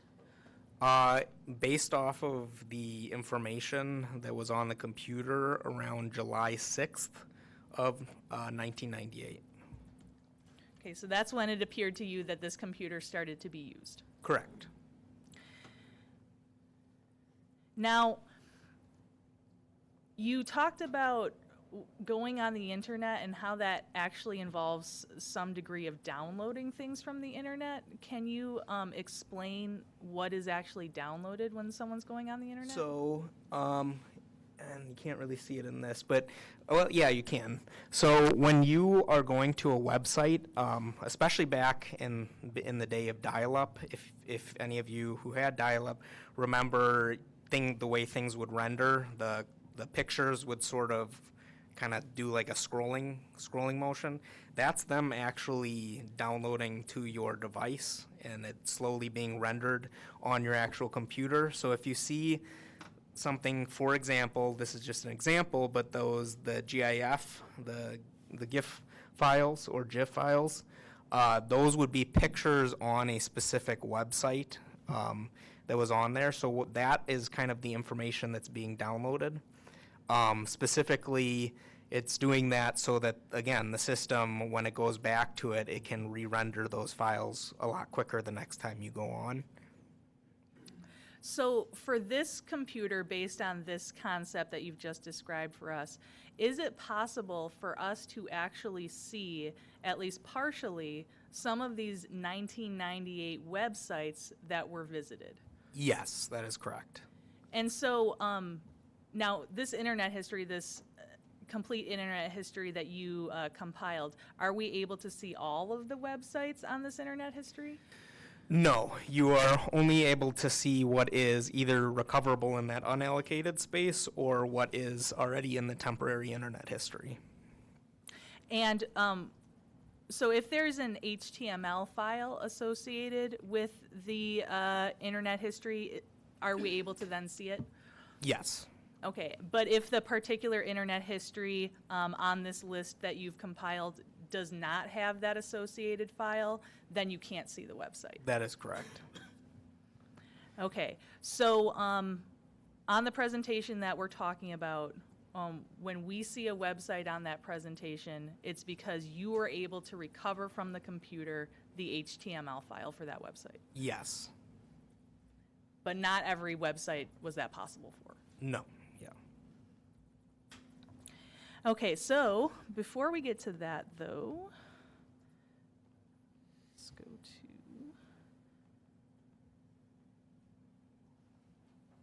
All right, so let's zoom in a bit on this. Were you able to map out day by day when the internet was being used on this Jensen home computer? I was. And is that what, we're going to see various slides that look like this, monthly slides. Is that what these slides represent? Correct. So what we're looking at here, July of 1998, Yes. you were able to find in the internet history, for example, internet activity on this Friday, 2:43 p.m. to 2:44 p.m., Correct. and then Saturday, 1:23 p.m. Correct. Then if we move over, Sunday, 4:57 a.m., 5:26 to 5:26 a.m., That's correct. and then 5:14 p.m. to 7:11 p.m. That is correct. Okay. Now, during your review of the internet history of this computer, was there internet activity in the normal working hours, let's say about 8 a.m. to 5 p.m.? Very sparsely. So almost never? Yes. And so when was the internet most commonly accessed on this computer? So the primary usage that I saw was primarily in the early morning hours and late night hours or evening hours. Okay, so let's just look at the month of July. We have Sunday, and then Monday, 1:21 a.m., and then 10:06 p.m. to 10:08 p.m. Is that Correct. accurate? Yes, correct, sorry. Okay, and then again on Tuesday, we have very early morning internet activity, Correct. and then late at night internet activity, 11:51 p.m., 11:53 p.m. Is that accurate? Correct. Okay, so then going to Thursday again, 11 something at night internet activity. Correct. Friday, early morning hours, internet activity, 12:14 to 2:02. Correct. And then Saturday, 1:17 a.m. Correct. And then once again, the next week, so we are on Tuesday, 12:51 a.m. internet. That is correct. Then the next Wednesday, 9:35 p.m. That is correct.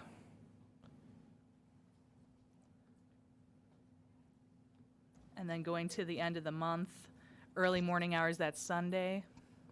Correct. And then early morning hours the next Monday. That is correct. Then on the 30th, so that would be Thursday, early morning, and then late at night. Correct. Okay, so during the whole month of July, the only time during the week that the internet was accessed during like normal work hours was this July 10th, Yes. 2:43 p.m. Now, if we look at the Excel spreadsheet, can we see what was accessed at this time? Yes. Yes, yeah. All right, let's take a look at that. So we have to go all the way down to July 10th. Oops.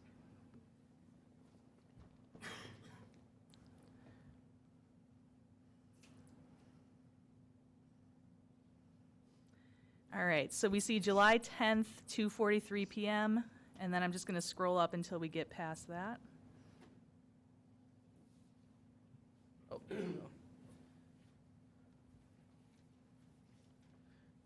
Yeah, so these are based off of the actual file extensions themselves. Those are more system files related to the actual internet. I wouldn't be able to say fully based on the age of the actual files themselves, obviously who and how specifically that they were being rendered, but those are files that come natural at the time with Internet Explorer. So for example, if you're first starting up a computer, or around that time you're first starting up a computer, certain files have to continually update themselves, and at the time, because computers weren't naturally connected to the internet, whether you left it on and let the computer upload, or you turned it on specifically at that time to get those files to upload, that's kind of what those files are specifically. They're not necessarily websites themselves. They're the actual remnants of things that were programmed into Internet Explorer and Windows at the time. So, for example, in a little while, we're going to see actual like browsing sessions on the computer where you can see the user going from website to website, correct? Correct. And that is not what you see on July 10th of 1998. No.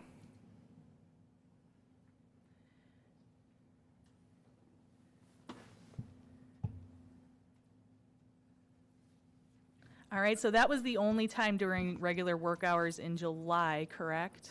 Correct. Let me... All right, so then moving to August, let's zoom in on August.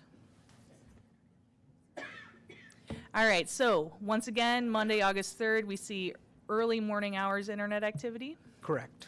Same with the Wednesday, the 5th, early morning. Correct. Also the 6th, early morning. Correct. And then Saturday, the 8th, late at night. Correct. Now moving to the Sunday, the 9th, early morning hours. Correct. Nothing the rest of the week. And then finally, we have 2 Sundays here.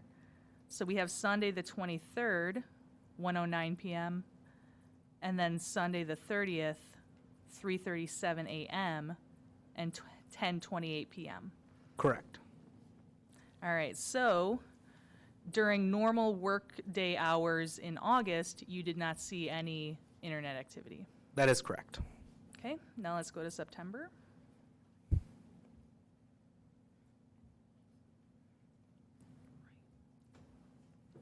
All right, so on the Friday, late in the evening, 10:21 p.m., is that correct? That is correct. And then Saturday, 3:12 p.m. and 9:03 p.m.? That is correct. Sunday, early morning activity, and then in the afternoon, 2:12 p.m., 4:10 p.m. to 4:49 p.m. Is that correct? That is correct. Okay, Monday, early morning activity and late in the evening activity. That is correct. Tuesday, early morning activity. That is correct. Then the 9th, early morning activity. That is correct. And once again, we're on September. The 11th, early morning activity. Yes. The Sunday, there's afternoon activity, 4:32 p.m. Yep, correct. And then the 14th, early morning activity, very early morning, 12:31, and then early in the morning, 6:27 a.m. That is correct. So then that Thursday, we once again have early morning activity, the 17th, correct? Correct. Then Monday, the 21st, late at night. That is correct. 24th, late at night. That is correct. 25th, early morning. That is correct. And 28th, early morning, and then late at night. That is correct. Okay, so during the month of September, during the week, during normal business hours, no internet activity. Not that I was able to recover, no. All right, so now there's a few of these websites I want to now show you for September, so what you were able to recover where we can see the actual website, okay? Okay. So I'll just ask you a few questions about those. All right, so first off, this screen here, what does this tell us? So that is an HTML file. So as I said before, an HTML file is, HTML is essentially a scripting language for websites. And when it's a .html file and you're using a web browser, it's able to read that code and then populate what the website looks like. So what this is a HTML file entitled intranet stifle. So that it's a HTML file from that website. Okay, and when we see these screens, we're going to see these type of screens repeated over and over again, right? Yes. So it tells us the date that this website that follows is accessed, is that correct? Yes. And then it tells us the time, Correct. and then it tells us the HTML file. Correct. Okay, so then what we're going to be doing right now is browsing some 1998 internet. Yep. Okay. Sounds good.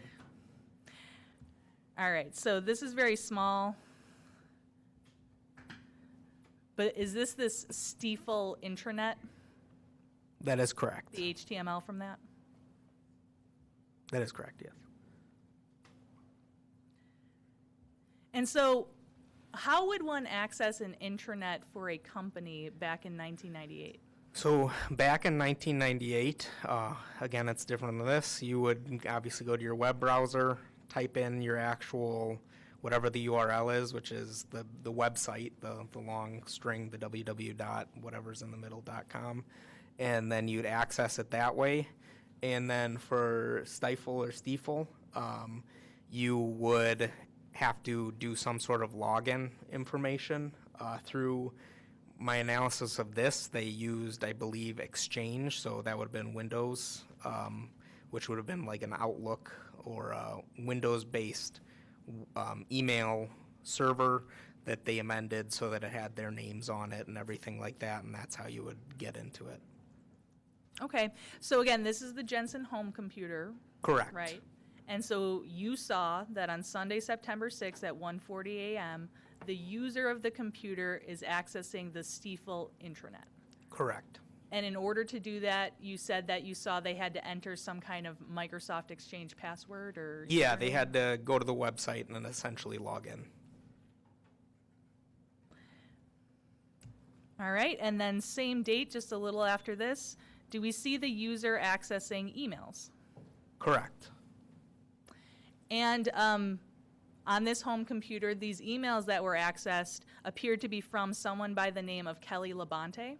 That is correct.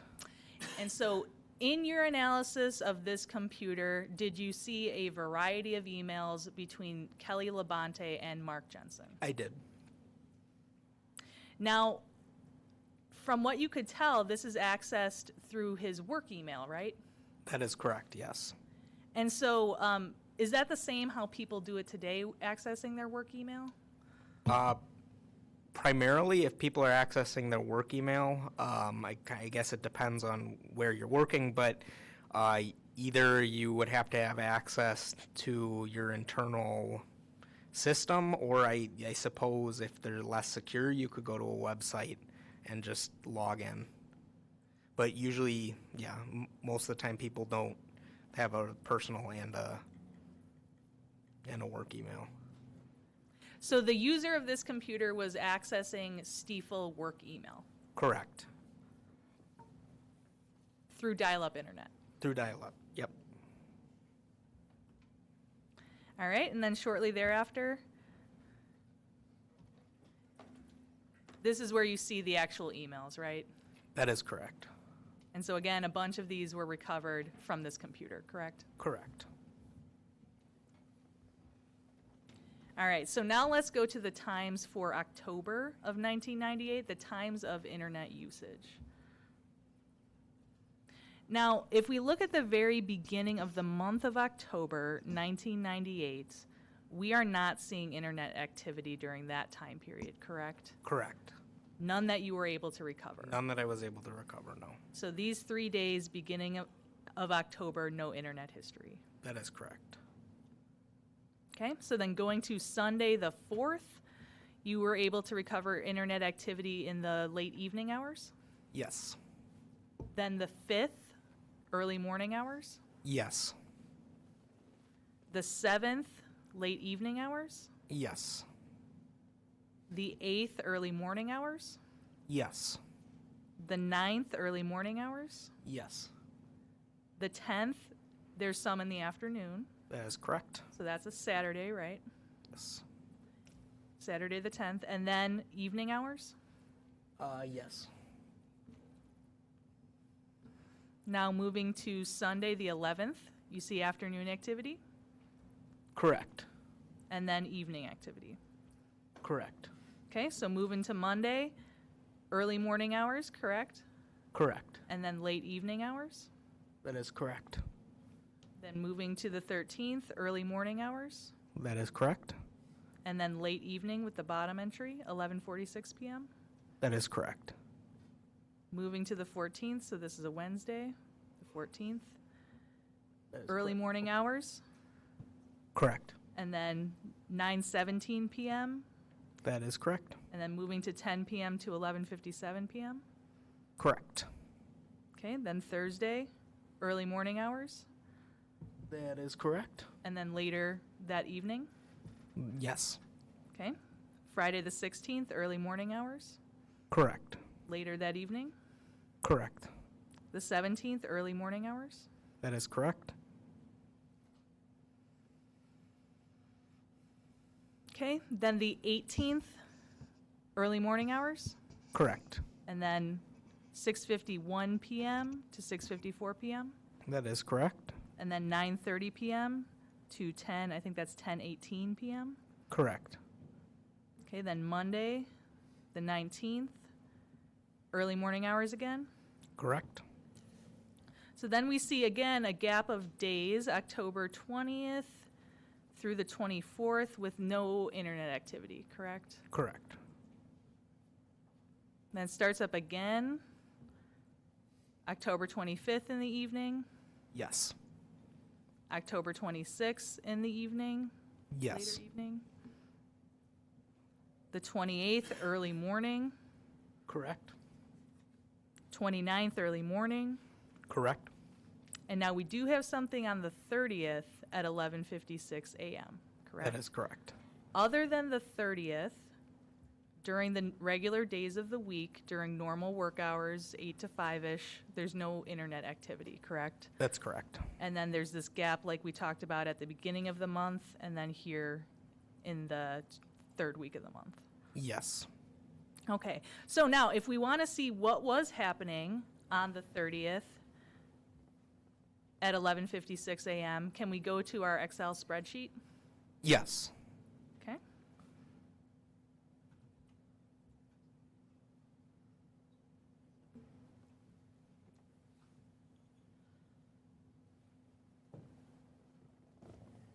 Too far.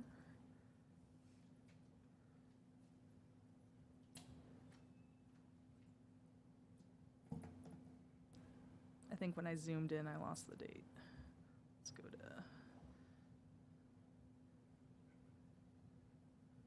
All right, so October 30th, 1998, 11:56 a.m.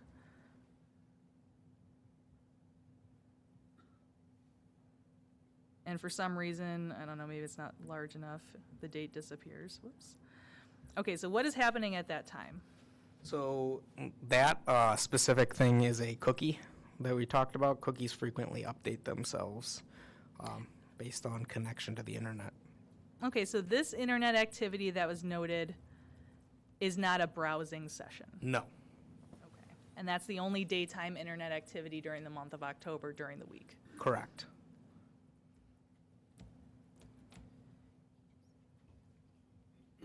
All right, so let's go back to the 1998 internet.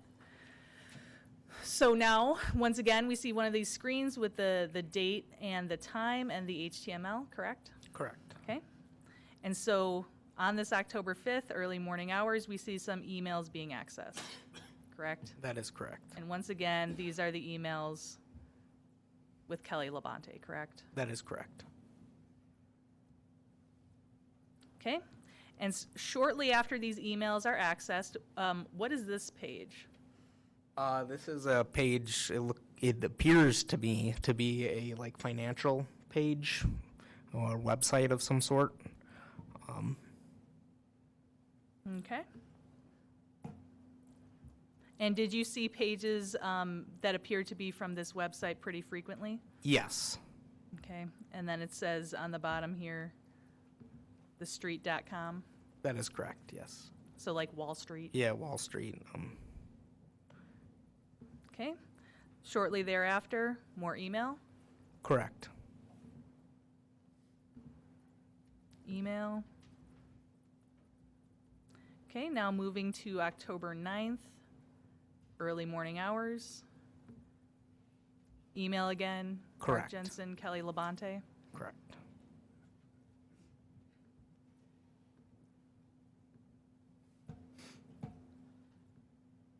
Email again, Mark Jensen, Kelly Labonte. Correct. All right, so then moving to Sunday, October 11th at 2:37 p.m. So this being a Sunday, this is midday browsing, correct? That is correct. Okay. And this website that we see appears to have something to do with phishing. Yes. Okay. Now, how come when we're looking at the 1998 internet, how come we can't see whatever these things are? So the little boxes with the X's, those are the other things in that browsing history that you see that don't have that HTML. Frequently, those are tied to advertisers. So the website administrator themselves isn't the person who's actually controlling what goes inside of those. It's whatever advertiser is currently in those spots. So those were not recoverable since they frequently change. Okay, and so when we're looking through the websites and we see this kind of box with the red X, that's an HTML that couldn't be recovered. Either an HTML or an image or something, some sort of file. So it could be a picture of something. Could be a picture, yes. All right, so looking at the same Sunday, more phishing, Correct. right? Okay. Then we move a little bit later on the Sunday to a search for Patagonia, correct? Correct. Now, what is this search engine? What is this? It's the Yahoo search engine. Okay. Did you see any Google on this computer? I did not see Google on this computer. Pre-Google? Yes. I believe Okay. Google came around in 2004, so So Yahoo searches. Yahoo searches. All right, so the first search we see on this computer that you're seeing on this slideshow is for this Patagonia. Correct. Okay. And then did you see that the Patagonia website is accessed? Yes.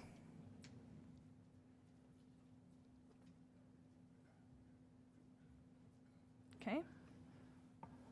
And again, we can see the words by these red X's, but there's some kind of image or something that's missing. Yes.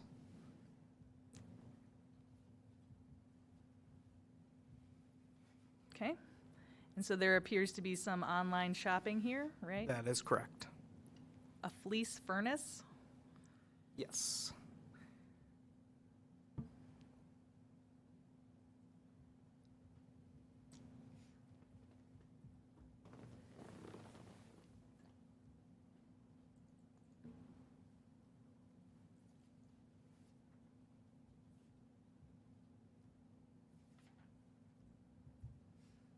Okay, so now moving on to later in the day on Sunday, October 11th, 10:36 p.m.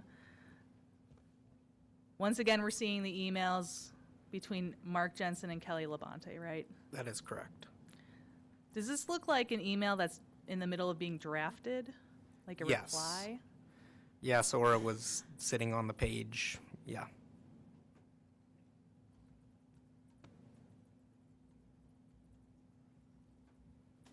Okay, so now moving on to Monday, October 12th, 1998. Now we see on this date that Mark Jensen, under mjensen@execpc.com, appears to be sending an email to various people with Stiefel addresses, correct? That is correct. Including a jensenm@stiefel.com. Correct. And this email, it appears to reference an online article, is that correct? That is correct. All right, and then on the computer, you can actually see this online article that was emailed, right? Correct. So the article that's referenced in the email is recovered in the HTML. That is correct. And this is the Wall Street article? Yes. Yes. So if we page through it and get to the bottom,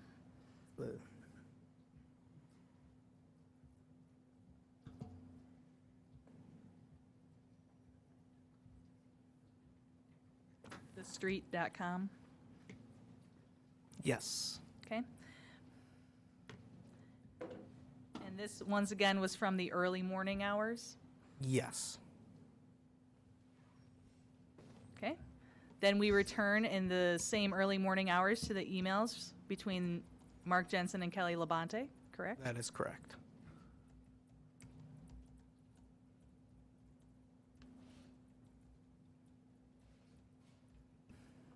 And on this page, then, we can see a list of emails from Kelly Labonte. That is correct. And again, this is all recovered from the Jensen home computer. Yes.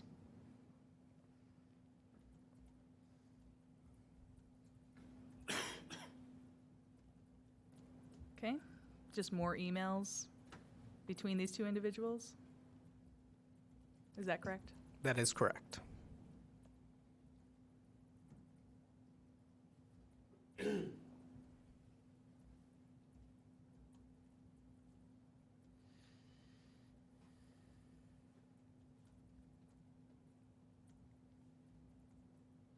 All right, so now moving to Tuesday, October 13th, 1:14 a.m.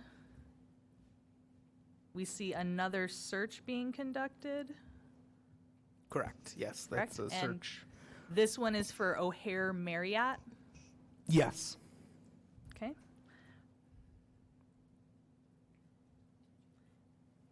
And around the same time period, early morning hours, October 13th, It's, yes. we see the O'Hare Marriott website accessed. Yes, that's correct.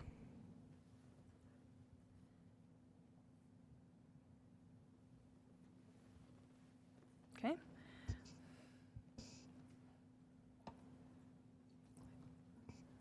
All right, then, same time period, we see a search for Morton's of Chicago.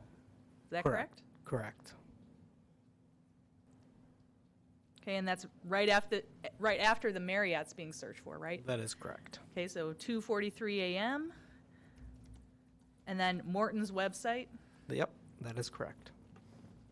You can't see much because we don't have the images, but you No, can we see don't the have words, correct? Yes.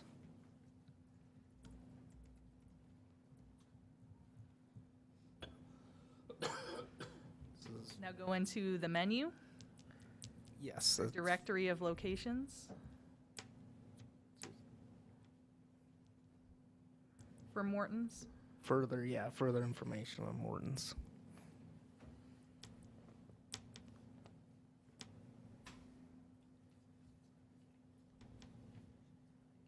And then directions for Morton's. That is correct.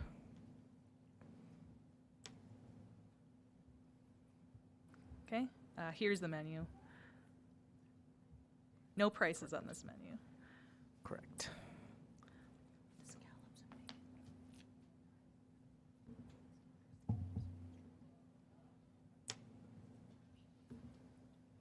Okay, so right after that, right after those websites are accessed, we see emails again. Yes. Kelly Labonte, Mark Jensen, subject, Chicago. Correct.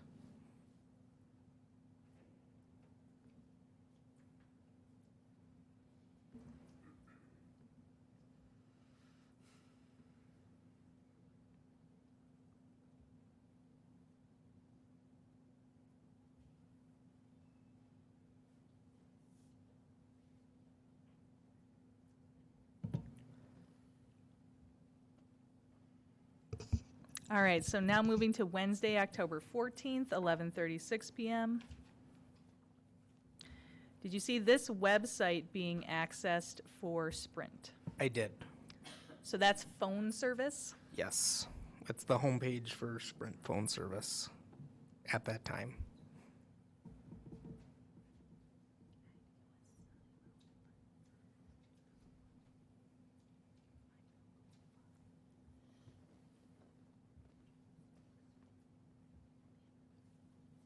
Okay, and then immediately after that is the website accessed for Sprint St. Louis coverage? That is correct, yes.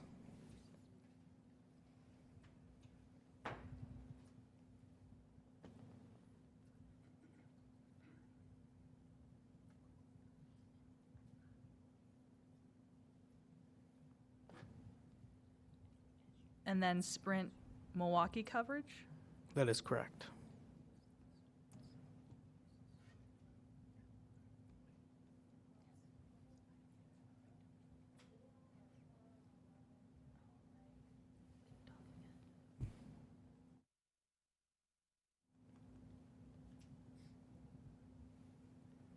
Okay, so now we see another Yahoo search. Bass Pro. Yes, this would be a search for Bass Pro Fishing Shop. Then the fishing website being accessed. That is correct.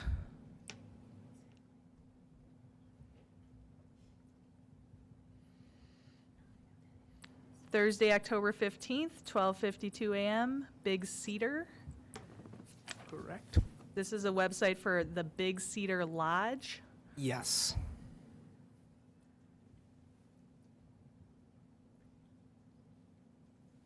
One hour south of Bass Pro Shops, is that correct? Yes, yes.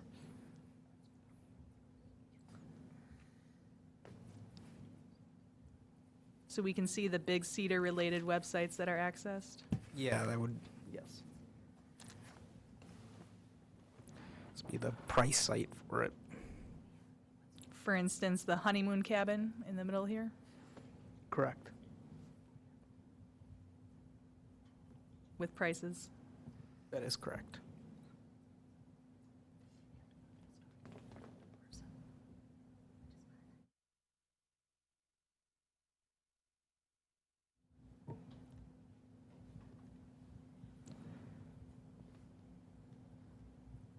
Yes, that's the honeymoon cabin. HTML.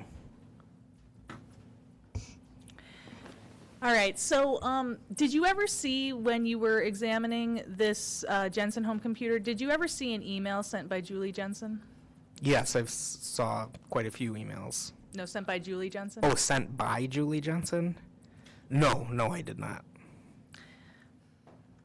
So the emails you saw are the ones that we saw on the screen? Mark Jensen, Kelly Labonte? Yes.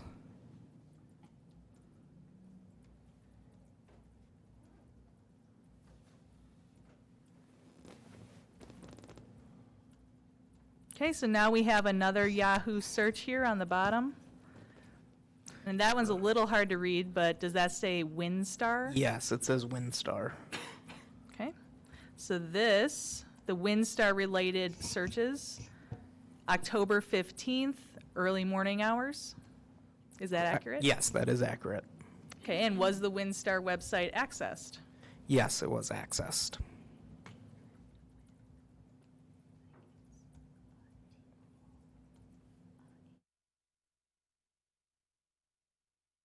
Okay, so for instance, on the WinStar website then, we see a variety of cruises being offered? Yes.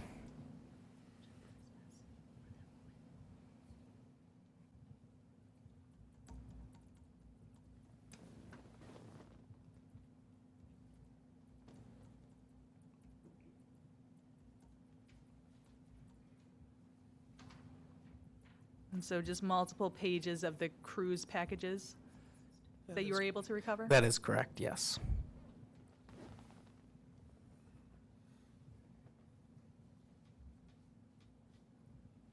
And then finally, there's this page where someone could request a CD-ROM?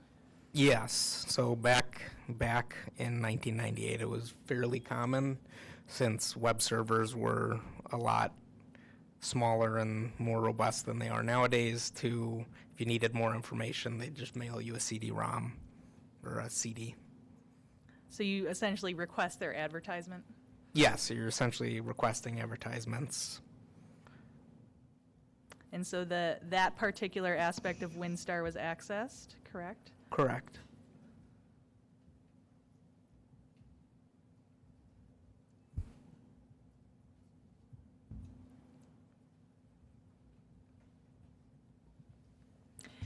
All right, so now there's quite a few searches that were occurring the early morning hours of Friday, October 16th, 1998. So I want to examine the searches that were being conducted at that time. Okay. Your Honor, this may be a longer chapter, so I don't know if the jury wants a break now or if we want to. Well, I Wait till think the end of it's up to Ms. McNeil it's her direct examination here. So, I mean, this is I would say, a significant chapter, so it is a okay time for a break. You want a break now or you want to wait? Break? All right, take a break, folks.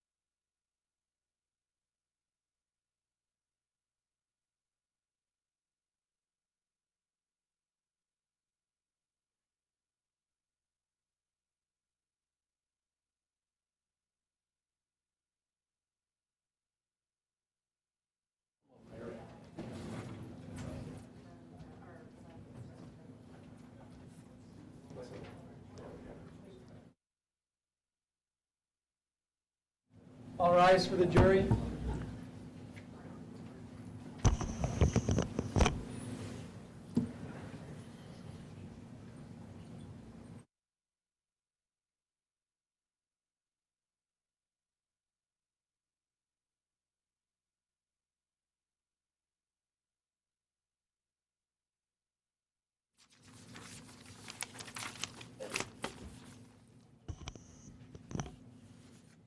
You may be seated. We're back on a record on Mark Jensen, 2002 CF 314. The appearances are the same.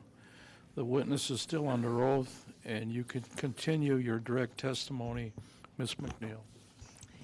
So you've been asked a lot of questions about this internet history and dates and times, correct? Correct.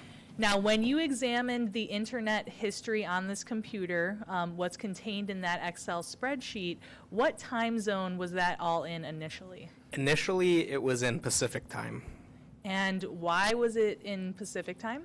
So older computers, generally, when they were built out west. So the computer time zones were kind of set at that time.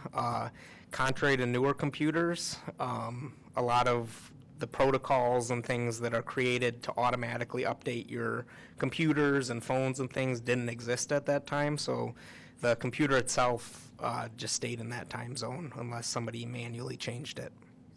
Okay, and so when you examined this computer, it was still set in Pacific time. That is correct. Now, in terms of the system date and time, so like if the user is looking at the corner of the screen to see the system date and time, what was that set for? Are you talking about the computer itself? I'm sorry. Yeah, so apart from what the internet history is reading, the system date and time. So the system date and time I believe was also in Pacific time. Okay, so in terms of this internet history,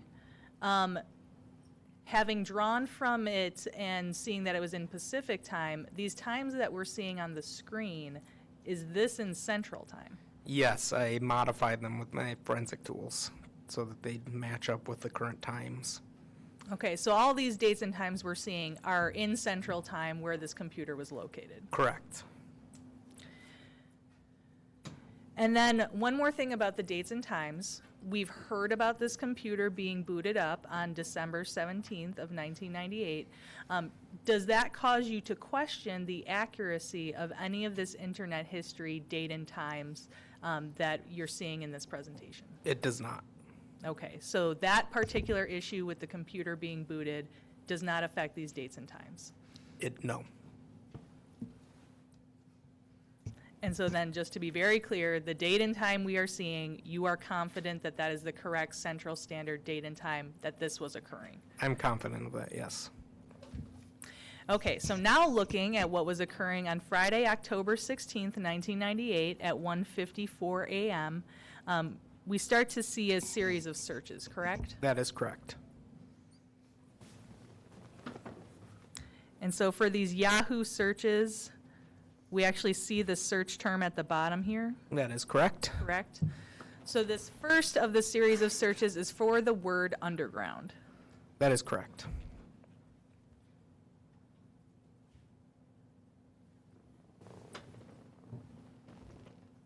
Now, if we go back to the top here, So- are we just seeing continuing results for that same search? Yeah, so this would be like if you go to the second page of the Yahoo search, it renders a new HTML because it's got new search results on that site. So like in modern times, it's like reaching the next screen of your search results? Yeah, it's like going to the second page of Google, but on Yahoo.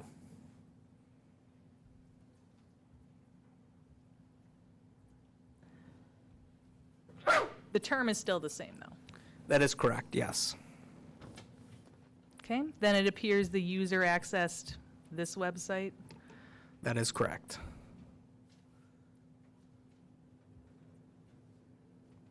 And then this website. That is correct. Okay, and then do we see a return to the search results? Yes, this is the next page of the search results, a return to it.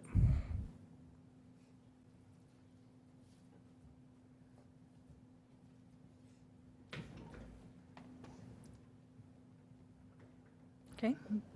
Then the next page of the search results? That is correct.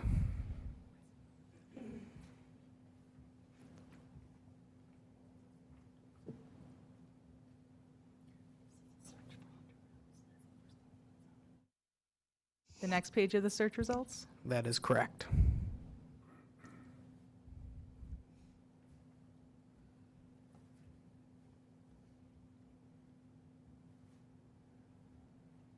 More search results? More search results.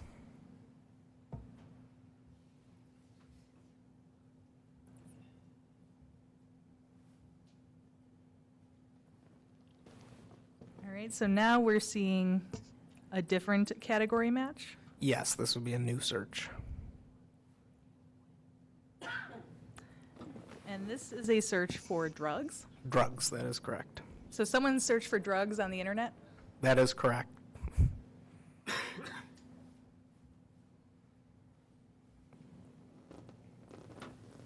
And again, if we're paying attention to the times, this is all basically happening consecutively? Consecutively, yes. Okay, then we have a search for the term botulism, is that correct? That is correct.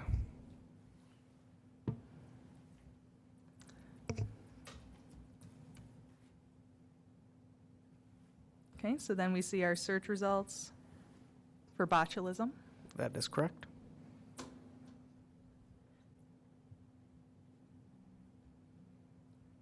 And then can we see the sites that the user accessed Yes, related to botulism? my apologies. Yes, you can see some of the sites that were accessed.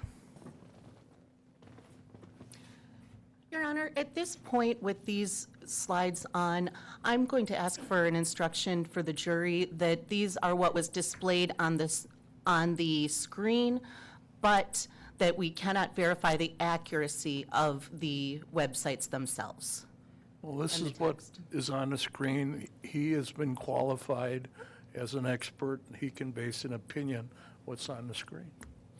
go So ahead. Judge, I basically agree with the defense just in terms of, I think they're saying that just because a website gives certain information, it doesn't mean it's true, just like today on the internet. I think it was true in 1998, and it's true in 2023, so Well, that it will, depends on the website. that'll be for the record. Thank you. All right, so that's the first of the botulism websites, and then we move on to more search results, correct? More search results. Still for botulism, correct? Correct.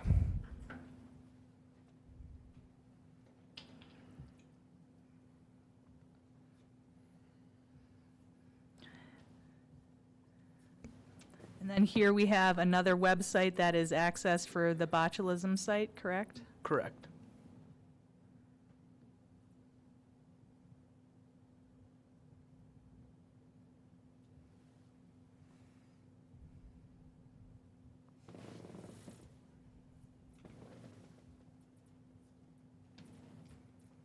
It's another website for botulism.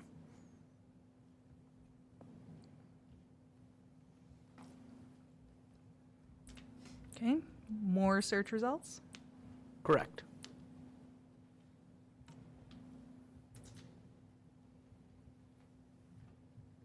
And then another botulism website, is that correct? That is correct.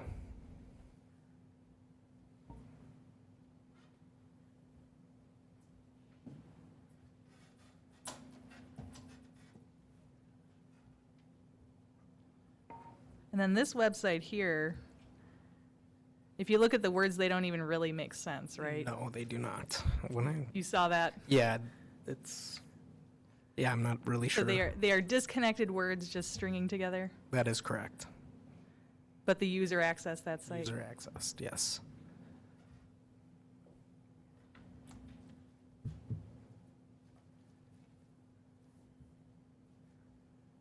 Okay, so we have more search results, correct, still for botulism? That is correct.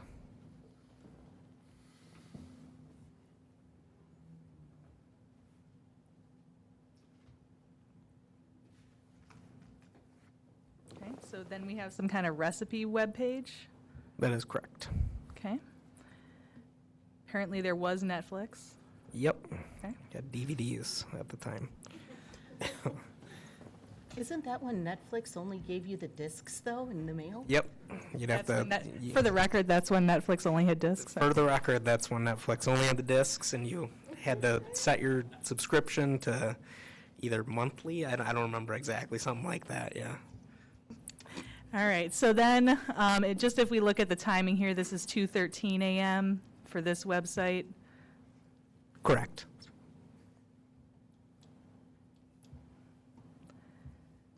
And then shortly thereafter, it moves to another website. Is that accurate? That is accurate. And again, we're still on the topic of this botulism search. Yes, that is correct.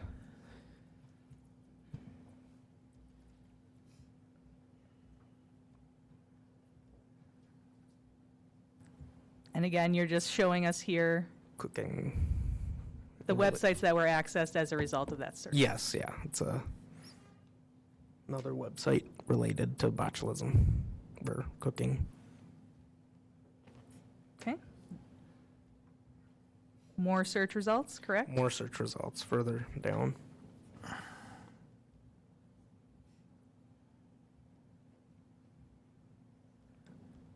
Another then site for botulism. Another botulism website.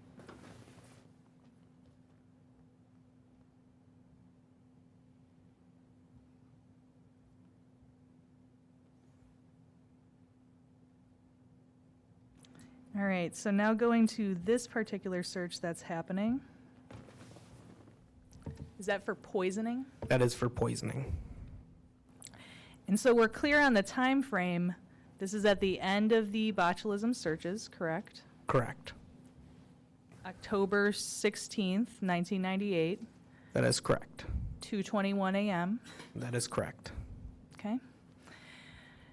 Now, I have asked you a variety of questions about the searches that were done on this computer. Are there some items that were not searched for? I mean, lots So- of things weren't searched for. Right. Yeah. Drugs were searched for, right? Yes. But to give you an example, was the word divorce searched for? No, it was not. In all of the internet history that you looked at for this computer, you never saw a search for divorce. When I was able to recover, no, absolutely no search for divorce.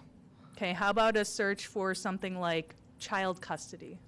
No, How about a search for child support? no, Any searches for attorneys, not that I recall, no. like divorce attorney? No. Any court-related searches for divorce? Nope, no searches for divorce. All right, so moving to Friday, October 16th, 1998, 11:57 p.m. So now we are later in the evening of that Friday, actually almost to midnight of that Friday. Correct. What is this article here that was accessed by the user? So that is an article about a man who was accused of blowing up his ex-wife with a pipe bomb, and it's his sentencing article. Okay. So again, regardless of whether anything is true or not, that is what this article is about. That is correct. That's what the article is about. Man who attempted to blow up his estranged ex-wife with a pipe bomb. Correct.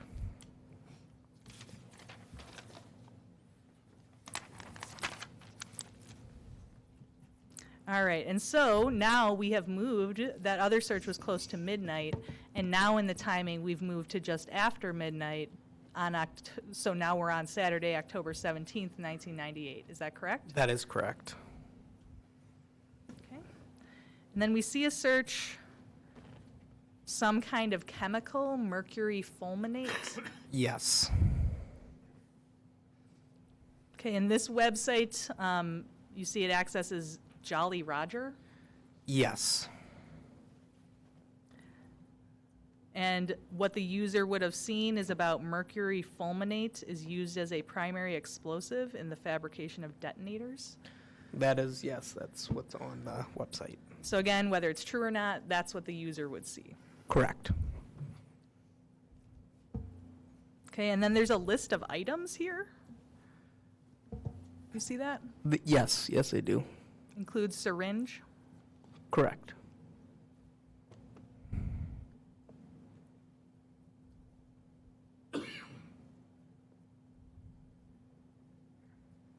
Then there appears to be a helpful caution on the bottom here. Acid will burn skin and destroy clothing. You see That is correct. There's again, a caution. The user who saw this website would see these things. Would see that.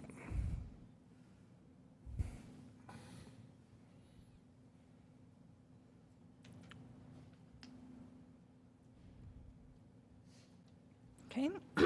Shortly thereafter, the HTML here is poolfund.html. You see that? Yep, that is correct. And it appears to be a website, or, website by Jolly Rogers again, specifically related to pools, and things you can do with them. Okay. And so, does this actually involve the sabotage of a pool? Yes, using chemicals.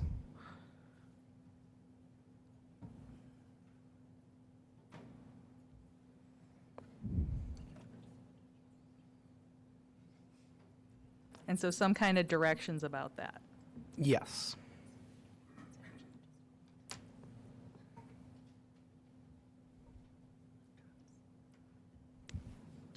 Okay. Then shortly thereafter, we have another search, correct? That is correct for nicotine.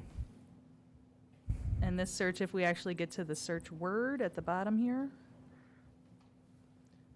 It is for nicotine. okay.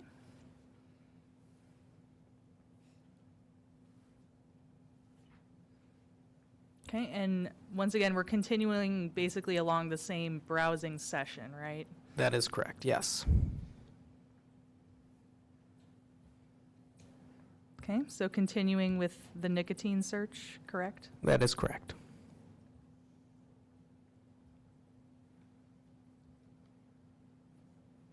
Okay, so now, just shortly thereafter that, 12:46 a.m., what do we see on this webpage? So this is it says stifle branch listings. It appears to be the branch listings for the business stifle Okay. on that website.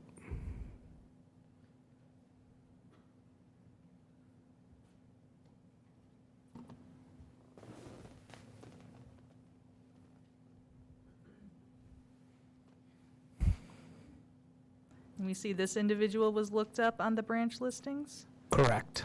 From Appleton, a Ron Ruck. Ruck, yeah.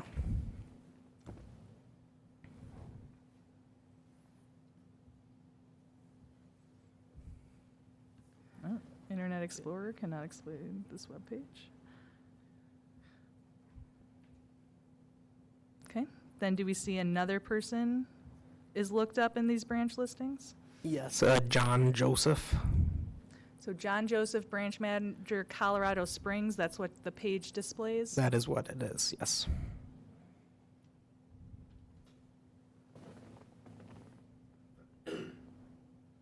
Okay, and then shortly thereafter that, It's a branch listing for John T. Joseph, a.k.a. Jock. So in John- quotes. so is it John T. quote Jock unquote Joseph? Correct, yes. So that's what the screen displays? Again, for Colorado Springs. So that's what the user was accessing at this point? Yes, yes.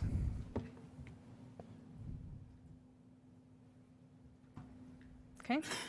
Then shortly thereafter, something called inbox. So does this appear to be an email inbox? Yes, partial recovery of an email inbox. Okay. And then once again, do we see emails being accessed between the defendant and Kelly Labonte? That is correct.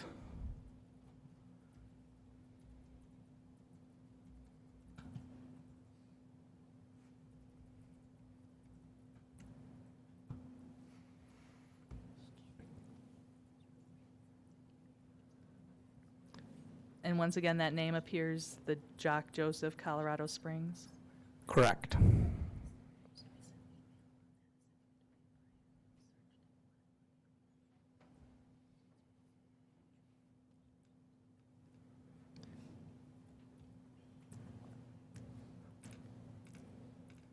There appears to be some search screen that's accessed, correct? That is correct.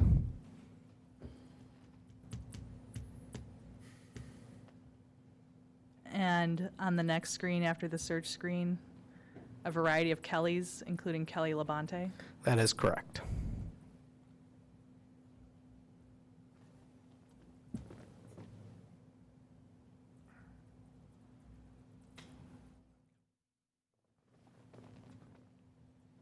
Okay, so before we lose the date and time.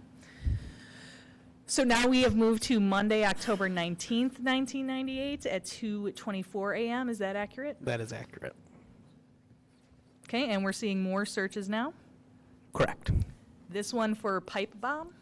That is correct, yes.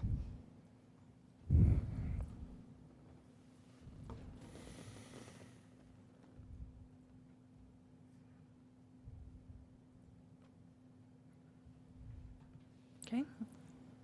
More results then for pipe bomb. That is correct. It's the next page. Then more results. That is correct.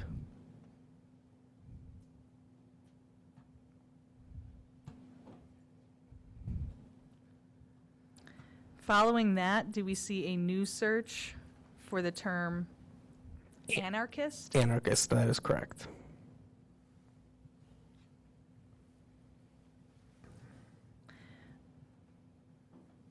And as a result of that search, did you see websites accessed for the anarchist cookbook? I did.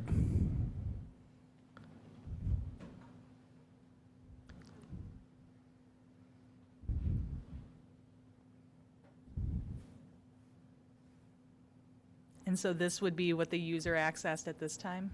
Yes, yes.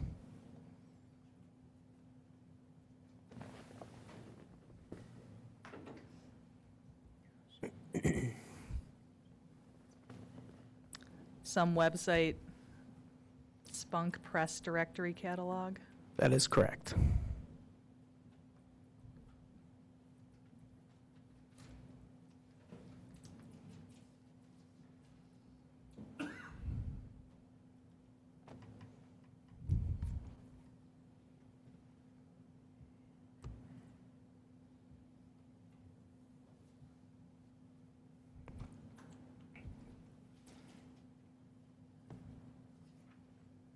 Apparently they're collecting food and drink recipes? Yeah, this appears to be a different anarchist cookbook about literal food recipes for anarchists.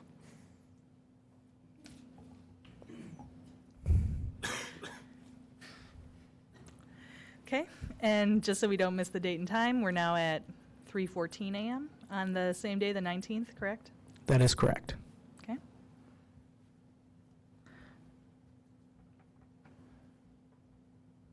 So continuing with the anarchist search at that time as well. That is correct.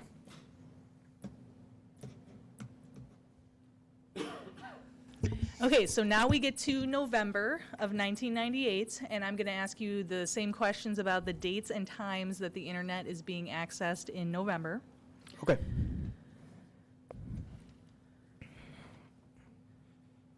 Okay, so on the 2nd, we see internet activity in the late evening hours, that Monday. That is correct. Then on the Tuesday, once again, the late evening hours, the 3rd. That is correct. Then on the 4th, we have the very early morning hours, That is correct. and then late evening hours starting at 11:01. Yes. Now, we see another gap in terms of internet activity, internet history. So November 5th, 6th, and 7th, you did not find any internet history on those days? Correct.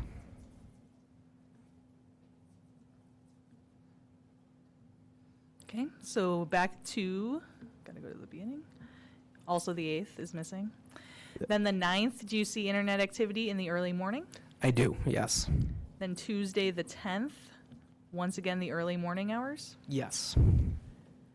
Wednesday, the 11th, early morning hours. Correct.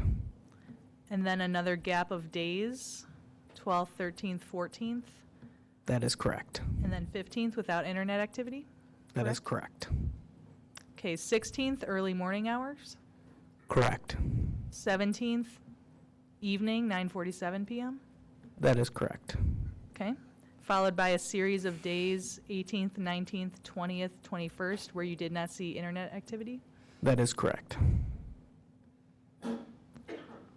Then going to Sunday, the 22nd, looks Correct. like there's early morning internet activity. Is that correct? That is correct. And then afternoon internet activity, 4:43 to 5:09 p.m. That is correct. And then the nighttime, 10:57 p.m. Is that correct? That is correct. Okay. Then on the 23rd, the Monday, 11:50 p.m. Is that correct? That is correct. Okay. And then we see a series of days, 24th and 25th, without activity, correct? Correct. All right. Then the 26th, so that would be the Thursday, early morning hours, correct? That is correct. And then late evening hours, correct? Correct. Moving to the 28th, early morning hours, correct? Correct.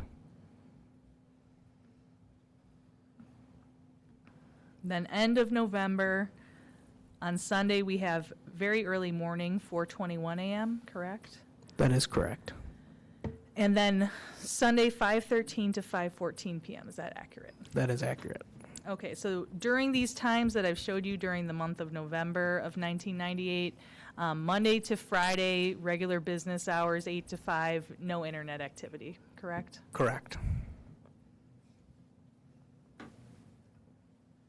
All right, so now we're going to look at some searches occurring on Tuesday, November 10th. Again, we have early morning hours, 2:35 a.m. Is that accurate? That is accurate.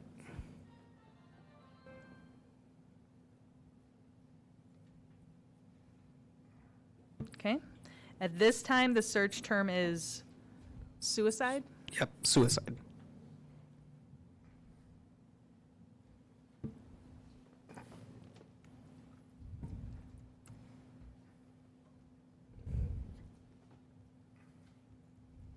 Okay.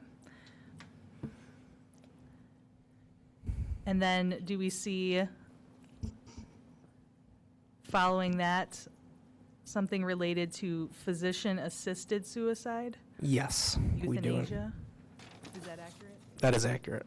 And apparently this website on this topic references some website called Noel Early.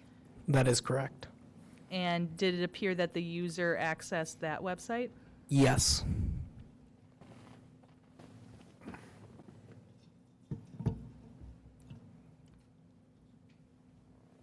Okay, so this is apparently some individual. Yes.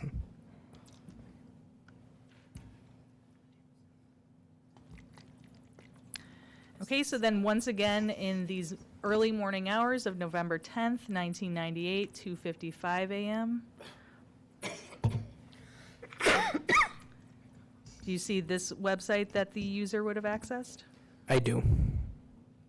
Okay, and appears to have a very long listing of a variety of medical things, Medical, correct? yeah.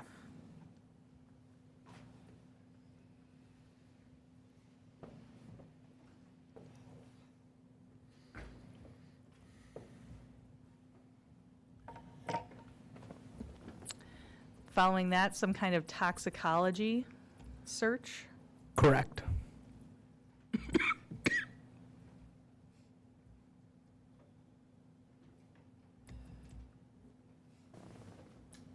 All right, so here we have references to various poison things, so like Florida Poison Information Center, Yes.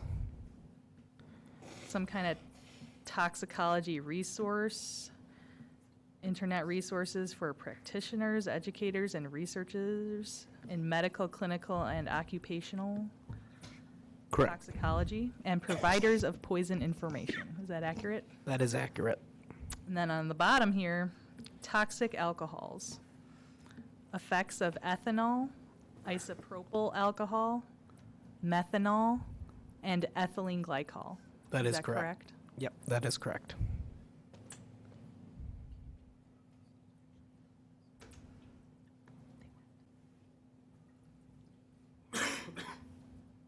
Okay, and then immediately following that, do we have another query for nicotine? Yes.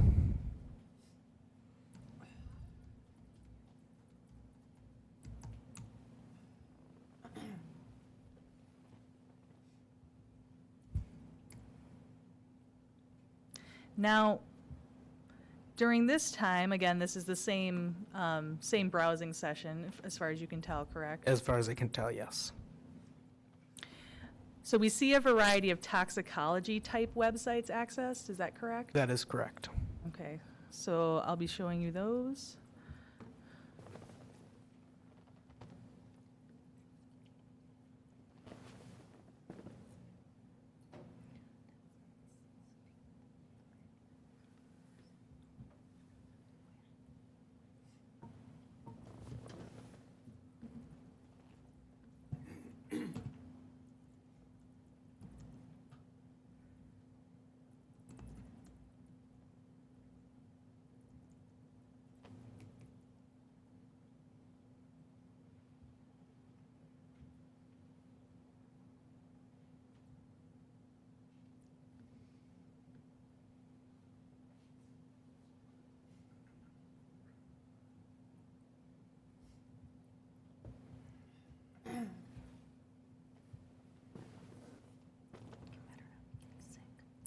All right, then following those toxicology websites, do you see this website here for the National Toxicology Program? I did.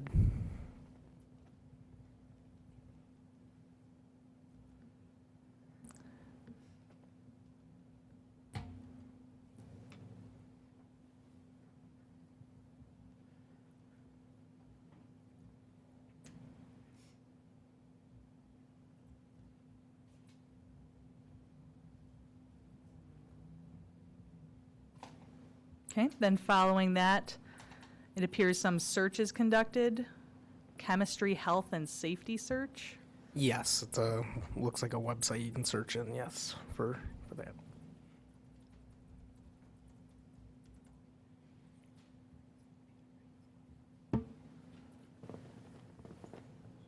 And once again, it appears that nicotine is being searched. That is correct. You can see the quotation there for nicotine. Correct.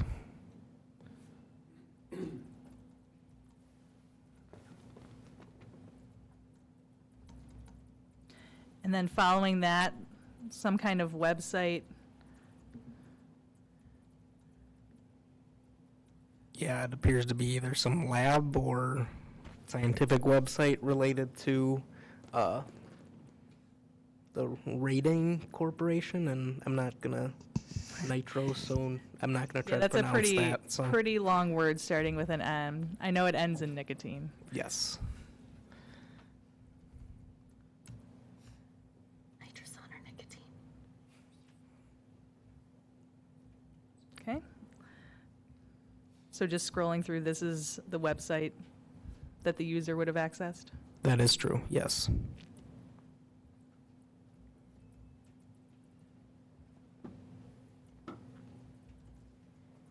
Okay. Now, going to December of 1998, once again with the internet activity. Now we see on Tuesday, December 1st, internet activity occurring at 1:18 a.m. Is that correct? Correct.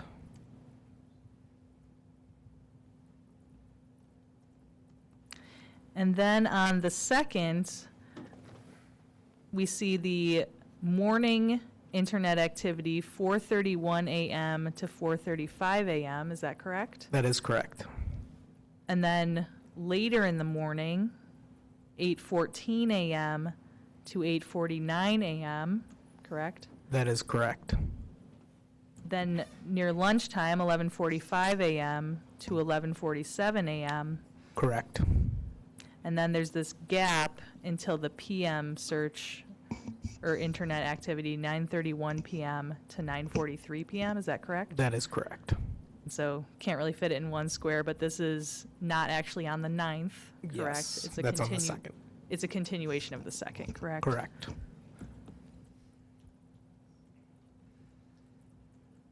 And then internet activity on the 3rd of December, early morning hours, 12:44 AM to 1:23 AM, is that correct? That is correct. And then the morning, 9:40 AM to 9:42 AM, is that correct? That is correct. Now, for this particular internet activity in these 3 days in December of 1998, you were able to recover quite a few of these 1998 web pages, right? Yes, and part of the reason behind that is because it was, all of it was still in the temporary internet history, which is a folder, another area that saves all of those HTMLs and other file paths. Now, to be clear, you had detected evidence of the user deleting history November 29th, December 2nd, and December 3rd, correct? Correct. And the reason behind that is because the actual internet history, as we know it, internet history wasn't there, but there was a large amount of files in this temporary internet history page which tied to these dates. So you found this internet history in the temporary files in spite of what appeared to be the effort to delete it. Correct.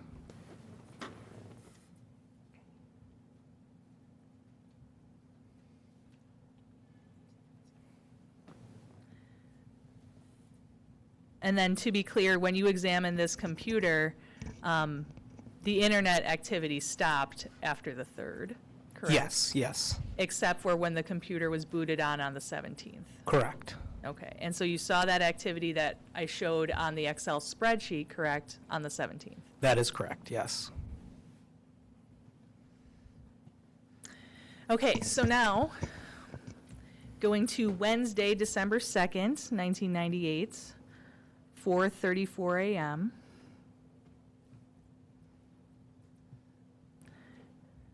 We see on this page what appears to be a search for Paxil or paroxetine, correct? That is correct.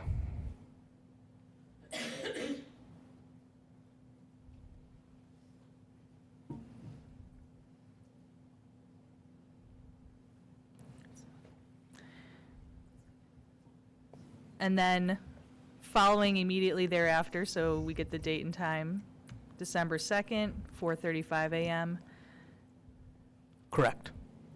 what appears to be the web page that is accessed for paroxetine, correct? That is correct. Okay, and I'm just going to click through this web page.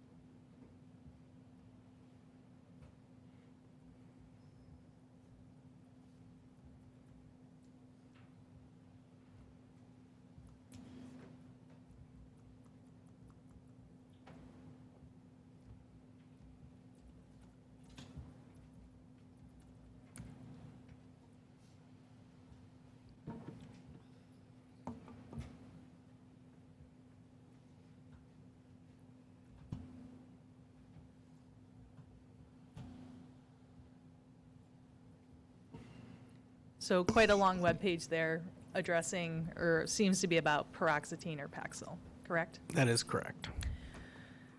All right, so now moving to the morning of the 2nd at 8:16 a.m.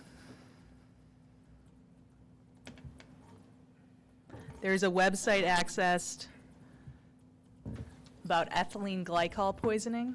Is that correct? That is correct.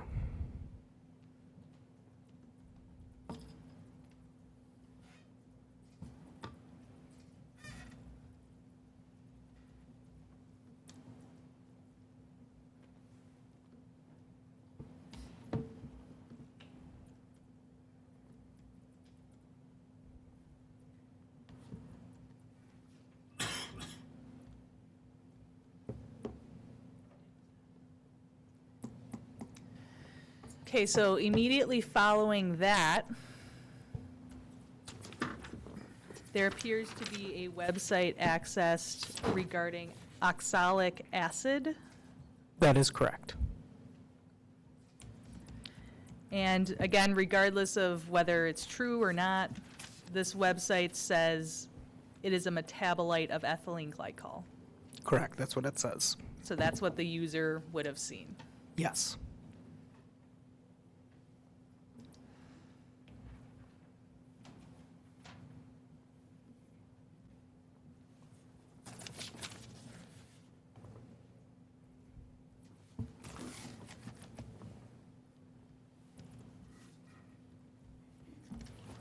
Okay, then immediately after that, we see a website accessed, and not sure how to pronounce that, but fomezpizoli? Yeah, some. Okay, a chemical. Yeah, the chemical of some sort. I'm also not going to try to pronounce it. Okay, so we can see how it's spelled, though, right? Correct. Okay. All right, and so again, regardless of whether this is true or not, what this website says is that chemical was approved for use after ethylene glycol poisoning. Correct. And then it provides a variety of other information. That is correct. So whatever this chemical is, it appears to be related to treating ethylene glycol poisoning, correct? That is correct.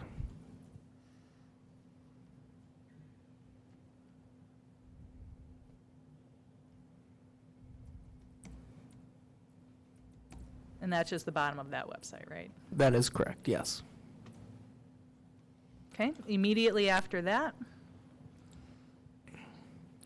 there's a website accessed about toxic alcohols, is that correct? That is correct. And it appears to present some kind of account or hypothetical of some individual ingesting a gulp of green liquid Yes, located in a Gatorade bottle, correct? that is correct. A coworker stated that the engine antifreeze was transferred. So it appears to be some account of an individual ingesting ethylene glycol. That is correct.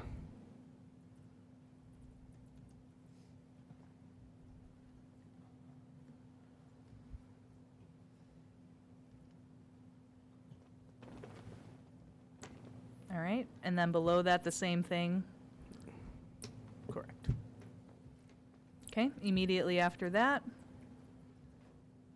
a website that appears to address how patients with toxic alcohol ingestion typically present. That is correct, yes.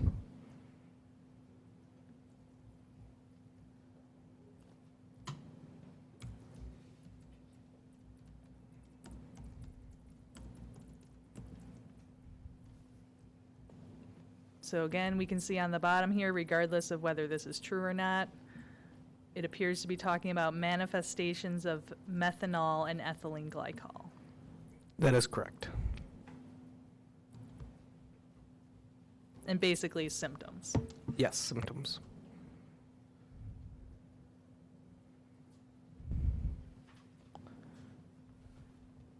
Okay, same bottom page, correct? That is correct.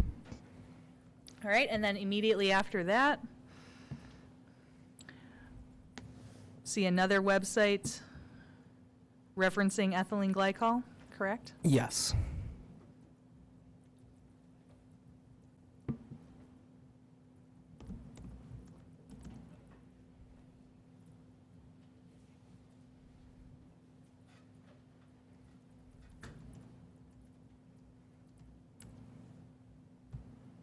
And then after that,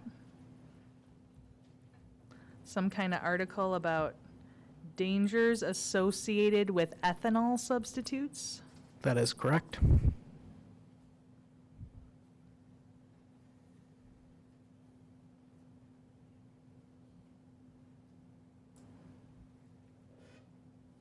All right, and that page just continues.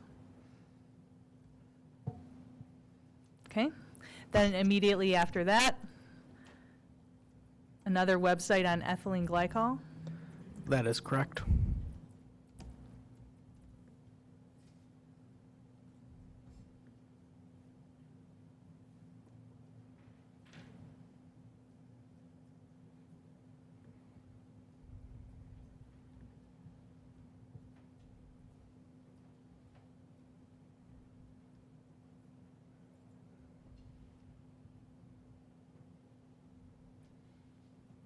And again, regardless of whether this is true or not, it appears to describe some symptoms.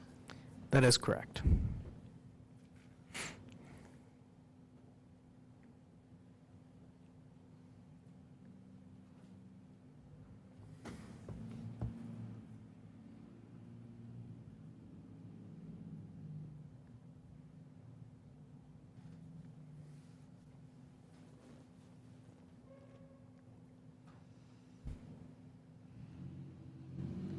Okay, and then that website appears to continue.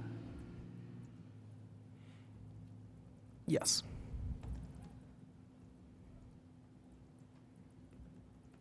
Okay, and then shortly after that website is accessed, we have another website, correct? That is correct. Also about poisoning. That is correct.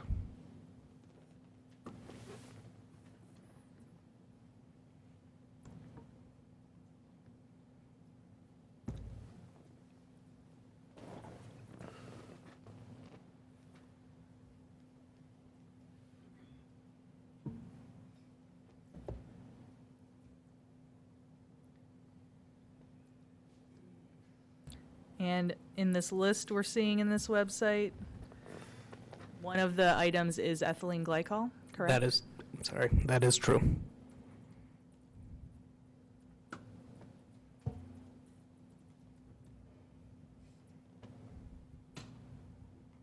Okay, then immediately after that appears to be the same website, just a different page, correct? Correct.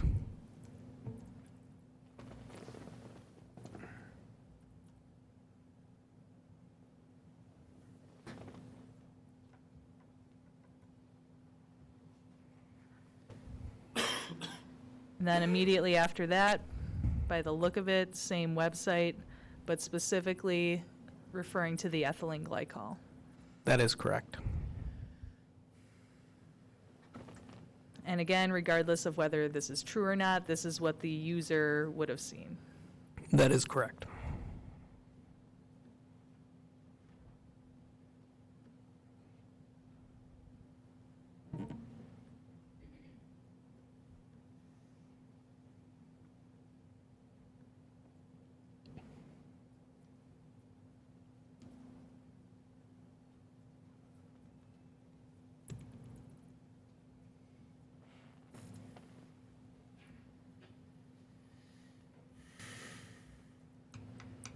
Okay, and then that appears to be a continuation of this website. That does, yes. And again, regardless of whether it's true, a listing of symptoms. Yes.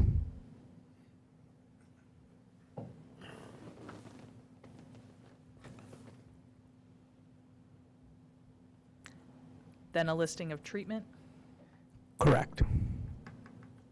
antidotes. Correct.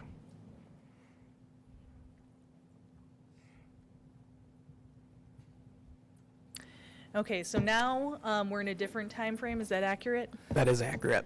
Okay, so we're just later, 11:45 a.m. on December 2nd, 1998, correct? That is correct. And this website that we're going to see, it appears to be Anatomy Atom. That is correct? correct. Yeah, that's what it. Is that a website that you saw a lot? Yeah, it's one of the more frequented websites. Okay.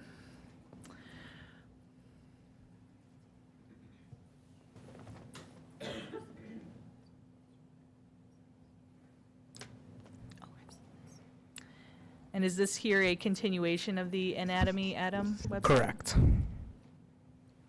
All in the same time frame? Yes. Okay, so on this website, this Anatomy Atom related website, This was like its main splash page, kind of. what did you describe this page as? So it's like its main page, like when you go to the website, pick all the options, kind of. So these, what we're seeing here, the words in the middle, that would be something you could click on? Correct. Poisons? Correct.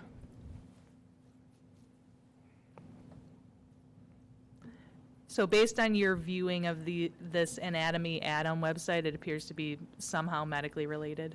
Yeah, medically related. And it does have a poisons category, correct? It does.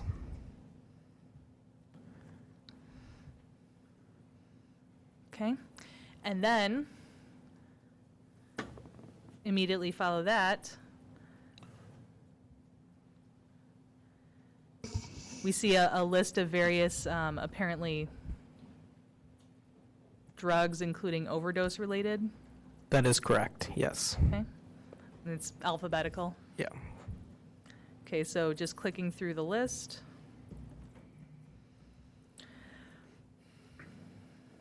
Did it appear that the user accessed in this list the letter E? Yes. And under the letter E is one of the listed items ethylene glycol? That is correct.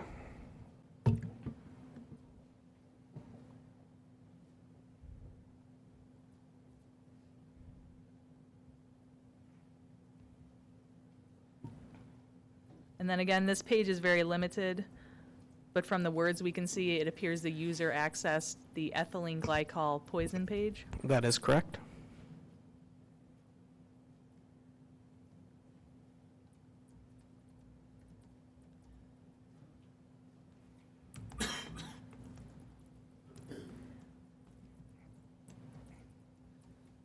And what we're seeing here is that basically a continuation of that poison page for ethylene glycol.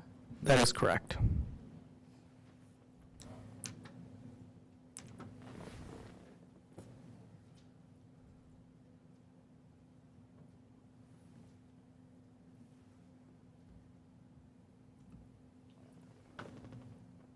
And what we're seeing now, is that just a continuation of the prior page?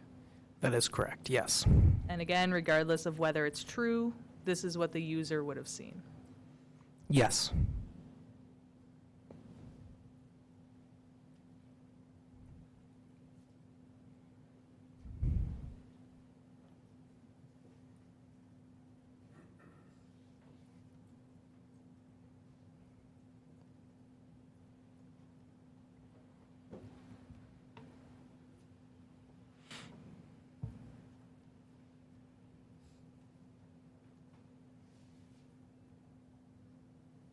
Okay, so now we're moving to a different time frame. This would be Wednesday, December 2nd, 1998 at 9:34 p.m. Is that accurate? That is accurate. And at that time, again, we have a very limited website, but it appears to be referencing antifreeze poison. Yes.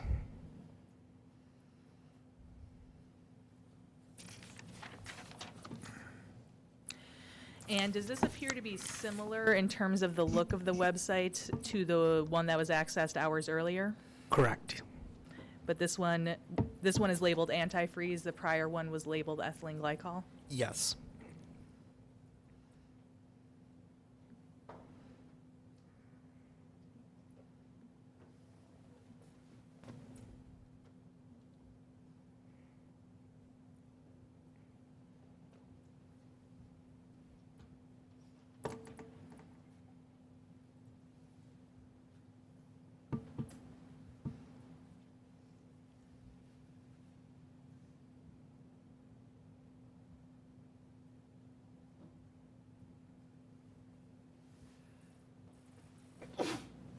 Okay, then looking at the next web page.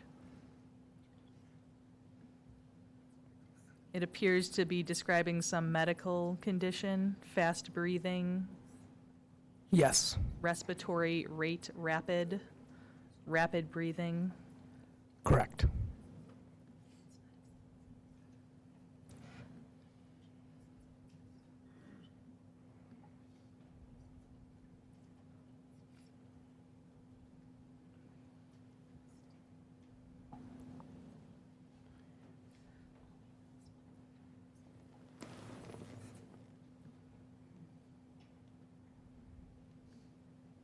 And so this is what the user was accessing after accessing the antifreeze website?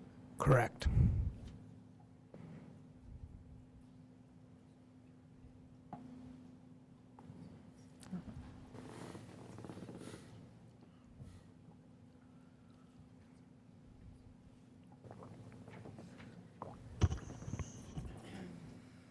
Okay, and then immediately after that, it appears the user, using the same web page or the same look to it, access something about rapid breathing. That is correct.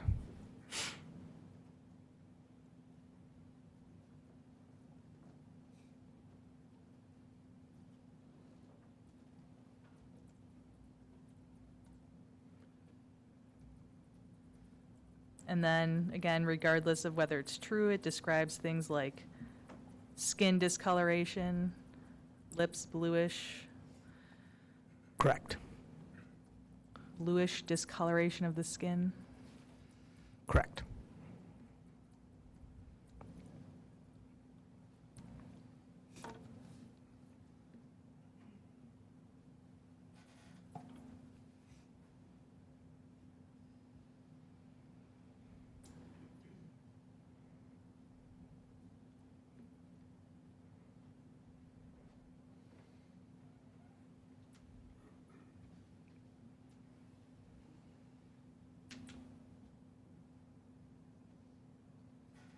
Okay. Then that page just continues. Correct. Immediately after that, the user appears to be looking for skin discoloration, bluish. That is correct.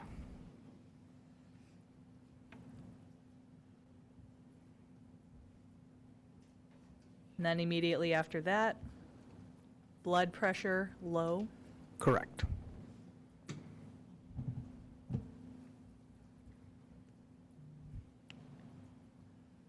And then this page that we're looking at now, does that appear to be the user accessing the low blood pressure page? Yes.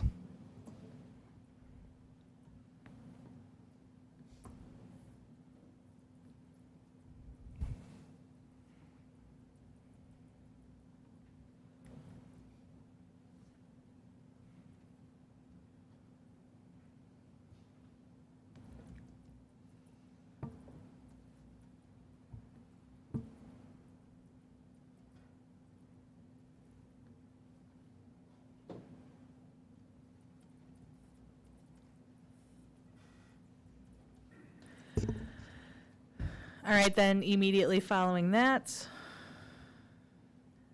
there appears to be a page accessed about consumption of alcohol. That is correct.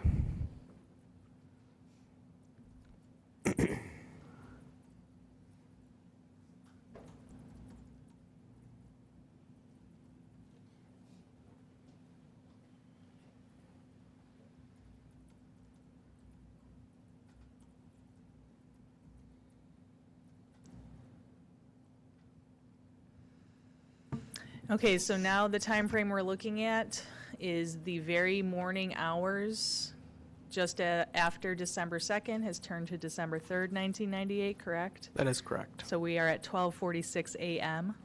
Correct. At that time, is a site accessed about antifreeze poisoning? Yes.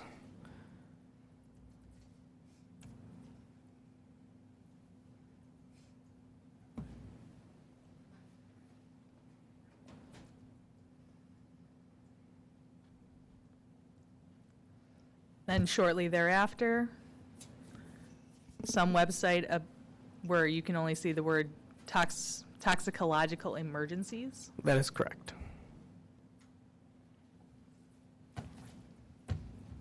Then shortly after that, are we once again seeing this series of websites that appears to be about symptoms of things? Yes. So this one is unconsciousness. Correct. Again, we are at around 1 a.m. on December 3rd, 1998. That is correct.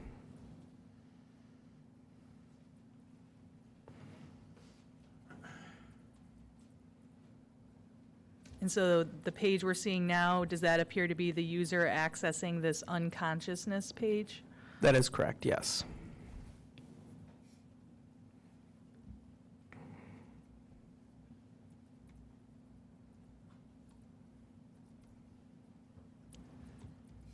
And then a continuation of that page? Yes. Okay, shortly after that, do we see the user accessing a page about consciousness decreased? Yes.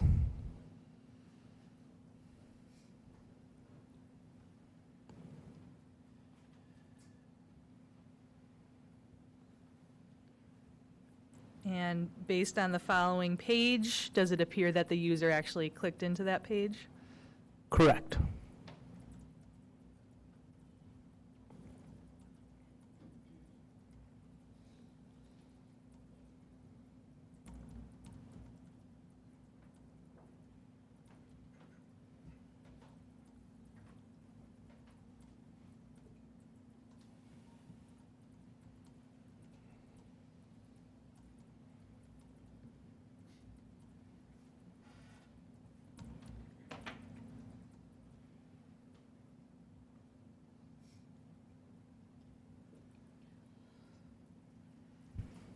And then shortly after that, do we see more Yahoo searches? Yes.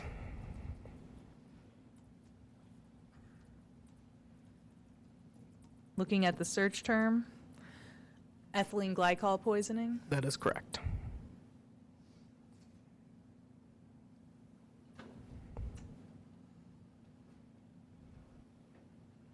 Then shortly after that, another web page. That is correct.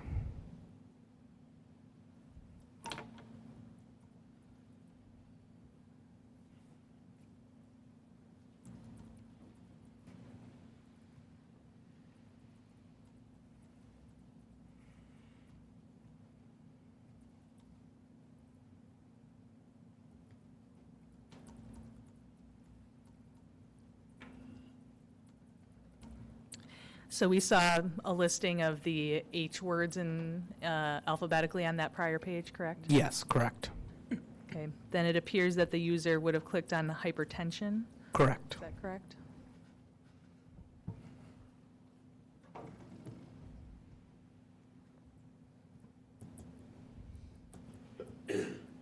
And then once again, we're seeing the similar pages that we just saw previously. Where Correct. it's a description of the symptom or the search term. That is correct.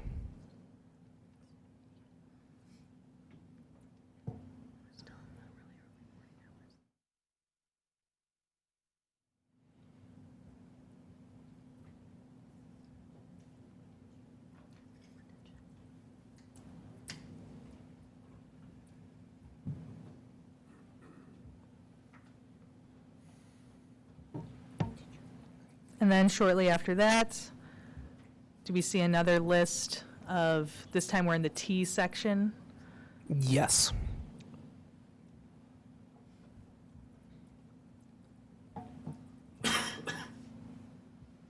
And it appears the user accessed a site about bounding pulse.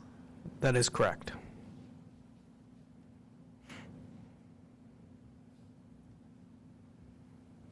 And once again, a similar website is accessed.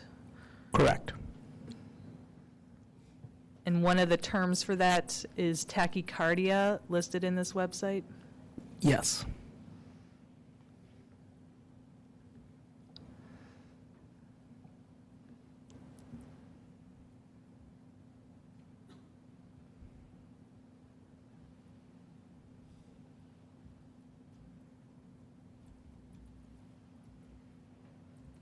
Okay, so once again, we see the list of the alphabetical terms, and this time the C section is accessed, correct? That is correct.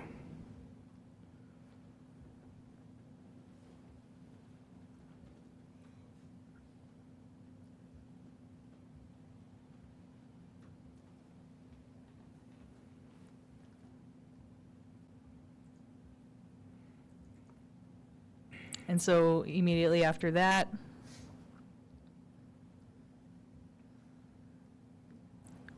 we see shock-cardiogenic. That is correct. Same type of web page we've been seeing. Yes, same type.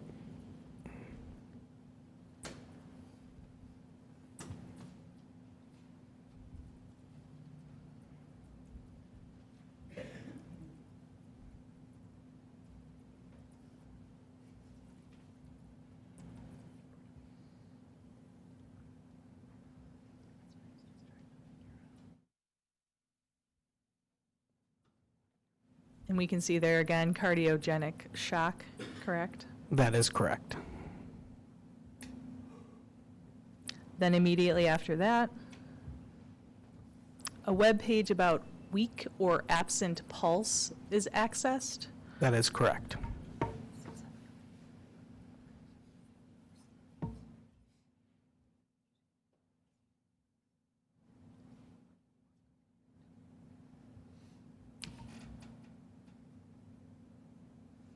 And similar to the other pages in this section, just lists. Yes, it's very similar.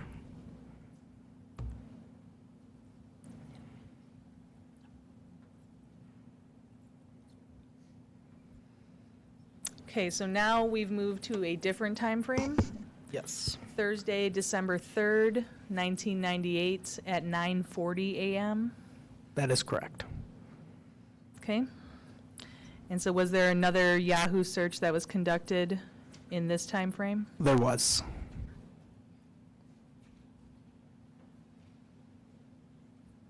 Search term ethylene glycol poisoning. That is correct.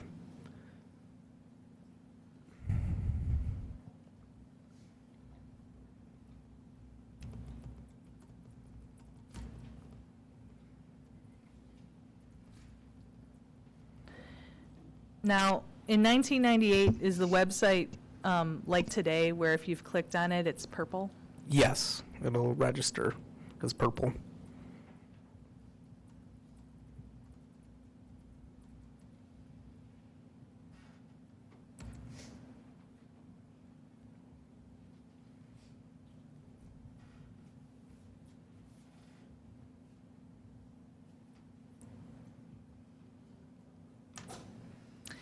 All right, so looking just immediately thereafter, the same website as before in terms of the look of it.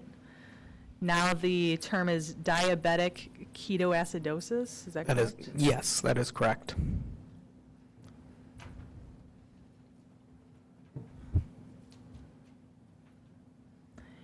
And then the following page resembles the pages we had viewed before leading up to this, correct? Yes, it does. So this is making some reference to diabetic coma. Correct.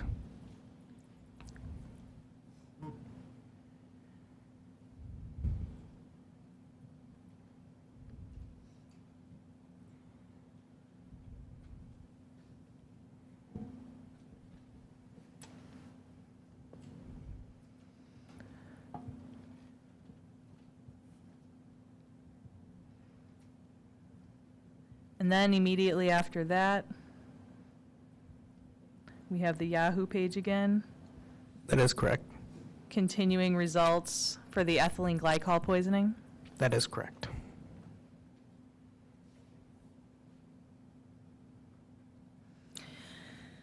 All right, is that the end of the internet history then, from December 3rd of 1998? That is, yes, that's what I believe. And there was no recoverable internet history after what I've just shown you on December 3rd, 1998? No, not on December 3rd, no. So now we've talked about this anatomy of Adam website. Correct.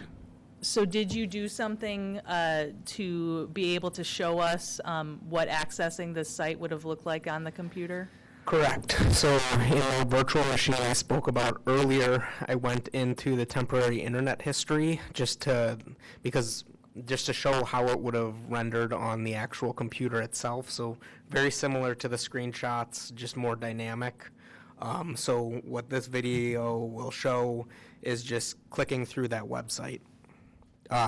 it's only going to the places where a user would have actually clicked, because it's not actually connected to the internet. It is simply relying on that temporary internet history. All right, so this is going to play then like a video on the screen. Is that accurate? Correct. It's a video.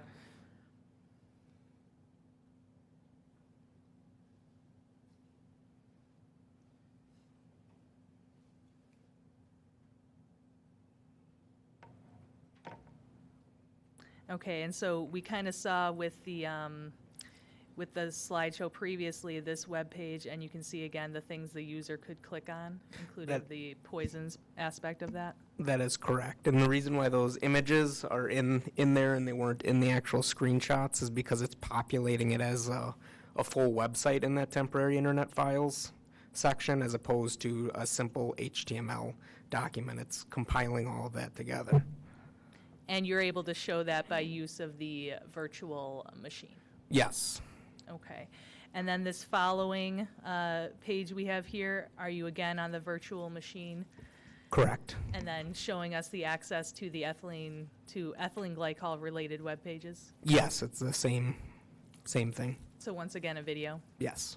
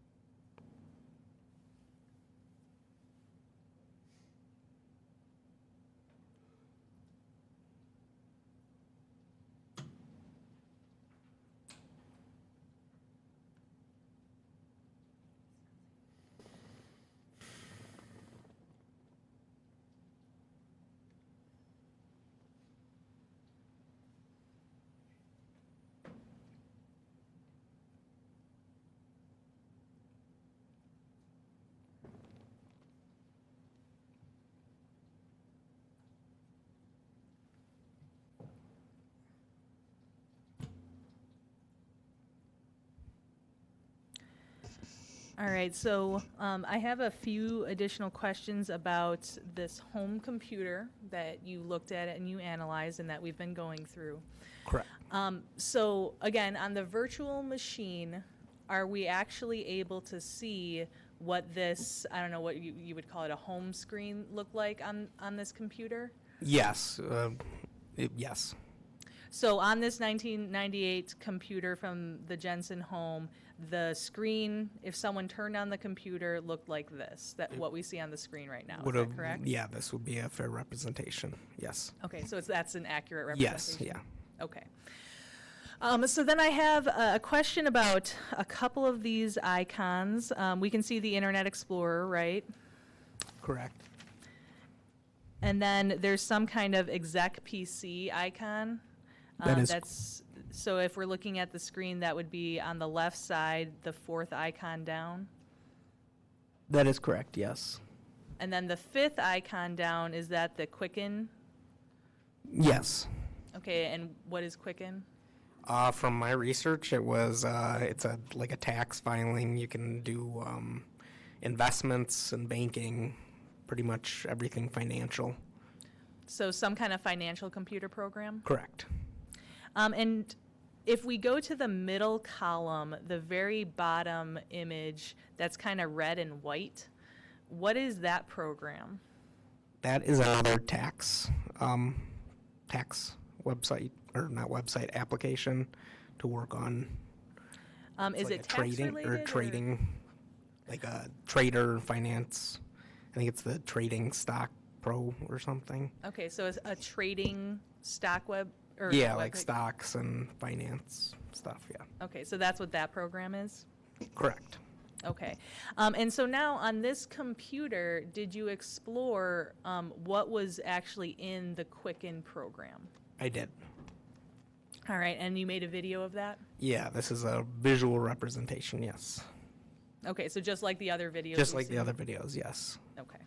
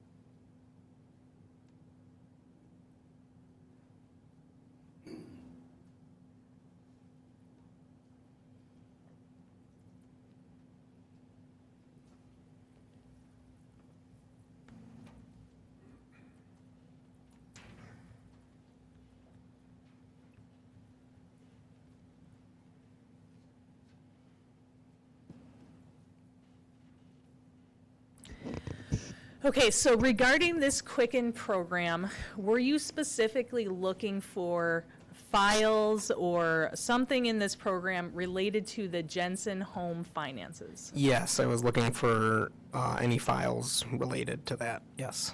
And did you find anything that appeared to be the Jensen home finances? Outside of the one at the beginning where it shows that it says Jensen and then there's a file and then within it is a different account, there was nothing that I could find. So what we see you clicking through here, that appears to be, this financial information appears to be under the name Sorensen? That is correct. Okay, so we were seeing financial information, but that is labeled Sorensen. That is correct. And did you find anything that looked like the balancing of a checkbook? No. And as you actually clicked through Quicken, as the user would be able to see it, did you see anything besides what you've shown us on the screen? I did not. So whatever material was saved in this Quicken computer program was very limited. Yes. And all of the things that actually had money amounts or stock amounts were under the name Sorensen, correct? That is correct.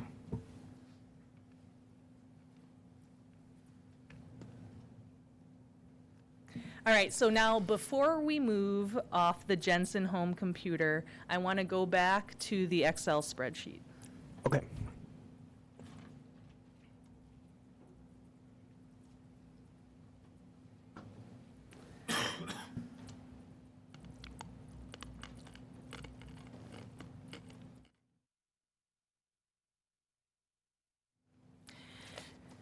Now, on the PowerPoint that we've just looked at, those were the internet websites where we could actually see something because there was the HTML file, correct? Correct. But in this Excel file, this is all the internet history you were able to recover, correct? That is correct. And so there's some internet history where we can't see anything more than basically what's in the Excel file in terms of a visual. That is correct. So it's still internet history, you still would have a date and time for when it's accessed on the computer, there's just no real visual to it. Yes. Now, when you looked at this computer, I believe you testified that you first saw activity that would indicate use on July 6th of 1998, is that correct? That is correct. And did you examine the early internet activity that was occurring in July on this computer? I did. And based on your examination of this early internet activity, did you see access to pornographic sites? I did.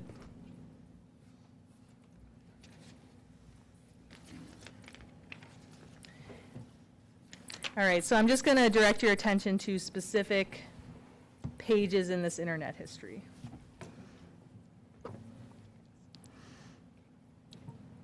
Your Honor, I have an objection. I think we should possibly take it outside the presence of the jury. How much more direct do you have? I don't have a ton more, but there's a few other devices that I have to ask questions about. So I think I would be done by 5 if we continued until 5. Well, we're going to have the jury leave. Let's go out for a minute and we'll figure out what we're going to do, okay?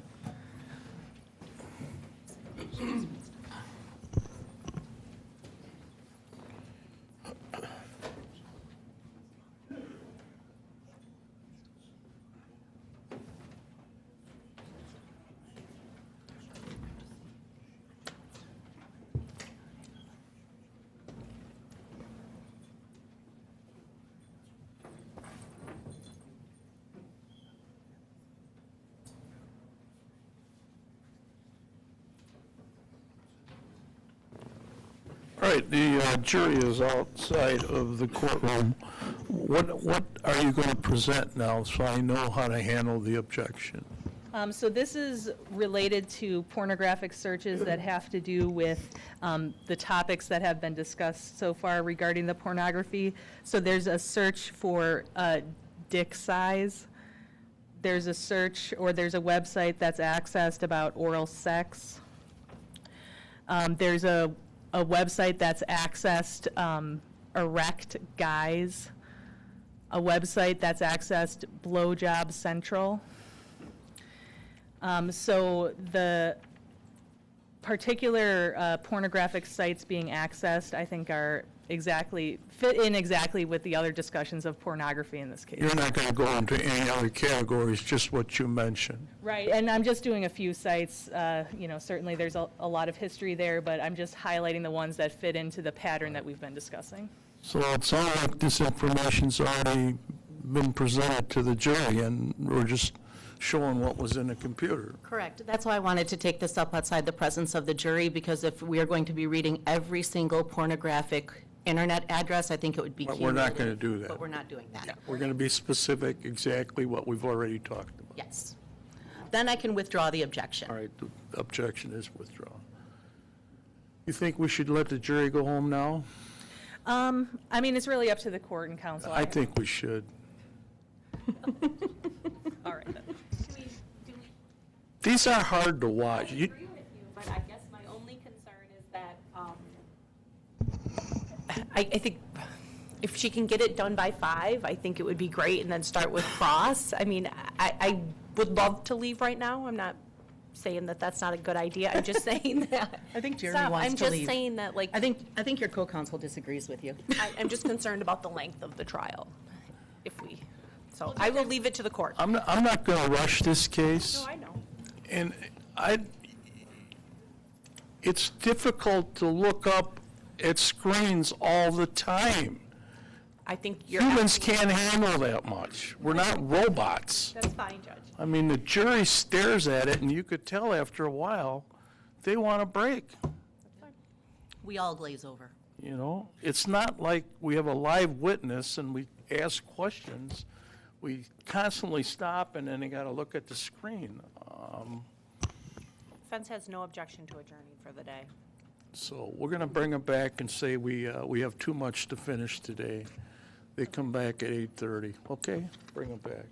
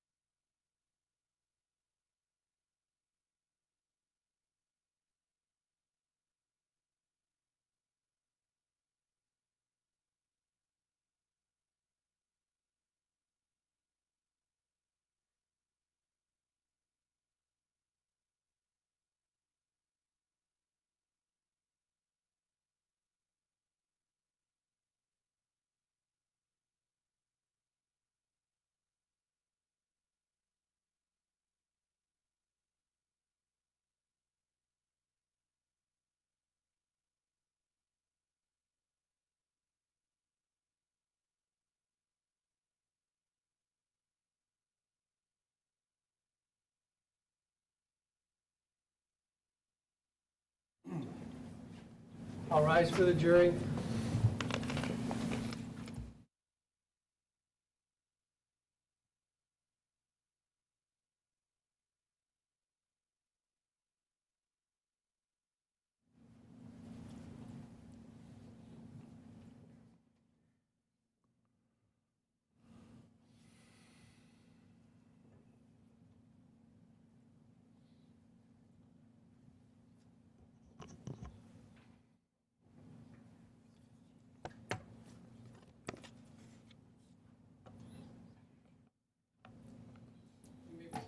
All right, we're back on the record on the Jensen matter, Mark D. Jensen, 2002 CF 314. The appearances are the same.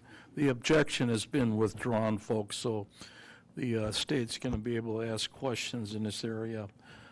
We're not going to be able to finish by 5, and I don't like to drive when it's raining in the dark, so I want you to come back tomorrow. So have a good evening. Don't talk about a case. 8:30.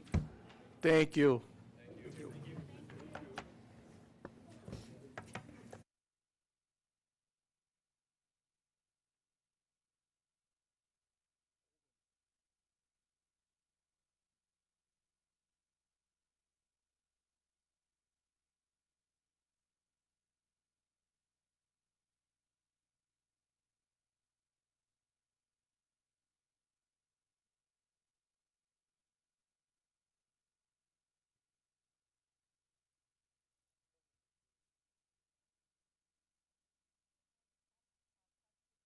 Going forward. Sure.